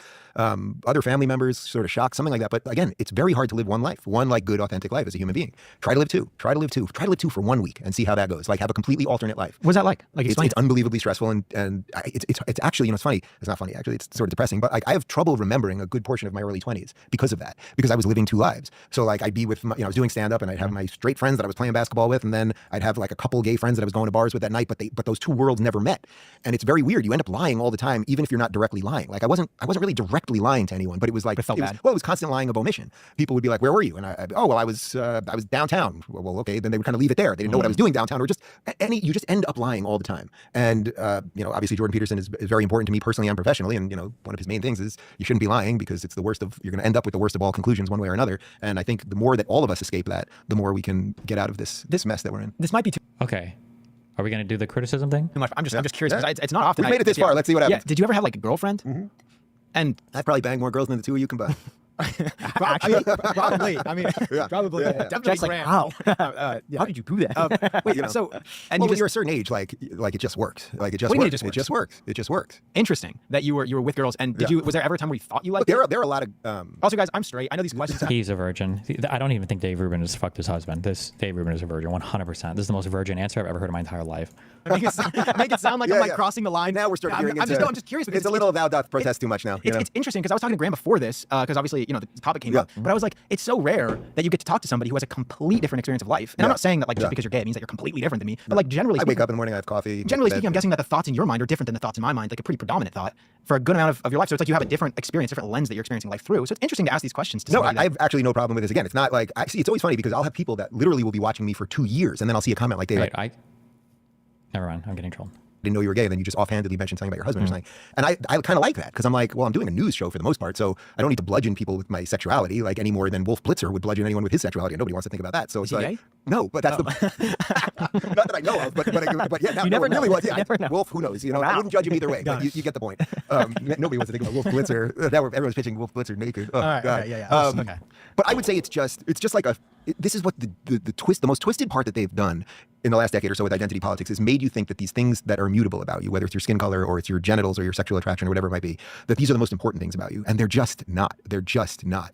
But if you make people focus on those things all the time, they will become much bigger than they actually are. And that's why there's very few people on Earth. Legitimate question, is it normal for closeted gay people to have sex with women? Yeah, they definitely can. Closeted gay people can have fucking families and not come out until they're in their 30s or 40s. There's some crazy like double lives that these people can lead. That have ever come out of the closet and been like, boy, I regret that. Because if you live your authentic self, then it's probably better than all of the other versions of yourself that you could have lived, right? And so that to me is, you in some sense, you have no choice. How is his life and his perspective interesting in any way? It's as boring as they come. I actually totally disagree. I think he has a fascinating life. And subsequently, he would have a fascinating, or consequently, he would have a fascinating perspective. You're just not getting any of it. This is all just slop that he's giving to conservative audiences to win over conservative viewers. That's it. I think that the idea of being like a gay conservative who's had multiple large conservative figures tell him to his face that he doesn't support his lifestyle and like all of that, like what was it like being gay in a progressive world versus being gay in the, like I think that's very fascinating, very interesting. But you're not getting any actual insight or conversation about it because he's just trying to pander and grift to the conservative audiences. You guys probably know somebody that's closeted. You probably do. You may not know you do or you don't. But we've all been around people that you're like, maybe, she really does love rugby, that girl, and she hasn't had a boyfriend in 30 years. Or the guy who's like constantly going to musical theater. I don't know, whatever it might be. And it's like, they're not, until they like, if your friends don't know who you are, actually who you are, rather than who you're pretending to be, or your family doesn't, like, you're not going to get to whatever the end of the road that you're supposed to do here is. You just won't. And I don't know that I'm going to get to the end of the road with any of us, whatever the purpose of life is, basically. I think it would be some Jungian version of like, or if you watched Groundhog Day, it's like, I think we're here to solve as much of our shit to the best extent that we can do it. And then maybe something else happens good after it. Otherwise, you're probably just doing it again. If you haven't seen the movie Defending Your Life, with, great movie. Albert Brooks, probably his best movie around 1986, Meryl Streep. He ends up in purgatory on trial over his life. Great movie. What's it called? Defending Your Life. You mentioned Jordan Peterson. We had him on the show recently. Yeah. He's just so impressive. Yeah. Love Jordan Peterson. He has positively affected my life just so much. Through his lectures, through the podcast, everything. So love Jordan. You dealt with the sexuality. It's great. Not true. Not true at all, guys. Not true. You'll sorry, Grandma. Sorry, Grandma. You'll hopefully see me with a wife in like 5-10 years. Yeah, we'll see about that. 5-10 years. How old are you? 26. 26. Let's wrap this thing up in the next 2 years. Come on. Well, how long should you date before you? 2-3 years. You should be having kids by 30. What, actually, 30? My only regrets in life. Yeah, he doesn't have kids. Are you married? Yeah. And how long have you been married? A few months. And how old's your wife? 26. All right, so you're ballparking it. It's probably going to happen. Wait, what was that? How old is your wife? Holy shit, that was the creepiest, weirdest, incel-y question. Why, what the fuck? How is his answer going to vary based on what he said? Oh, she's 32. Ooh, she's drying up there, Chief. Jesus Christ. Yeah. And how long you been married? A few months. And how old's your wife? 26. All right, so you're ballparking it. It's probably going to happen in the next 2 years. That would be my. Maybe three to five. I've said. But even, five, that's a long delay than what our grandparents did, where they were all basically having kids at 21, 22, sometimes even younger. I'm not saying that was perfect, but I do regret that we didn't have kids till I was 46. And it's like I play basketball with these guys now, which is a great group of guys, mostly ages between about 35 and some into their mid 60s. And the guys that are in their 50s and 60s over the summer, they were bringing their kids who are now in college, and they were playing with us. And I was like, how cool that these dads get to play, and this 55-year-old guy gets to play with his 21-year-old son. I didn't have kids till 46. If I want to be playing with my son when he's 16, 17, I really need to still be in as good shape as possible. Am I bad at math? How cool is it that these 55-year-old guys are playing with their 21-year-old sons? Isn't that implying that they had kids when they were when they were 36? Not in their 20s? Ages between about 35 and some into their mid 60s. And the guys that are in their 50s and 60s over the summer, they were bringing their kids who are now in college, and they were playing with us. And I was like, how cool that these dads get to play, and this 55-year-old guy gets to play with his 21-year-old son. So I didn't have kids till 46. If I want to be playing with my son when he's 16, 17, I really need to still be in as good shape as possible when I'm in my mid 60s, which then started getting me in better shape even. So there's other so there's a good thing. It gives you reasons to. Kids born to parents younger than 25 or older than 35 typically have worse outcomes. Actually, I don't actually know if that's true. I know that like rates for things like Down syndrome can increase very slightly for women. It's like 1% higher risk. I think it's when you hit like 45 is when you get into huge, or you start to get into much bigger things, maybe around 40.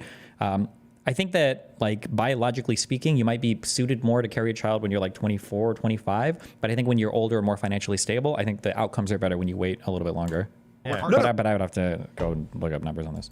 So but it would be a lot easier had I done it way back. Removing sexuality for a second and complexities around that and everything else. I'm just saying, as a general rule, seeing those guys like, oh, you had kids. Like my best friend, my buddy John, I met him, we were 4 years old. I met him the first day of kindergarten, literally remember meeting him. Now it's 45 years later, basically. He has a 23-year-old son. So think how funny that is. I grew up my whole life with this guy, and now it's 45 years later, basically. And my buddy John, I met him, we were 4 years old. I met him the first day of kindergarten, literally remember meeting him. Now it's 45 years later, basically. He has a 23-year-old son. So think how funny that is. I grew up my whole life with this guy. Yeah. He has a 23-year-old son. I have two But all that work in the beginning, you were able to maybe put into your career. Yes. And reap all the benefits of that early on, so that maybe you could chill a little bit more later in life. That's the way I kind of see it. Absolutely. It is very possible, if not probable, that had I not focused on my career the way I did, and maybe it was for some of the wrong reasons, like doing stand-up at night made it very easy to have an excuse as to why I was not dating. I now realize that. I didn't realize it at the time. But basically everybody would be like, oh, you're not dating? Well, you're in the clubs every night. You know, I was doing stand-up literally 6 or 7 nights. You were also closeted gay, no? Hello? Was this not a bigger impact? A week for 10 years, something like that.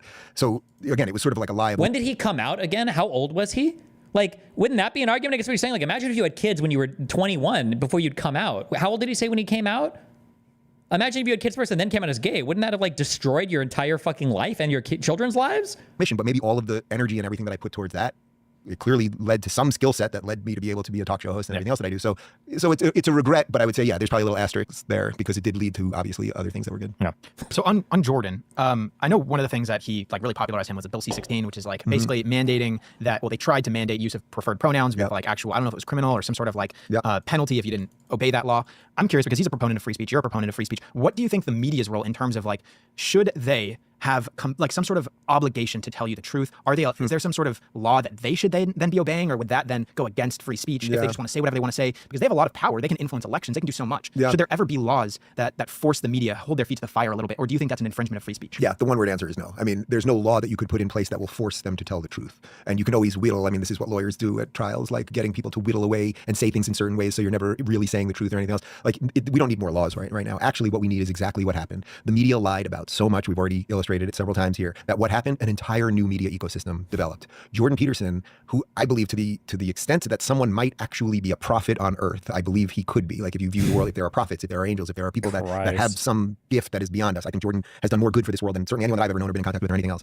Why Jordan rose? Because he went against the government that was trying to infringe on free speech. So I don't know that there could have, we have, from an American perspective, of course, because we have the First Amendment, we have all the laws we need around speech. I do not want any more laws. You know, basically, you can't violently threaten somebody, you can't yell fire in a crowd of deer with the intent to do harm, and then we have incredibly tight libel and slander laws. That's it. That basically is it, and I'm completely fine with that. Again, it's a better mousetrap argument. The argument would be let them lie.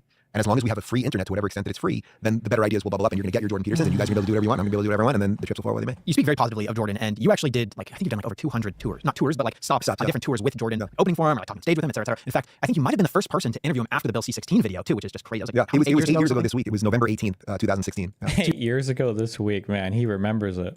You're very familiar with him. What would you say are some of the most impactful things that you've learned from him, and what is something about him that may surprise people? The best thing that I can say about Jordan is that he's a really good man. He's a great person. That he is the exact same person off camera that he is on camera. The exact same person. There's literally no daylight. I was in Scottsdale doing his 500 podcast a couple days ago, and literally at the end of the night, and I'm in the hot tub with Jordan, his wife, Dr. Oz, and his wife. Nothing weird happened. But that Jordan Peterson in the hot tub at the end of a long day of work and interviews and writing and doing podcasts is the same exact guy talking about the same exact things that he's talking about on air. He's the most decent human being I've ever met. Try to imagine the level of fame that he's attained, but it's not just normal fame. It's one thing if you're a musician and you're famous, or you're an athlete and you're famous. Somebody comes up to you and they're like, "Oh man, Michael Jordan, I love that move in the '92 finals." And like, it's what I play basketball better because you all that stuff, whatever. I love your music, whatever.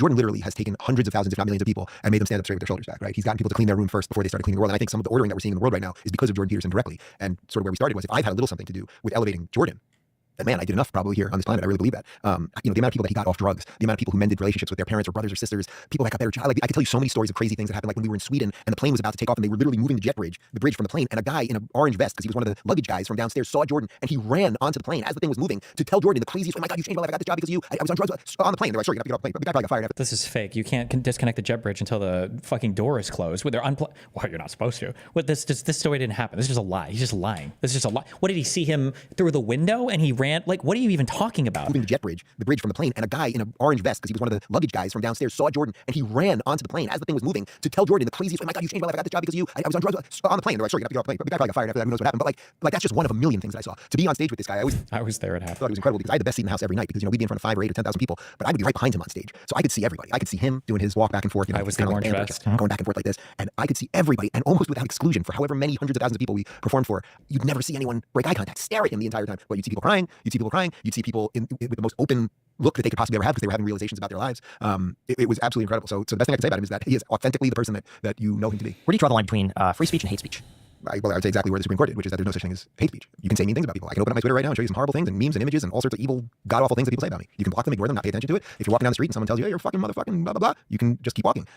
If they are trying to incite a violent mob against you, well, we have laws against that. That doesn't fall within the First Amendment. And then, as I said before, we have extremely stringent laws as it pertains to libel and slander. The fire in a crowded theater, you actually can yell fire in a crowded theater. You just can't do it with the intent to do harm. So there is no such thing as hate speech. There are mean people who say mean things, and it is up to you as an adult to figure out how to take mean things and either not let them enter you, or if they do enter you, how to extricate yourself from them as quickly as possible.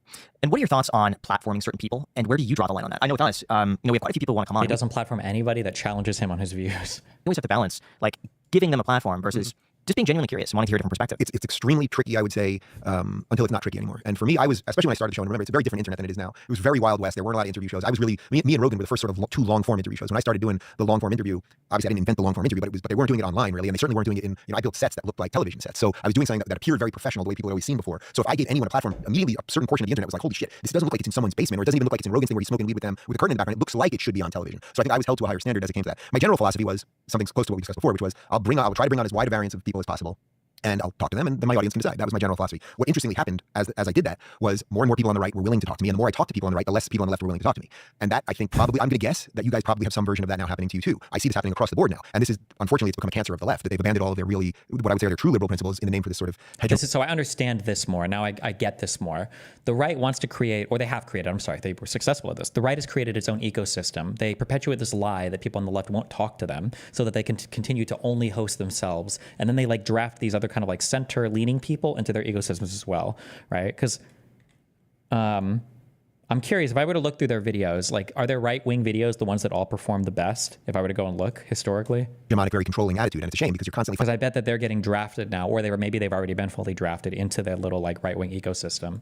Finding enemies everywhere. The day after the election, there were all these articles written about how the left has to find its new Joe Rogan. And it's like, dude, you guys had Joe Rogan. Joe Rogan, the mushroom eating, pot smoking, ayahuasca doing MMA guy, he is not supposed to be a conservative voting for a Republican, but you guys purged even him, which is something that we sort of hit on before. So as a general rule, I think you should be as open to talking to whoever you want, but you also have to make decisions in your life, and you have to decide what kind of show you want to do, and if you platform somebody, are you going to do the appropriate pushback where you think it should be done, and who do you want to be associated with? I would say it's just, you guys have to make a decision for yourselves, and everyone's decision would be different. As for the platform answer on that, as long as you're not breaking the laws of the United States, I don't have a problem with anyone being on a platform. And if you do break the laws of the United States, then you have a bigger problem than the platform. When we created Locals, which was to deal with a lot of this stuff because people were getting kicked off these platforms left and right. The policy that we put in, which I really think is still the best policy, is that we did a subscription platform. So and I knew that if you literally charge people a quarter, literally 25 cents a month, it would eliminate 99% of bad behavior because most of these people are on burner accounts. It's anonymous. A quarter puts some skin in the game, even though it's nothing in essence, and that would eliminate 99% of it. However, if someone wants to join my locals community, they can pay me that. We do $5 a month. They can pay me $5 a month, and if they want to get in there and just yell at me all day, it's up to me. So I can either decide to take their money and say whatever they want, or I can kick them out of my community, but they're not off the platform. So then they would be out of the Rubin Report community, but they could be on Scott Adams' locals community. They could be on Bridget Fetizzi's or Michael Malice, etc. So it's not a platform thing. We basically treated it like I treat my home. You can say whatever you want about me outside of my house, but I'm not going to invite you into my home to say awful things about me. So I was just trying to create some version of the game that was a little more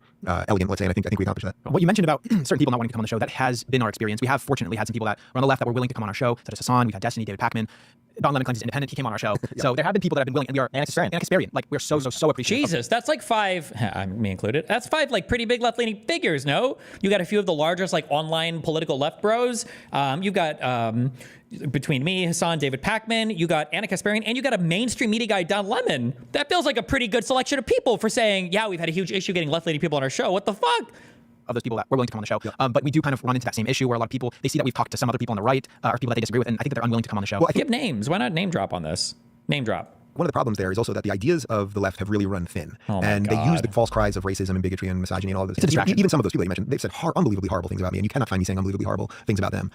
Some of those people have said, oh, fuck, I can't find it anymore. Where's on Tenet Media, Putin himself paid for Dave Rubin to do a 5-minute video just calling me like a fucking cuck with his weird co-host on Tenet. What do you mean you haven't said, bro, get me the fuck out of here? Are you serious? He better not mention my name. Because I'm not that interested in that game. But yeah, if the main cudgel that you have over people is I'm going to call everyone a racist and everyone a bigot, then I'll never debate their ideas. And then what happens is, then they don't want to do a 2.5-hour podcast with somebody because they don't want to have to sit there and defend their ideas because they're used to winning arguments just because. Oh my God. How is he allowed to say this? Unreal, dude. They've said the worst possible things about people. So it would be much harder as a general rule to get someone who's not that seasoned and talk. Why didn't Kamala do Rogan? It was because they knew. It's not because Rogan is a hardcore interviewer, right? Rogan would be criticized. Actually, that's a criticism. He gets the same thing as me. But he's a softball interviewer. He just talks to people. Well, okay. So why wouldn't she do that? There were 2 reasons she didn't do it. She didn't do it, number 1, because she knew that the lefty base was going to go bananas, that she's talking to right-wing maniac Joe Rogan. We've already illustrated why that's complete nonsense. And then the other reason is it would be far scarier for her to do a 3-hour open-ended interview without any preparation, rather than, even as bad as she was in a 60 Minutes interview or the really highly produced ones, even if her answers are terrible, it's all like 45 seconds of an answer, right? So even if she does all of her double speak and circular logic and all that nonsense, it's like somewhat tight. You put her 3 hours with Rogan, her head would have exploded because there aren't many people on the left that can explain their stuff other than Trump is evil. But with all that said, we do want to be very appreciative towards those people that are on the left that are willing to come on the shows and actually have this discussion. I think it's super important. And it's unfortunate because we just want to talk to people and hear them out, but it's like we consistently run up against that issue. But shout out to the people that are on the left that came on the show. We really appreciate you guys. Lastly, you mentioned the subscription platform that you have. I'm curious because we actually started out as a finance podcast.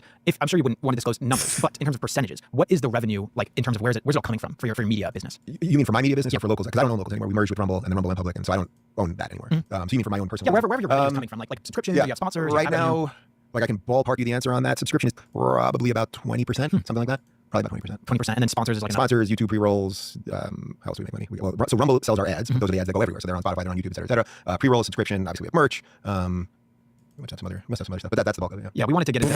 She just has no idea.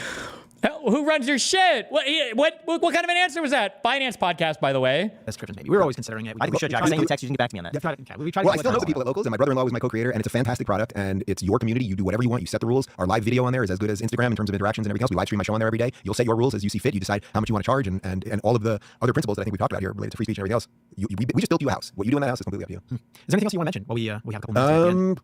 Well, I'm looking forward to being in Vegas for a day. I've only been to Vegas one other time. It was in 2016 for the Democrat debate that they did here. It was Bernie versus Hillary at the time. And I was at Aura TV, which was Larry King's network, and they had no budget, and they basically were like, we'll get you the press passes, but we're not going to pay a dime. So I had to pay to bring my team here, and I didn't have anything. I was maybe making $60,000 a year at the time, something like that. So I didn't make money. We drove from LA, we brought our own stuff. It was very janky and whatever. We stayed at Circus. There you go. Have you been over there at Circus? I'm pretty sure I still have a disease from that night. Yeah. It was, and I'm not much of a gambler, but I do really like casinos in general. In Florida, we have the Hard Rock in Hollywood, Florida. And even though I don't gamble, I like going to concerts there, and I just like the atmosphere. I like sort of like the overstimulation. I don't really have vices in that sense anymore. I like tequila. I'm coming out with tequila next month. That's my next business project. But I like the stimulation of it. So I'm actually I was very happy when the guys told me we were doing this. Because I wanted to chat with you guys, and Phoenix has been a big fan of both yours for years. And then I was like, oh, and we get to go to Phoenix. We get to go to Phoenix last week. We get to go to Vegas and be around some of that stuff, which I hadn't. So no, I've really thoroughly enjoyed this, and I appreciate the kind words there. And you guys built something really nice. This is your house. You got a beautiful house. Thank you. I appreciate it. And I like just seeing other people that are doing something good. Like it's not that complex. There's so many people in our space or whatever this is that are constantly trying to destroy each other and whatever. And it's like I see no competition with anyone. To me, if I'm doing something good, if you build it, they will come. If you're doing something good, you will build it and they will come, and everyone will come. That was a weird way to end. Yeah, no, that's what she said. All right, there we go. Yeah, thank you guys for watching. Thank you, Dave. Thank you, Phoenix. Until next time. Good one.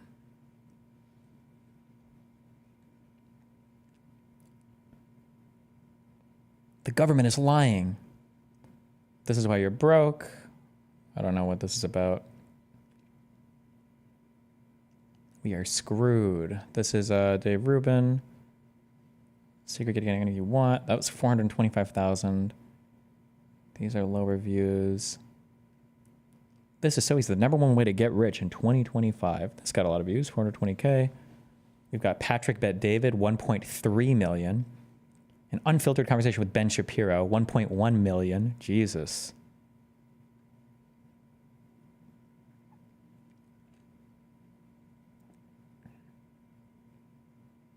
Damn, even Dave Ramsey? Wait, was that Dave Ramsey? Oh no, he's just on the thumbnail. Nice, August thumbnail.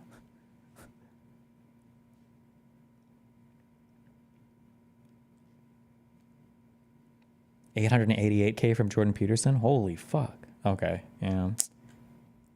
Jesus. Navy SEAL guy was 2.9. Oh, Brett Cooper, 2.1 million. Jesus. Dr. K.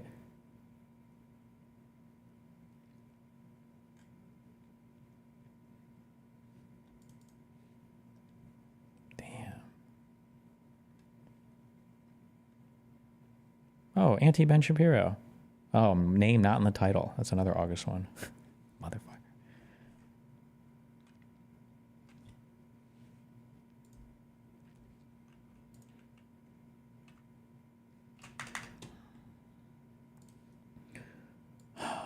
Fuck. Somebody said, Asmongold said dumb stuff on this. I don't know how old this video is. And 3 of days course, old. that speaks to the question of Elon Musk's role. I think really soon we're going to see more divergence between Elon Musk and Donald Trump. It's natural, given each of them having the power they have. I think that's going to be a very, very important storyline in 2025, that these two people who appear to be allies but really have very different interests start to diverge issue by issue. We saw it also. I don't really see this as being a problem. I mean, everybody's always going to disagree with other people about things. Like a good example of this is that a lot of times when somebody runs for like president or vice president, the person that they choose to be their vice president was usually a person that ran against them. So, yeah, that doesn't really seem like it's a bad thing. The media trying to create friction. Yeah, I think that there's been a lot of playing up of the friction. Yeah, Elon wasn't elected though. Yeah, well, the media wasn't either. That doesn't stop them from trying to put their agenda into things too.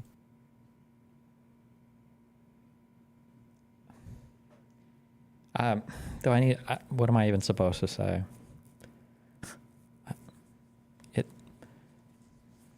If the media was like going to the White House and having phone calls with other foreign leaders on behalf of the president, then I think that it would be closer to equivalent, but... During the recent budget fight, I think we're going to see it on issues like artificial intelligence and climate, where Musk has been in a different place than Trump.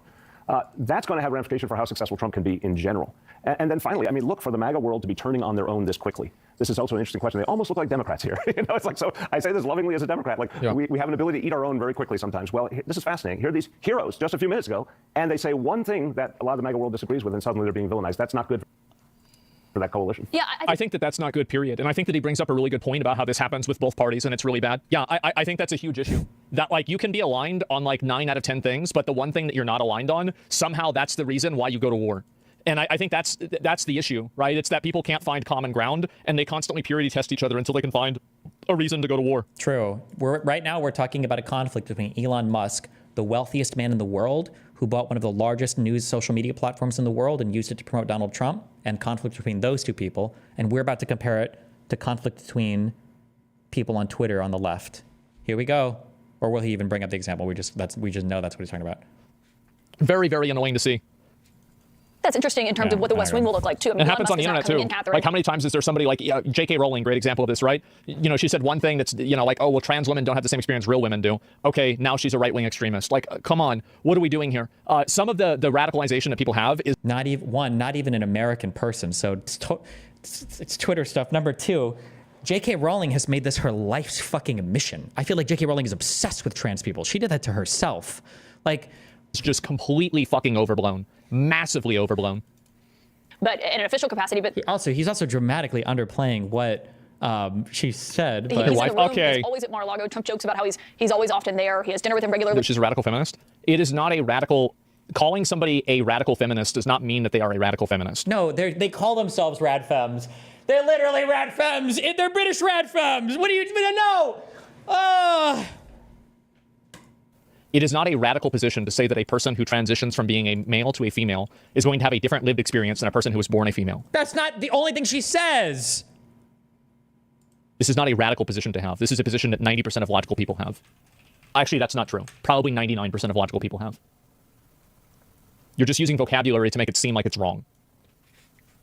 Between that and the tech moguls who have been parading down to Mar-a-Lago to also have dinner with him, I wonder what that looks like with this divide that is so clear between Stephen Miller and what he has been advocating for and what we know he did in the first term, and what this looks like with a new big advisor in Trump's ear like Elon Musk. Trump seems to listen to the last person he heard from. So if that is Elon Musk, it might be Elon Musk. If it's Stephen Miller... What is this? I was watching him react to a video talking about the logistics of deporting 13 million immigrants, and a chatter was like, this is Nazi shit. And then he's like, you do a disservice to Nazis by comparing this to them. He doesn't know what disservice means, apparently. I don't think deporting people in a country illegally is Nazi shit. It's very dangerous. You shouldn't be saying that. Another chatter says it's the opposite of Nazis. I have no clue how that makes any sense, and Asman agrees with that chatter.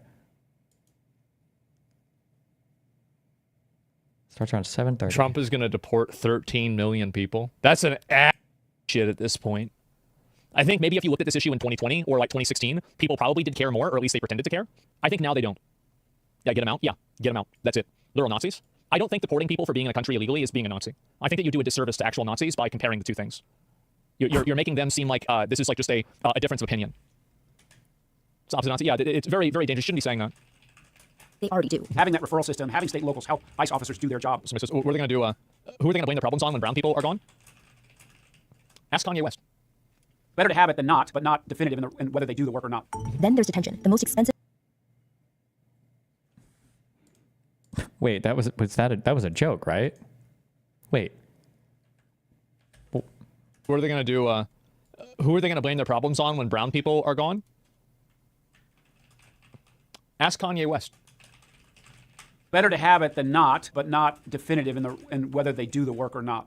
Then there's detention, the most expensive part of the whole process. It costs That's around $200 a day to faithful hold call. someone in ICE custody.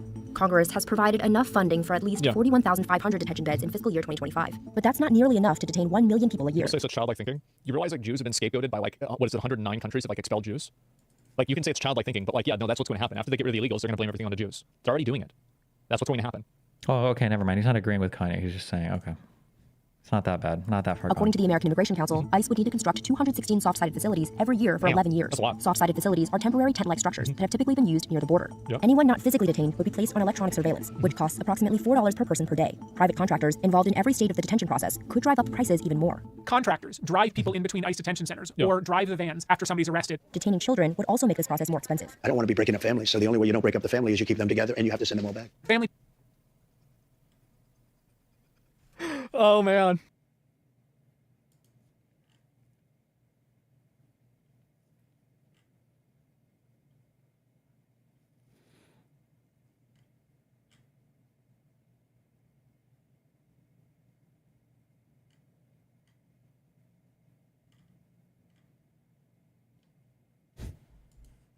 I didn't know this was Laura Loomer.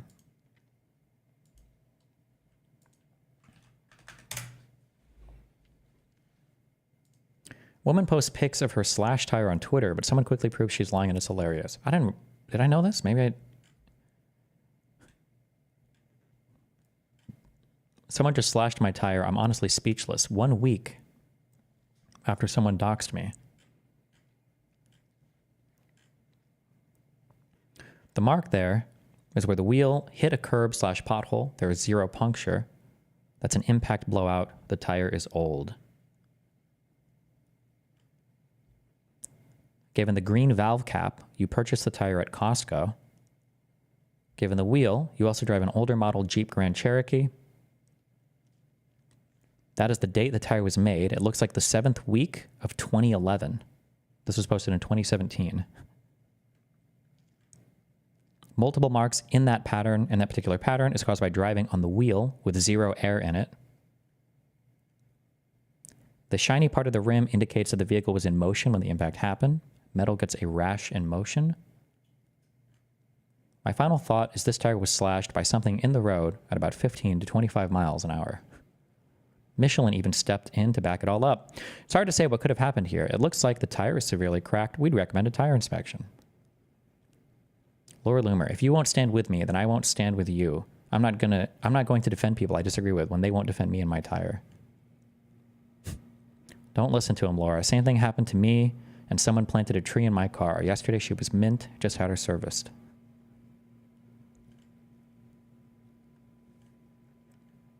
Someone created a GoFundMe page in loving memory of the unfortunate tire.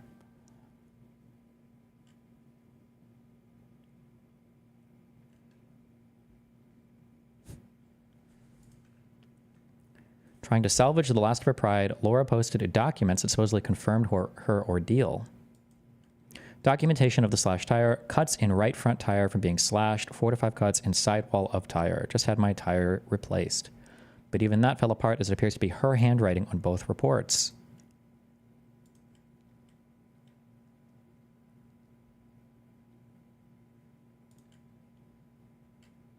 Okay.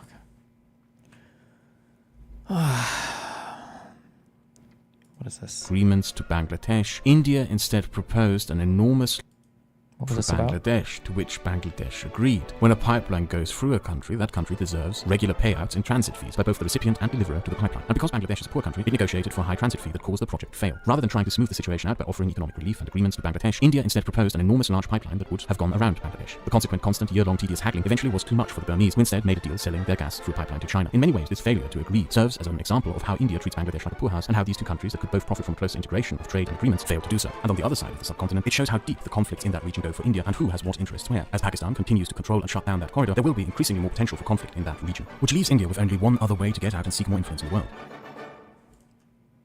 Okay. I don't know. Somebody like this for some reason.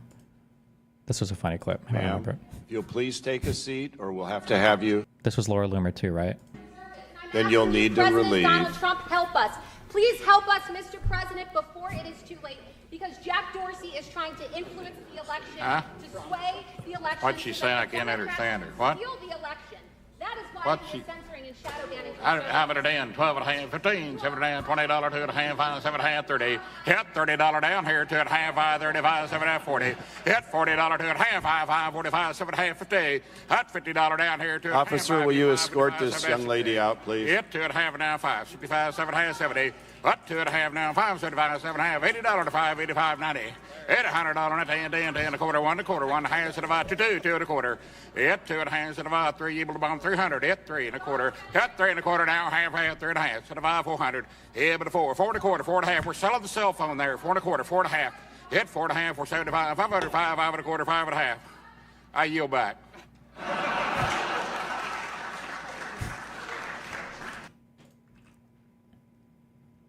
Oh, somebody linked this in response to that article yesterday.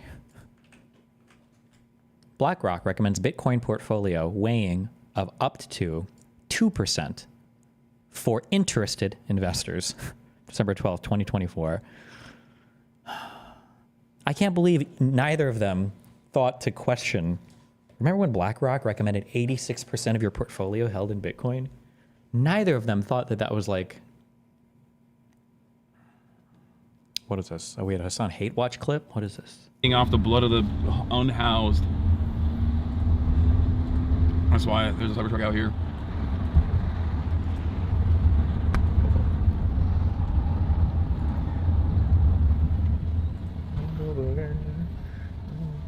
Why was I linked this? He almost said homeless, but then corrected himself to unhoused. There's a Cybertruck out here. Elon Musk is here, feeding off the blood of the unhoused. Oh. Why does it fucking matter? Come on. There's no shot anybody actually gives a fuck about this. The unhoused. Fucking commerce out here, man. I think it's not. Elon Musk is here, feeding off the blood of the unhoused. Stupid. Oh my God. What is this? At the bank right now, actually, they're open to Jews on Sunday. If you are a Jew, Semite, you can get a 0.0% interest at banks anywhere in America. You can get 0 interest loans at banks anywhere in America. You just have to tell them. They will go to the back. They will show you, they will bring out a folder, a PDF of how you, as a Semite, can get a loan for your house, a car, extraneous things that you need, a boat, a business, for 0 interest. Really? Look it up. I was deeply offended. Deeply offended. I have to pay interest on all of my loans. I'm a venture capitalist. I deal in millions of dollars of other people's money. Those interest payments are suffocating. If I was a Semite, I would pay 0 interest on all of it. So you tell me, you tell me, are there religious doctrines that are being exacted for the benefit of one people group over everybody else? If you were to go take a picture kissing the wall, can you get in a club? No. No. You have to be a Semite. Is that the only way? Do you know how you become a Semite? What if you get your citizenship? Because I remember watching this clip of Glenn Beck. You can only be a Semite. Begging Netanyahu to give him his citizenship. Have you seen that clip? Is Glenn Beck's mother a Semite? Then he's not a Semite. You can only be a Semite if your mother was a Semite. Correct. If the father was not a Semite, you're not a Semite. You have to pay interest. You have to pay interest. Come on, man. You're an entrepreneur, a successful entrepreneur. You're a successful business builder. You can do the math, the paper napkin math of how much money you paid on loans to make your business successful. And there is a reality in which if you were a certain type of people group, you would have paid nothing on those loans. Hebrew free loans provide members of the Jewish community with 0 interest loans and personalized, confidential, and respectful application process. The Talmud dwells on Ezekiel's condemnation of charging interest, and the Torah and Talmud encourage lending money without interest to Jewish people. Does not apply to Gentiles. Let me see this. It's legit. It's legit? Wow. I did not know that. Everything burns.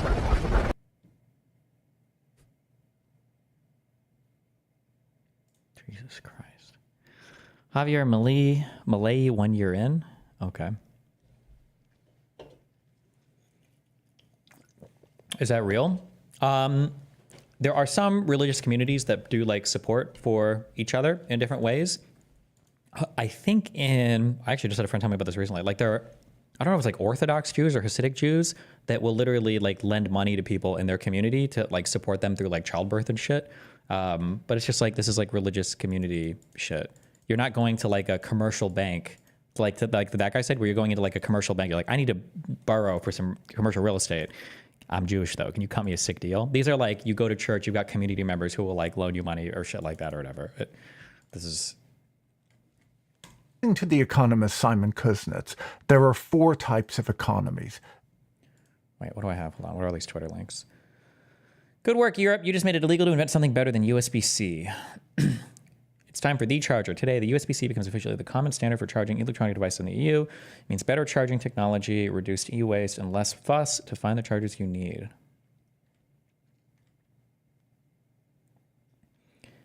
Do you ever stop to think that the reason the EU has so little technology success is because you regulate to prevent innovation, and this is actually a bad thing? You guys want to say that I simp for corporations? Give me a break. I think there's an argument to be made that people should be able to create better standards, sure. But I don't think some amount of this is bad. I think this is fine.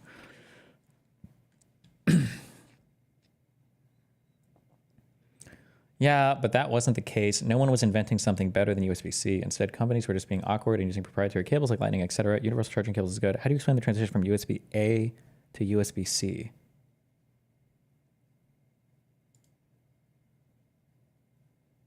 That's the wrong transition to think of. USB-C is a valid comparison. USB-A is still is still used widely on PCs. Hardly anything is made with micro USB anymore in favor of USB-C. I hated micro USB. I quite like USB-A. I'm fond of the idea of the successor. Holy shit.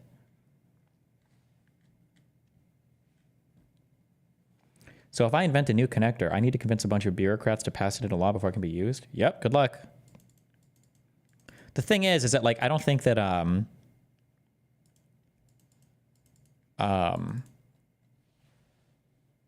yeah, you can change the regulation apparently if you have a better connector, but I don't think USB-C is like capped anywhere in terms of what the form factor can do. Like nobody is saying like, oh no, I can only transmit 40 gigabits per second or whatever on my USB-C cable, fuck. Or like, oh no, I can only do 200 watts worth of charging, fuck me, what am I gonna do? It's all over. Like,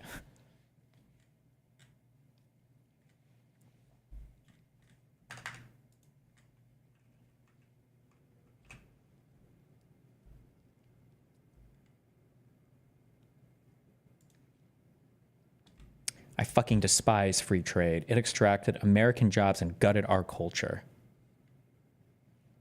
Tell me you don't understand economics at all without telling me, oh, it's Brad, one of the guys I debated before, who's like an actual conservative guy. You don't know shit about what these policies did to my industry and culture. What? Tim, if you need DEI to make consumers pay more through you instead of better options, isn't that your problem? What the fuck did free trade do to podcasts online? Wait, what? What could he even be? Can we like play? Okay, hold on. Can someone take a guess at what he could even possibly be referring to here? Are there H1B influencers that are taking over podcasting? LOL.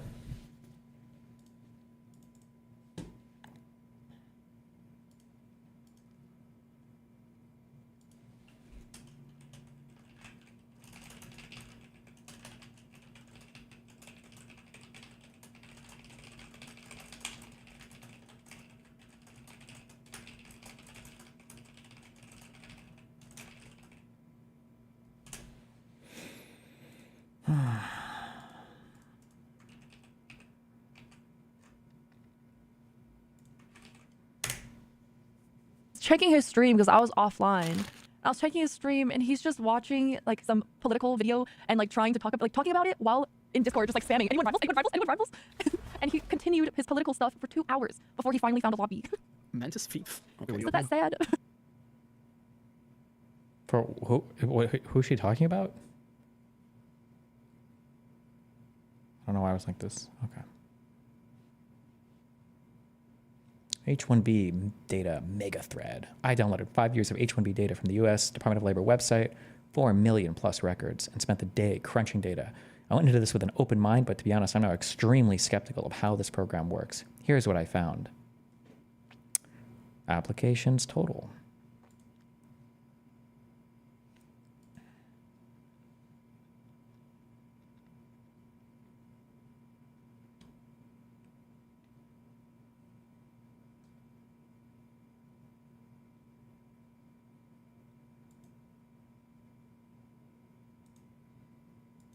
Okay.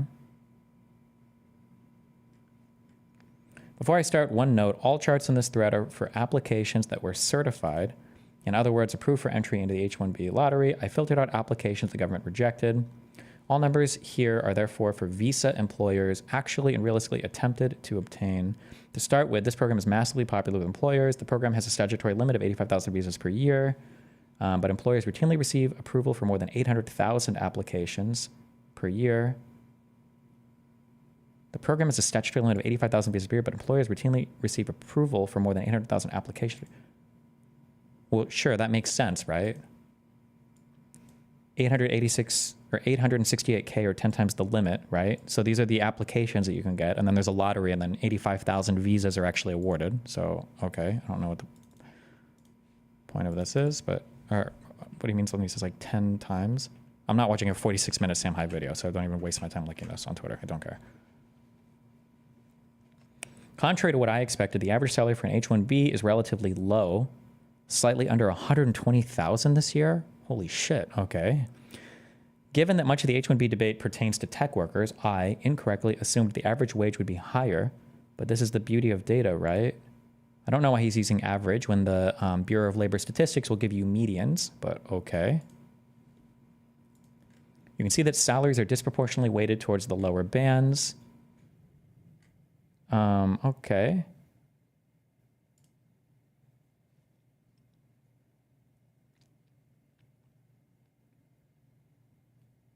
I'm guessing he created these bands. Like, these are bands that he made. I don't know if he made them for a particular reason, but... Or maybe they do make them on the website. Like, we've got 75 to 100, 100 to 125, 125 to 150, and then it jumps from 150 to 200, 200 to 250. It goes by 50. I don't know. Okay. But I don't know.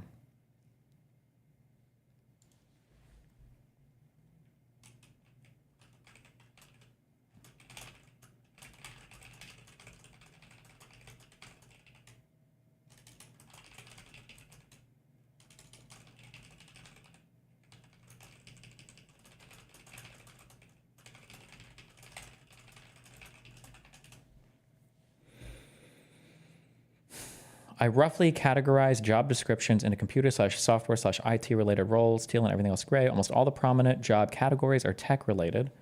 The 2 top categories for software developer roles are 1.1 million over 5 years by themselves. Basically every role with 30K plus H-1B applications for a STEM field with an exception. There's a little more right now. Let's review applications by employers again. huge numbers here. What do we care about? Looking at applications by...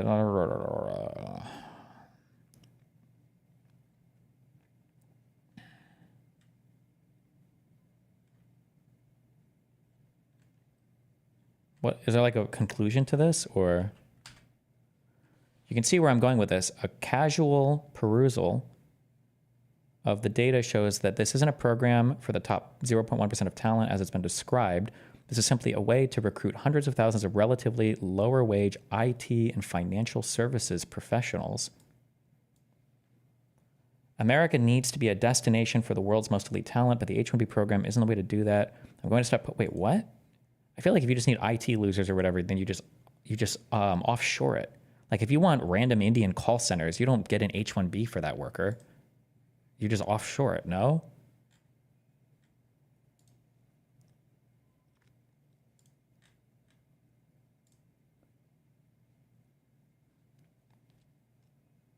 Software developer, 13,000 applications. Operations research analysts, software developers, applications.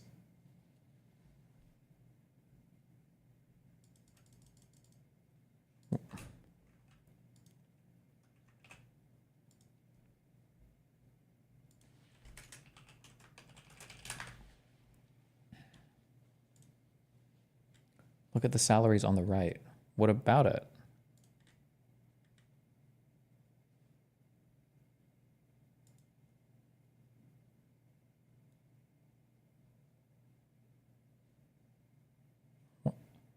Is he implying they're low skill because of the salaries?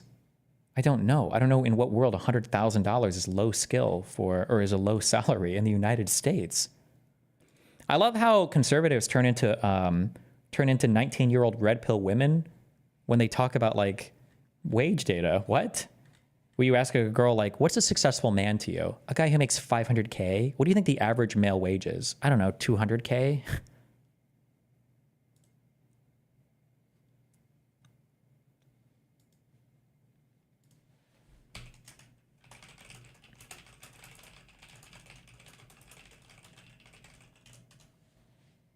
That is absolutely a low salary for an experienced developer.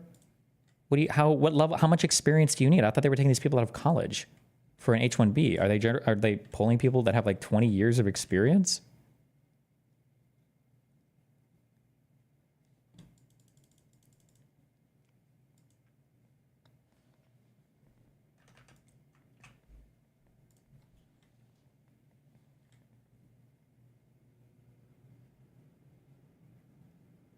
Elon and Vivek said that they gave H-1 visas to the Indian Nikola Teslas. This dude is saying, no, you're not. Anybody who thinks that is fucking retarded. That's such a stupid opinion. If you fall for that, that's your fault for being an actual, but I guess you're all conservative, so I mean, you would fall for it. H-1B visas are just to fill out the high-skilled labor force. You're not looking for like the best and brightest entrepreneurs or whatever. They don't need H-1Bs. They can come in through exceptional talent visas or something. Destiny, I've been following this discussion. The right position is that these jobs should be going to American citizens, not H-1Bs, and the government should be educating the American lower classes sufficiently in order to prepare them for these jobs. We don't have enough people to hire, like, for these jobs. What do you mean? Destiny, the median pay for developer is 130K. Is this median pay for entry jobs, or is this through all of your... Software developer, quality assurance, 2023 median pay. Because you just because the median is 130K, you don't start at this. You start at quite a bit lower, no?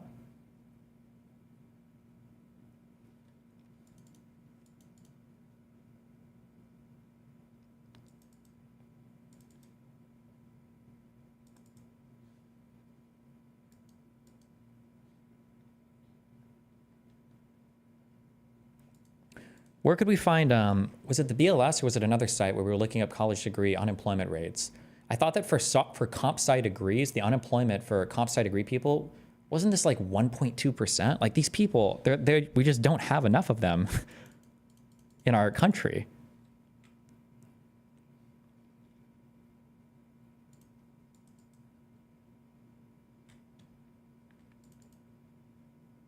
So let's train more. Why? No, we're not going to, actually. because you guys want to eliminate schools. So we're not going to train anymore. You just want, all the Indians are going to come and take our, how can you simultaneously get ass pained that Indians are educating enough people to come and be competitive in our workforce, and then say you want to eliminate the Department of Education at the same time? What do you mean?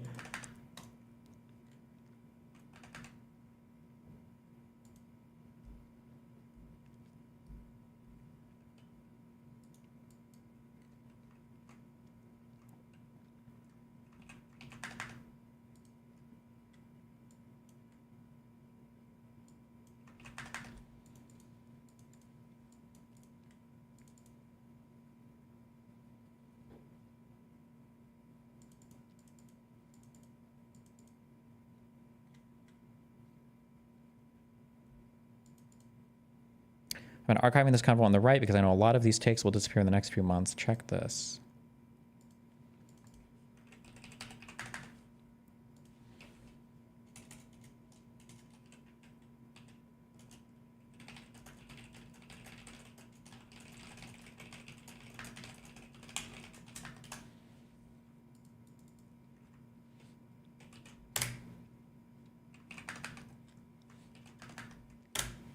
Wait, why are we looking to India for these tech employees? Because India has a huge market of people that are becoming educated in tech-related stuff. And you can go there and grab employees from there and then hire them in the US.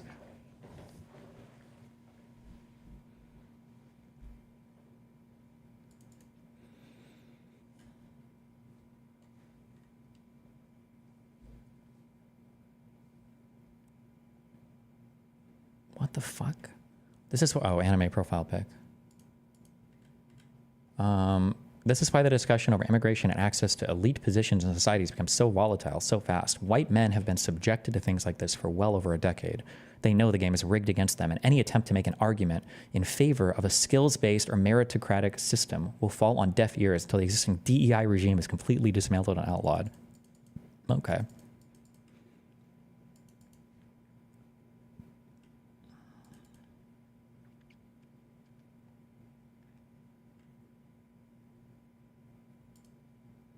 And America doesn't have these employees? No. Why do you guys let people tell you this? Do you think that there's this reservoir of like unhired, like computer science people, computer programmer people? This is like one of the most in-demand jobs categories in the United States of America right now. Like, link me some data. Link me something. What are you talking about? This just doesn't, this is not happening. It's not real.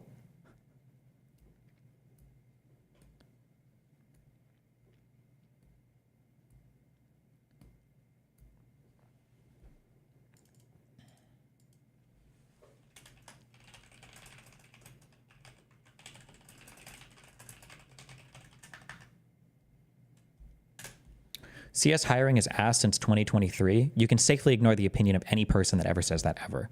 Somebody telling you computer science hiring has been bullshit since 2023, that's the equivalent of somebody in 2009 telling you, yeah, the housing market sucks. It was way better like 2000 to 2007, right? This is the same stupid argument. You guys made off like disgustingly, like in like this period like of COVID and right after, like a disgusting amount. Of course, there was always going to be a market correction there. There's always going to be a correction there. That doesn't mean that the market is horrible. Pretty sure highest paid degrees, university, starting salaries.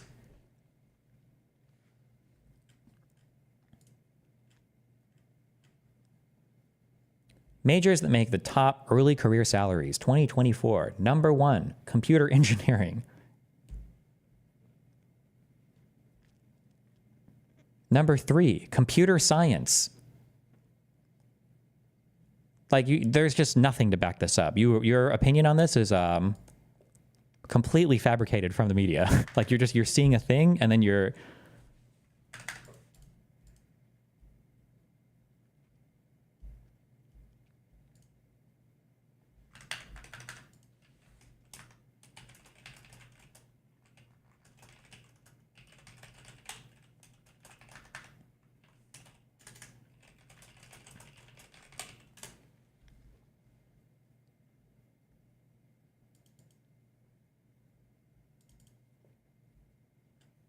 You said hiring, though. What's the in-demand jobs like for USA? I don't know what that means. The in-demand jobs like in the USA.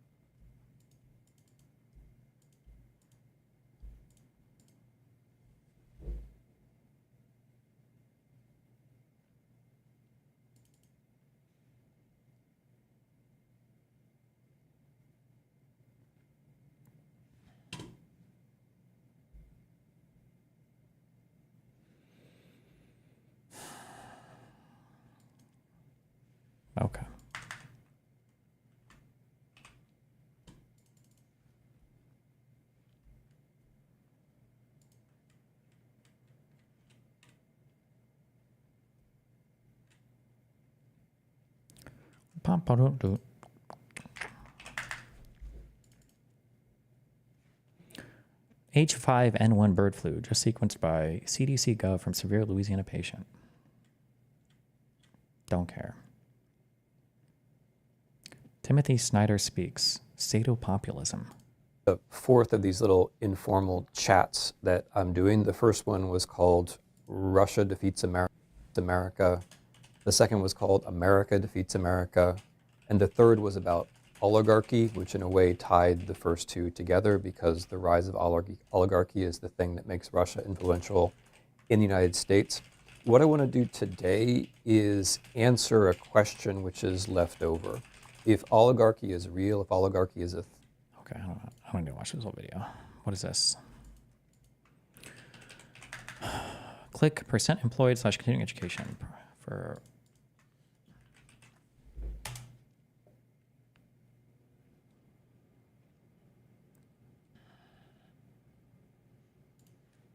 First destinations for the college class of 2022.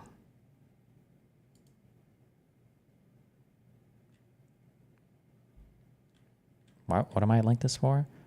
Employed is 66%. Standard employment, full-time. Continuing education, seeking employment. Temp / contract employee, post-grad, fellow / intern.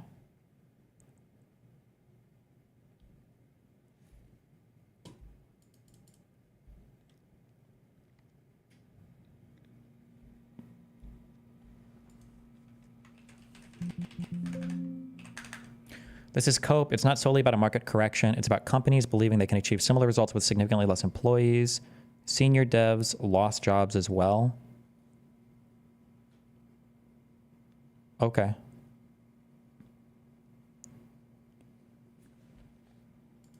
Well, I'm sure it'll show up in some data somewhere then.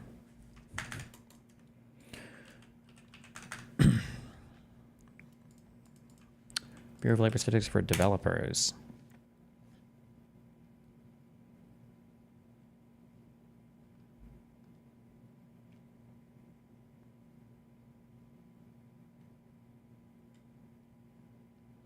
Employment of software developers by state.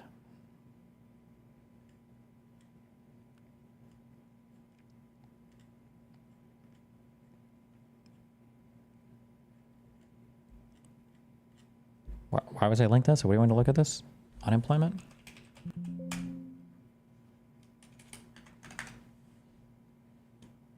I don't know what you want me to look at this, but forward, okay. Hassan says they're all Uber drivers. There isn't a massive shortage of comp sci engineers in the United States of America.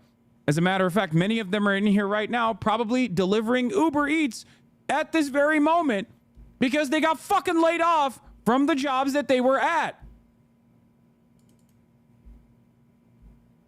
So that in and of itself is another aspect of this issue as well. Oh, more of my middle class hate. Yes. That's part of the reason why so many people are frustrated with this, where they're like, what the fuck are you talking about? There is no shortage. Yeah, I'm delivering to your house 5 times a day. Hell yeah, baby. Listen, at least you're getting fucking fat tips. If you're delivering to my house, you're getting a lot higher tips than you are delivering to anybody else's house, all right? Doubt it.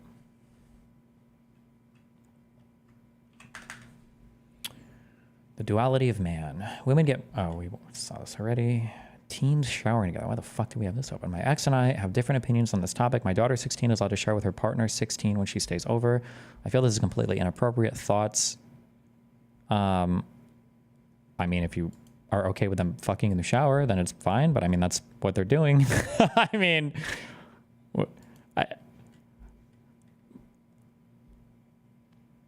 okay. USB thing. This Elon Musk shit, don't care. I want you to continue to say you're a liberal because you're of great use to good values. Well, don't worry, I'm not doing it for your use of me. I'm doing it for myself. No. It's like Christians who say to me, you know, oh, we would love you to come to Christ, but you are so valuable to us as a Jew when you defend us Christians. Yeah. And they're right. You are valuable in the best sense of the word because that America needs people who are clearly liberal and to be honest, and fall into the category of kosher as gay, to say, hey, hello, the conservatives are not hate mongers. Hello, they should be heard. And maybe every so often you should Klinsky tweet of me based. Okay. She did a video on Brett Cooper. He has a video here. I have some articles on this border shit that I wanted to read. Two of these are short. Fuck. We'll do this tomorrow, I think. What the fuck is she even talking about? Oh boy. This is a can of worms. Oh boy. This is a can of worms. Hi, my name is Sydney. Welcome back to hell. And as per usual, before we launch in, today's video is sponsored by Lumen, who are actually great. Also, I am very sorry that I disappeared for the last 6 weeks, but that's because you guys actually blessed me with a ton of tea orders through my company, Lions Tea Exchange, and that's been keeping me very busy because, as you all know, I am the only person who packs and ships all of those. Obviously, and I hope you guys know this, I am so grateful for all of the orders. It's been really cool. But I do have to tell you all that the good and bad news here is that means I also don't have a ton of inventory left of the new winter flavors. So if you want to try one, I suggest grabbing a box, or if you have already bought them and you really like them and you want to stockpile, also buy a box because I don't think they're going to be around for too much longer. Also, I have launched a new thing on the website called Ugly Boxes, and these are basically just my regular tea boxes, but they have packaging defects, so maybe they've been cracked. You can go check them out too. Stay in my own lane. Also, because I made a really dramatic video and then just disappeared for 6 weeks, and you know, obviously that's not the greatest thing to do to your audience. It's not cool. But as I have watched a lot of the commentary and the speculation and everything as it has unfolded, I decided that I do in fact want to weigh in. Because like I said, apparently this is what I do now. I disappear for a month and then I reappear, ready to say crazy things. So for those of you who don't know, Brett Cooper until recently hosted the Daily Wire show, The Comment Section. The show was geared towards younger people, and the premise was that What's your final opinion on the whole H-1B visa? Is it good or bad? Do you agree with Elon or Vivek? H-1Bs are great. It's an amazing program. The United States should utilize more of it. But there are different weird forces that are coming together now to be opposed to them because of because of the fact that no one has any actual principled ideology over anything in the United States. So tech workers are going to be ass pained about H-1Bs because they're going to say that importation of labor is going to put downward pressure on their wages, which is true to some extent. So, I mean, they can be mad about that. I mean, sure. But, I mean, the counter argument is that it also puts downward pressure on prices, which is good for consumers. And it also makes businesses more survivable, or like you can open more businesses because you've got a higher pool of labor available to you, which is good for businesses. And I think it's inarguable that comp sci degrees are already some of the most rewarded degrees that exist in society right now. Like all the data shows that. So I think that importing, like there's a huge demand for labor. I think comp sci is one of the most in-demand degrees, that the unemployment for those majors over any other major is like one of the lowest unemployment rates of the United States. So importing labor there is probably fine. But I think that tech workers are going to be mad because they feel it puts downward pressure on wages. Racists are mad because they don't like brown people, especially Indians. And then Trump supporters are just mad because they're retarded. They believe in no immigration or something. Yeah, those are the people that are against it. Some people on the left are going to be okay with it because they like immigration, or they're trying to be anti-racist, or business owners are good with it because they can hire more people, or yeah.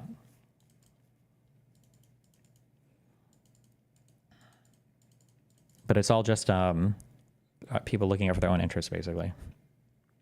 Brett would read people's comments on various issues and topics and weigh in herself. She built a huge audience in a very short space of time and has gotten really popular as a conservative online personality. Then, a few weeks ago, information started popping up suggesting that Brett was being pushed out of the company, but also her show, obviously. A video posted to Twitter by a lad called Ian Carroll made several claims about Daily Wire and some of the alleged issues and unrest taking place at the company. Ian said a lot of things, but specifically, he had this to say about Brett. What is my voice doing? Destiny has no idea what he's talking about with his comp sci labor. I actually know pretty precisely what I'm talking about. We've looked at a lot of BLS stats. We looked at a lot of college education and unemployment stats on this. I'm pretty sure I'm right. That's why you have nothing to say in opposition to me. The reason why your brain is fucked on this is because you've exclusively consumed news from people who think that every single comp sci graduate in the country can go and work for one of 5 major tech companies. And that if you come out of a university in St. Louis and you're not immediately being hired at $225,000 a year by Amazon, you're a fucking failure of a human being and you have a right, you're entitled to that job. So sorry, welcome to the real world. Wake the fuck up.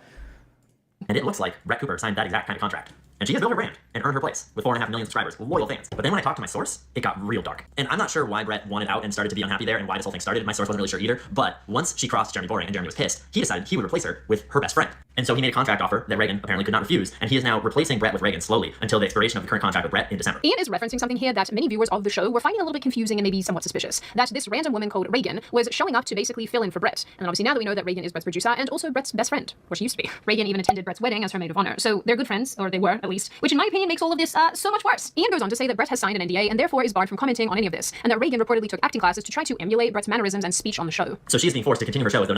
Is it immoral to want to import a bunch of Indian men so that they can stab my head with the old face joust? Or is that just a trafficking thing? I don't even know what the reference is. Nothing is going on. Well, they replace her with her best friend, and probably are going to manufacture some sort of like slander or like, I don't know, I'm just speculating, but they're probably going to manufacture some sort of logical reason why Brett pushed herself out and they had to fill in with Reagan. Apparently they even gave Reagan acting classes for her to emulate Brett's every movement and word. So obviously, Ian Carroll's video popped off because of course it did. Everybody loves drama. Don't lie, you know you all do. It's like the modern version of observing gladiator battles, except absolutely no one has abs. And there's no wildlife, no lions. There are snakes though. I am sorry for the extra weird interjections that are probably going to come through in this video today. I am very hyped up for some reason. I don't know. Anyway, around this same time too, people also observed that Brett's content on the channel wasn't even new. As in, it wasn't really covering news stories as it usually would, but seemingly recycling other pieces of content made in the last little while. FYI, in content making land, we call this evergreen, like the trees that don't lose their leaves. I hope that's self-explanatory. But you want to know what's not always self-explanatory? Your metabolism and health, which is why today's video is sponsored by Lumen. Are you tired of counting calories, getting terrible sleep, eating lettuce leaves, and hoping that you'll suddenly look like someone from Baywatch? If this sounds like you, then buckle up because I have a solution. And it's this nifty little device called Lumen. Lumen is the world's first handheld metabolic coach, and honestly guys, I actually love this thing. This little device measures your metabolism through your breath and lets you know if you're burning fat or carbs, and then gives you tailored guidance to improve your nutrition, workout, sleep, and even stress management. Because soon enough, after lots and lots of speculation, Brett herself announced that she was in fact leaving the Daily Wire, saying that most of the rumors were true, but the choice to leave was her own. Hey guys, some of you have heard rumors online, and the rumors are mostly true. Today, December 10th, will be my last day hosting the comment section and working for the Daily Wire. It is not true that I am being forced out. It was my own choice to leave. And believe me, this is bittersweet. I've had the most unbelievable 3 years helping to craft the show, building this community, and telling stories and sharing the truth every day. But at this point in my life, I am ready to take on a new direction, both personally and professionally. This means new challenges and new endeavors, which I will share with you soon. As for the show, the comment section will continue with the Daily Wire. My producer Reagan is taking over as host of the comment section, and I wish her and the Daily Wire all the best. This to me feels like a hostage video. Blink twice if you need help, Brett. Viewers observed and made the comment that in this video, Brett looks and seems very emotional and almost on the verge of tears, which I think is pretty understandable when you have made something and created this thing. Okay, I don't care about this actually. Labor force statistics from the current population survey. Unemployed persons by occupation and sex. Unemployment rates. So the total unemployment from November of 2024 is 4.0% according to this for workers 16 and over.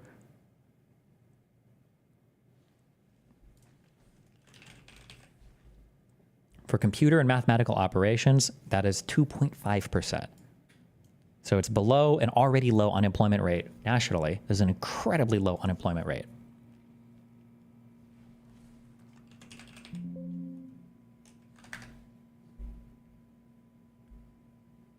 Hey, can you stop and define what a good labor market would be before you look at the stats?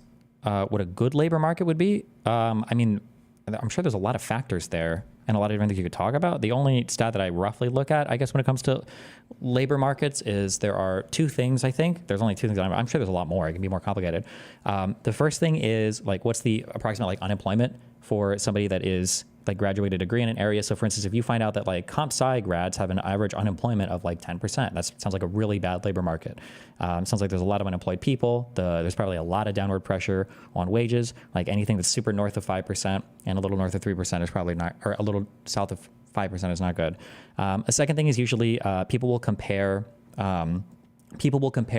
what is the compensation of equivalent educated people.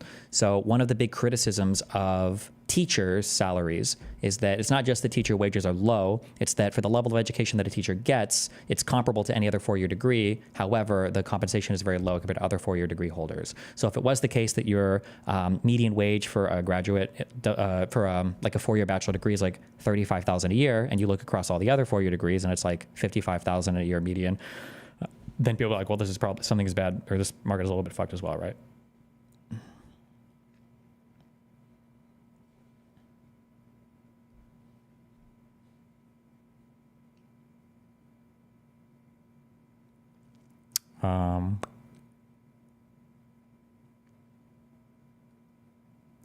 It did raise from 1.7 to 2.5 in 1 year, which is a decent sized jump. Not saying it's bad, but people's intuitions about it getting worse are correct.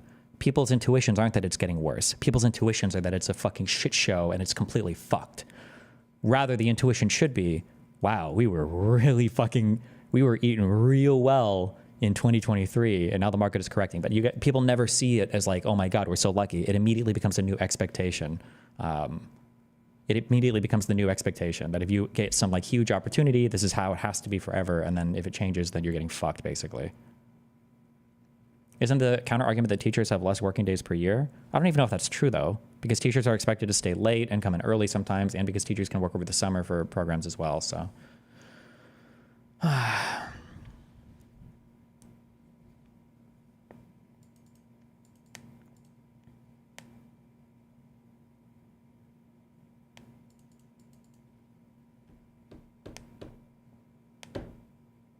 All right.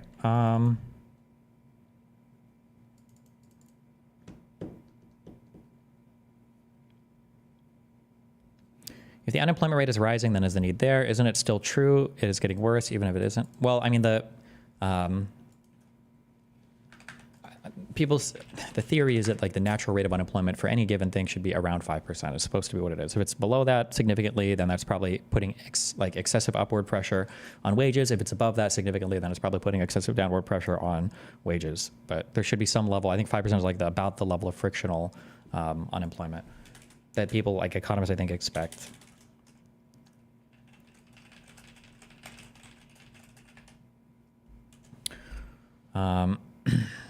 Okay, Pink Pony Club, Airplane, Grinder, Water, Anti, Hero, Rap, Settle, Jeopardy, Beans, Yahoo, Filter, Melt, Cough. Okay, hold on. We've got a Rap, a Melt, a Club, and a Hero. Types of sandwiches? Okay. Yellow is the easy. Okay, okay. Okay. Let's see. A cough, a filter, settle, anti, water, pony, filter, settle. Jeopardy, beans, pink. Yahoo. Water. Pony. Oh. Ooh, hold on, fuck. You can pony up, ante up, cough up the money, or settle up maybe, right? Boom. Okay, okay, okay. Filter, airplane, beans, Jeopardy. Beans, pink, water, grinder, Yahoo, filter. Beans, pink, Jeopardy. Airplane. Fuck. Beans, pink. Fuck. Let's see. Jeopardy is a host. Yahoo, a thing you say. Website. Is it a drink too? Airplane goes up. Has passengers inside. Grinder. Grind stuff down. Wears away at things. Grinder, filter. Water can wear away at things. Pink. Jeopardy. Beans.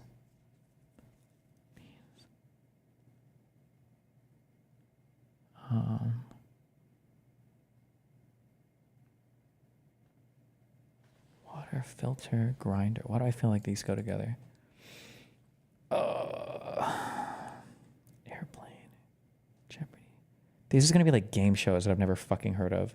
Like Jeopardy, Airplane, and Yahoo are like... And Pink is like a game show. I'm just a god. Oh, used to make coffee. Coffee, beans, water, a filter, and a grinder. If you grind... Jesus, okay. Is Pink like some stupid game show? Names featuring an exclamation mark?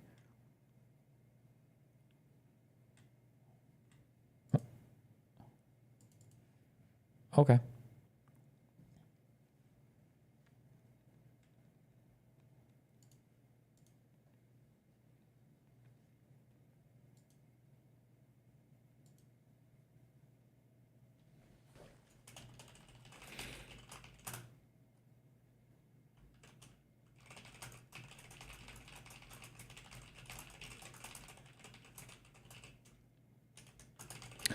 All right, I'll be back tomorrow, I think. Will I? Yeah, we're doing the DGG Awards tomorrow, and then I do anything else tomorrow into the New Year, so, oh boy. What a time. Stay safe, be careful, don't die. I love you, be careful.